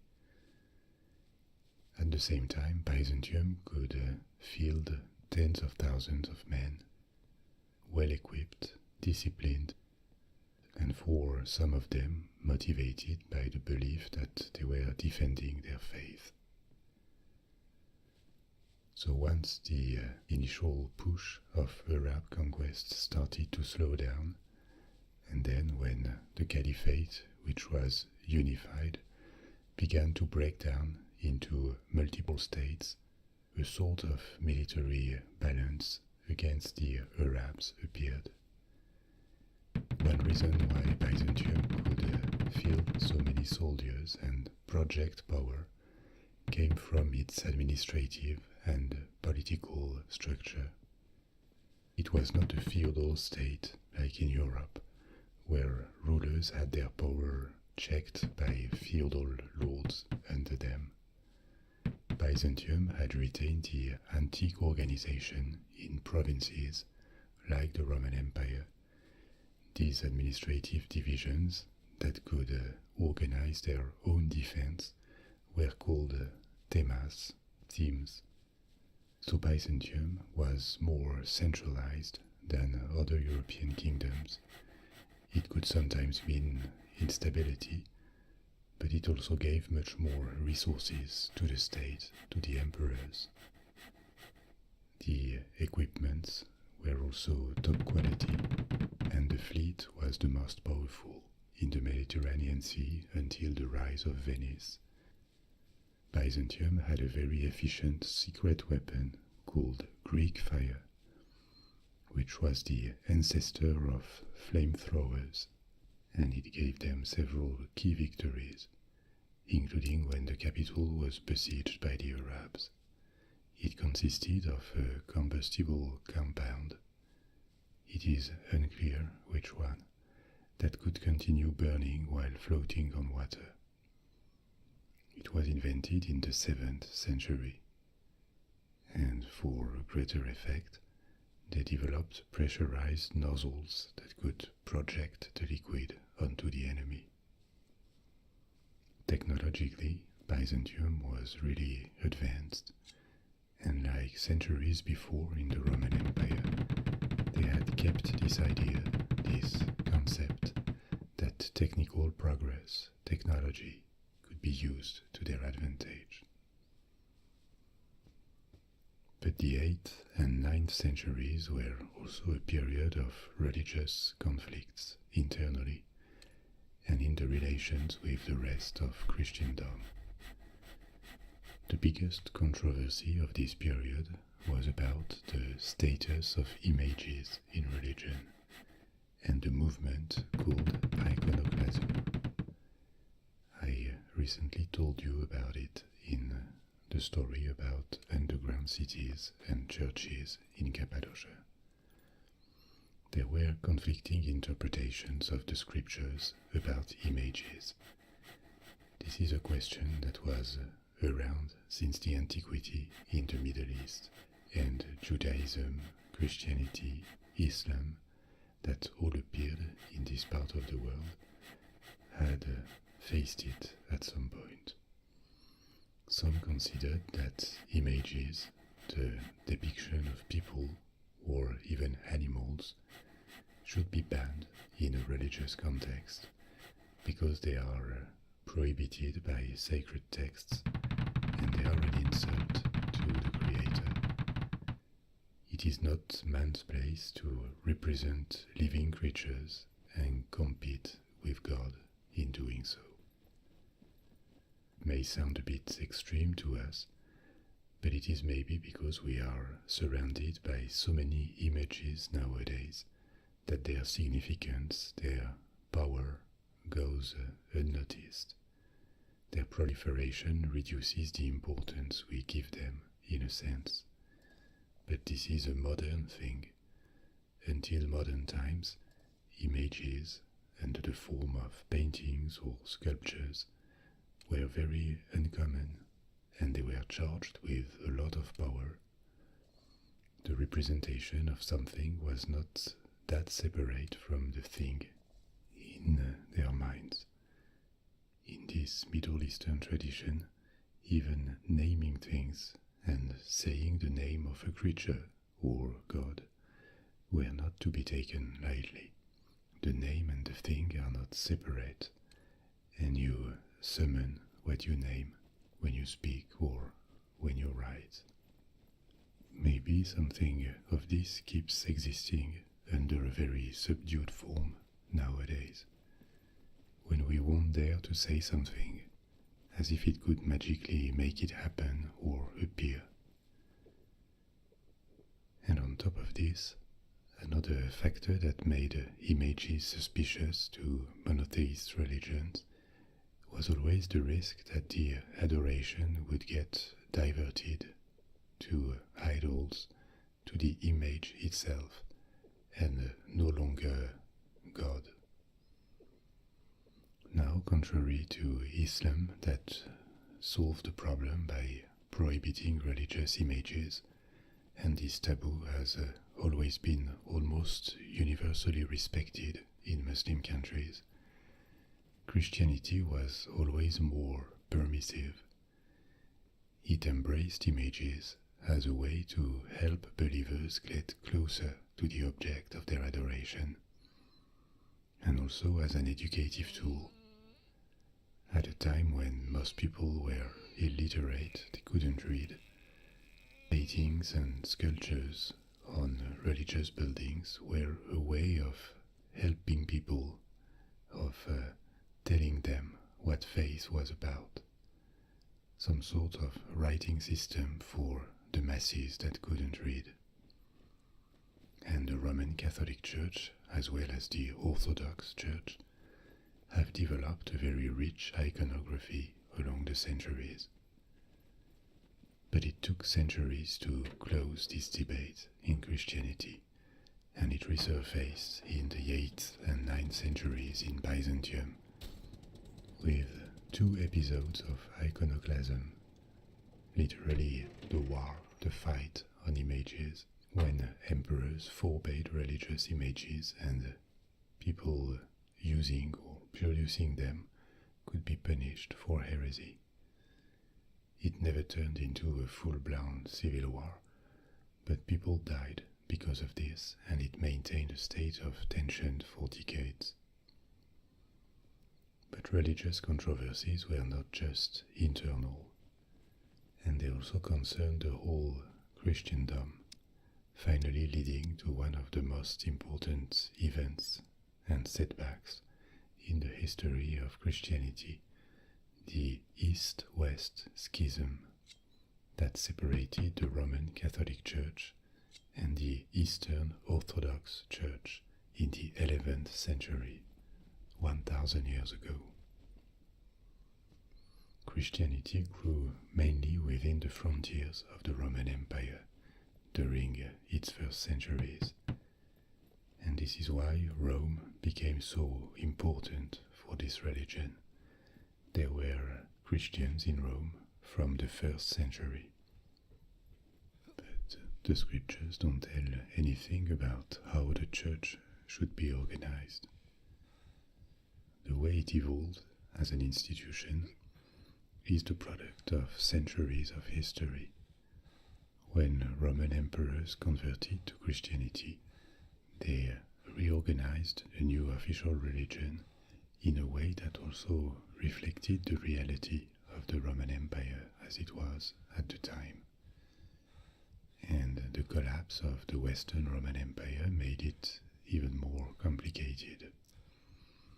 In the 6th century, Emperor Justinian I, the one who reconquered parts of the Western Empire, we talked about him at the beginning, formulated a church organization called the Pentarchy, in which the Christian church was governed by the 5 heads of 5 major episcopal sees: Rome, Constantinople, Alexandria, Antioch. I'm constantly tempted to jump on the wall.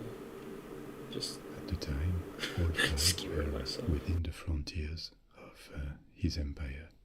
Well, skewer In Bob. the east, Come on, and it's not around me. Rome in the west. In the following centuries, this concept was generally accepted in the Byzantine Empire, but not in the west, after Rome escaped again from the control of Byzantium. The Pentarchy did not cover all churches either. The ones that developed outside the Roman Empire were seen as heretical and rejected. For example, the Church of the East, also called the Persian Church or Nestorian Church. By the way, this Nestorian Church is often ignored in the West because it was never a part of large modern Christian confessions, but in the Middle Ages, from the 9th to the 14th centuries, it spread from Syria to India. As a minority religion, it influenced and converted many Mongols when they arrived in this part of the world, and it even established a presence in China, completely out of the sphere of influence of Roman Catholicism and Eastern Orthodoxy. Nowadays, the various branches of the Nestorian Church, because it had breakups, have less than 1 million followers, so it is marginal, but it wasn't always the case. So returning to the church organization, this Pentarchy was defended by Byzantine emperors, but rejected in the West. And with the massive conversion of Western Europe in the first millennium, and the appearance of Christian kingdoms all over the continent, following a church centered on Rome, the influence of Rome grew again, and the bishops of Rome, the popes, reclaimed universal jurisdiction, the lead of the entire Christendom. In the Byzantine Empire, people saw things differently. The importance of Rome was acknowledged, but not as the sole seat making decisions for all Christians. Of course, the motivations were not purely theological or spiritual. Rome was now out of reach of Roman emperors, whereas Constantinople was their capital. The concept of pentarchy dissipated in the 7th century when Alexandria, Jerusalem, and Antioch fell to the Arabs. But the idea that power in the church didn't have to be that centralized didn't. So, for centuries, the relationships between Byzantium and the popes in Rome were complicated and sometimes conflictual. On top of this, there were theological controversies about complex points of doctrine, for example, about the doctrine of the Trinity, whether or not it should be said that the Holy Spirit proceeds from the Father, for example. There were also various points of disagreement about rituals that appeared along the centuries, and a linguistic barrier too. The Western Church used Latin, and the Eastern one Greek. And after centuries, the sum of tensions, geographical, doctrinal, linguistical, political, led to a schism in 1054. The two sides broke up. Rome maintained its claim to universal jurisdiction, and Byzantium claimed its autonomy from it. This is the moment when the historical Christianity that had initially developed within the Roman Empire split into two branches, the Roman Catholic Church and the Eastern Orthodox Church. They remain separated today in their organizations and on points of doctrine and rituals. In the following decades, there was a scramble in Eastern Europe between the two to convert people to Christianity. This is why the majority of the population in the Balkans, in Greece, Bulgaria, Serbia, Romania, follow the Orthodox Church, and so do Russia and the Ukraine, whereas Rome converted first other Central European countries like Poland and Hungary. The schism also took place during a period of resurgence of Byzantium, because as I told you earlier, the empire managed to reverse its fate and restore a large part of its influence from the 9th century. This became possible thanks to an economic improvement, trade grew again, a stabilization of frontiers, a weakening of Byzantium's neighbors too, and the end to a period of internal trouble, especially with iconoclasm receding in the 9th century. A new dynasty coming from Macedonia, from Greece, was now in power, and with the situation stabilized internally, emperors began to plan for wars of reconquest against the Muslims and the Bulgarians in the Balkans. The process of reconquest was bumpy against the Arabs, but it solidified Byzantine holdings in Italy, in the Mediterranean Sea, like in Crete, and they even landed expeditions south to Egypt, even though it was not recovered. Most of the gains were in the east against the Abbasid Caliphate that was weakened in the 9th century. And after a series of wars and periods of peace, Bulgaria was reincorporated within the empire, and at the turn of the millennium, under Emperor Basil II, Byzantium stretched again from Italy to the Caucasus, including a large part of the Balkans. Constantinople flourished again. Its population almost came back to its levels of the 6th century at around 400,000. At this point, the prestige of Byzantium in the known world was that of a great power again, and by far the most powerful, the most prestigious Christian kingdom. During this resurgence, architecture and art flourished again. Painting, mosaics, churches, a lot of remains in the Balkans and Turkey from this period show the wealth and refinement of Byzantium and its society. But as in the 7th century, Byzantium was about to be the victim again of new external threats. Starting in the 11th century, the Normans invaded the south of Italy. The Normans were an ethnic group that resulted from the installation of Norse Vikings in a region called Normandy in the northwest of France, where they mixed with indigenous Franks and Gallo-Romans. Their installation dated back from the 9th century, and Normandy turned into a duchy, part of the Kingdom of France. They converted to Catholicism, and they played an important role in medieval Europe. In the 11th century, they invaded England under their Duke William the Conqueror, but at the same time, Norman adventurers sailed to Sicily, the island south of Italy.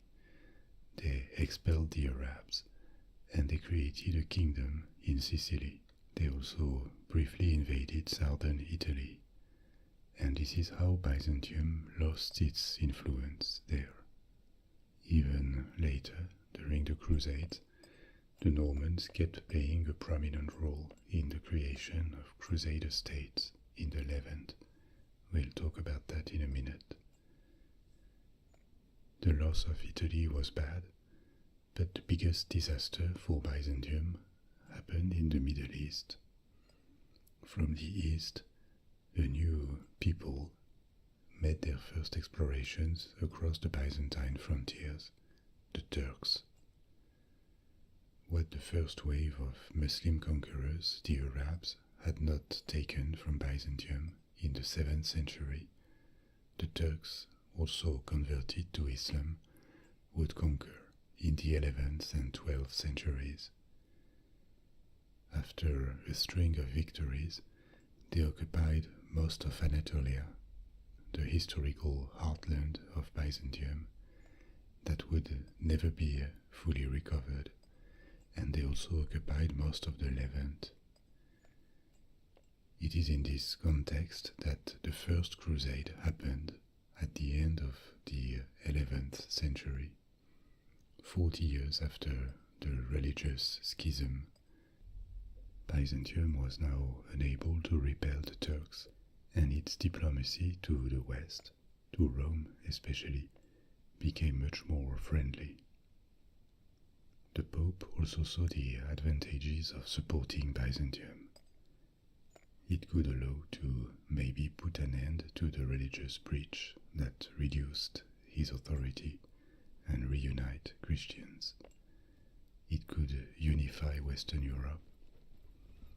And obviously there was the motivation of putting holy sites in the Middle East into Christian hands again, 5 centuries after they had fallen to the Muslims.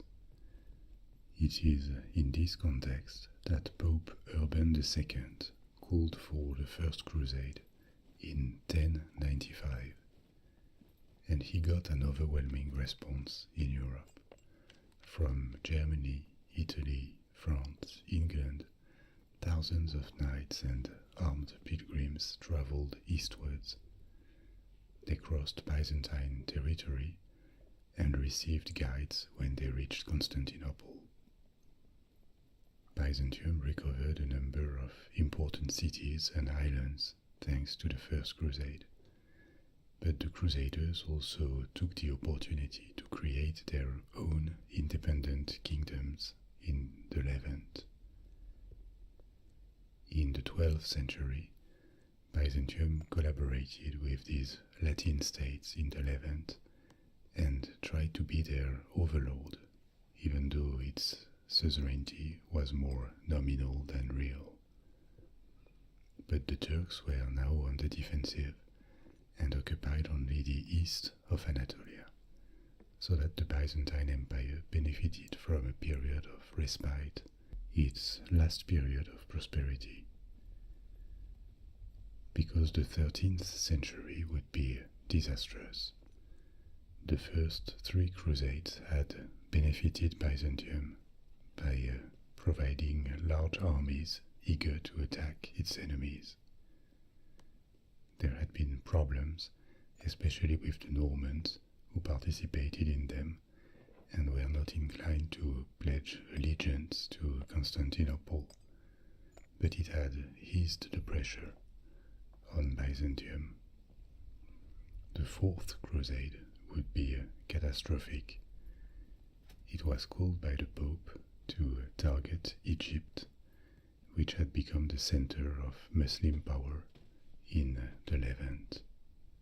The Crusader army gathered in Venice in 1202, but it was smaller than expected. The Venetians had agreed to safely transport the Crusaders on their powerful fleet against payment, but there were not sufficient funds to pay them. And also Venice had very strong commercial ties to Egypt and was not inclined to help attack it. A pretendant to the throne of Byzantium offered to pay the Venetians and reward the Crusaders if they helped him seize the throne in Constantinople. And this is why the Venetian fleet sailed to Constantinople instead of Egypt. Once there, after months of intrigues and learning that their patron had been murdered, the Venetians and the Crusaders took the city and they looted it. Many icons, relics, and other objects disappeared and later resurfaced in Europe, many of them in Venice. The throne was now vacant, and a council of Crusaders and Venetians elected a new emperor, Baldwin of Flanders, and shared most Byzantine possessions between them.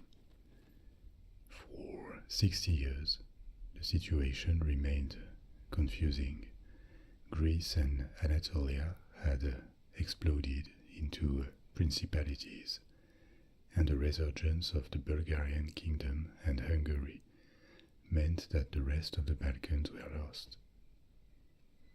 This period is called the Latin Empire.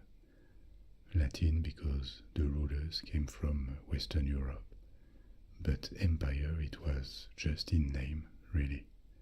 A new Greek dynasty, the Palaiologos, managed to reclaim Constantinople in 1261 and revive Byzantine fortunes a little bit, but it was now too late. What remained of the empire had been ravaged by war, and Byzantium was surrounded with enemies. In the following decades, in the 14th century, there were civil wars, and a new threatening dynasty emerged in Anatolia among the Turks, the Ottomans.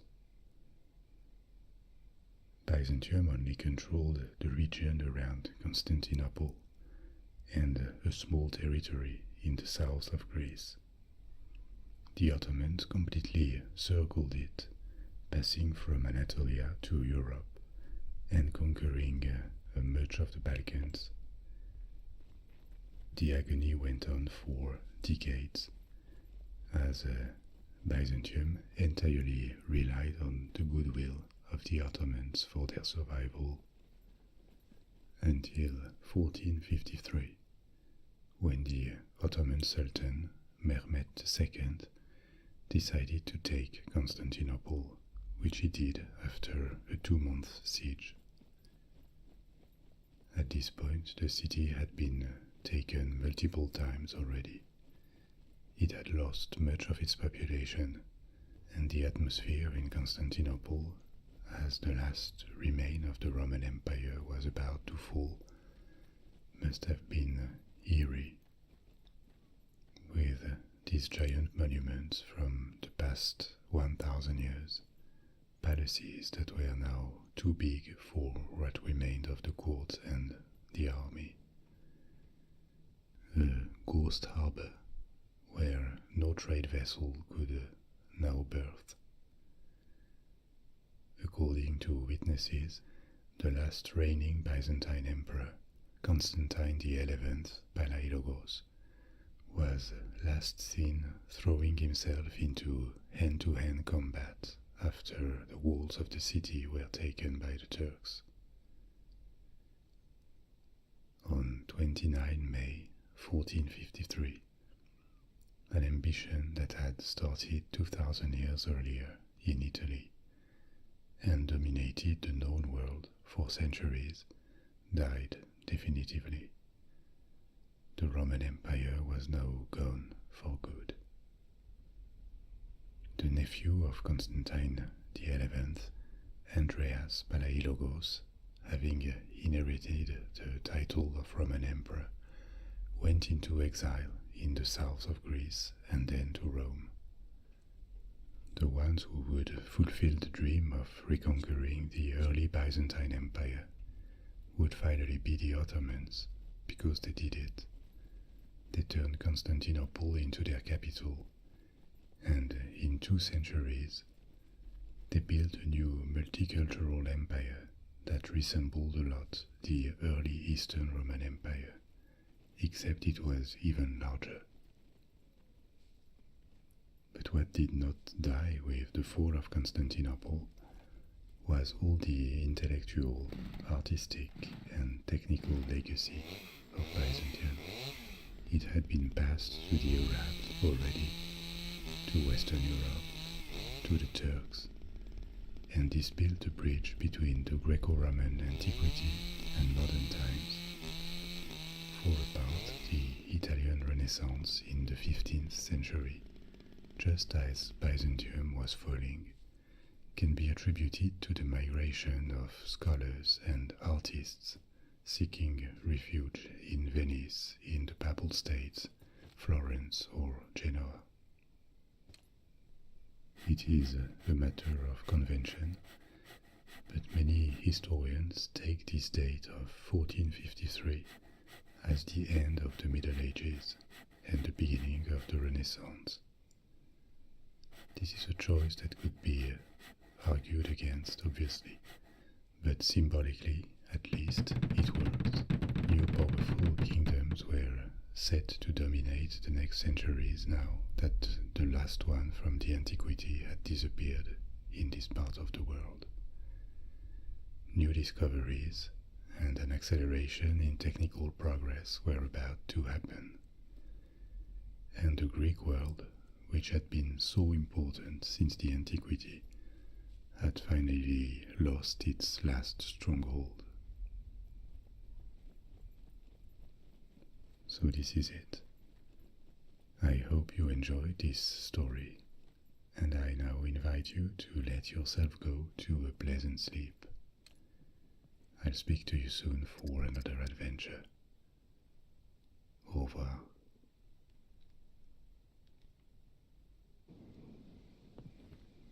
Oh, that was certainly something. Obviously, we're not going to sleep. 30 minutes left. Though, I don't know what to fill that 30 minutes with. More base building? No. No, I think we're at a pleasant time with our materials. And because I don't want to leave anything open when we migrate. Definitely will be doing... Hold on. The phone. That little robot can't hide from me forever. We're going to be doing SCUM Rancher tomorrow. Starting. I've decided. And as for this has been neat. We got barbed wire that far, I guess. Still have more. We're wrapping around the personal fence. Wrapping the personal fence around somehow, somewhere, some way.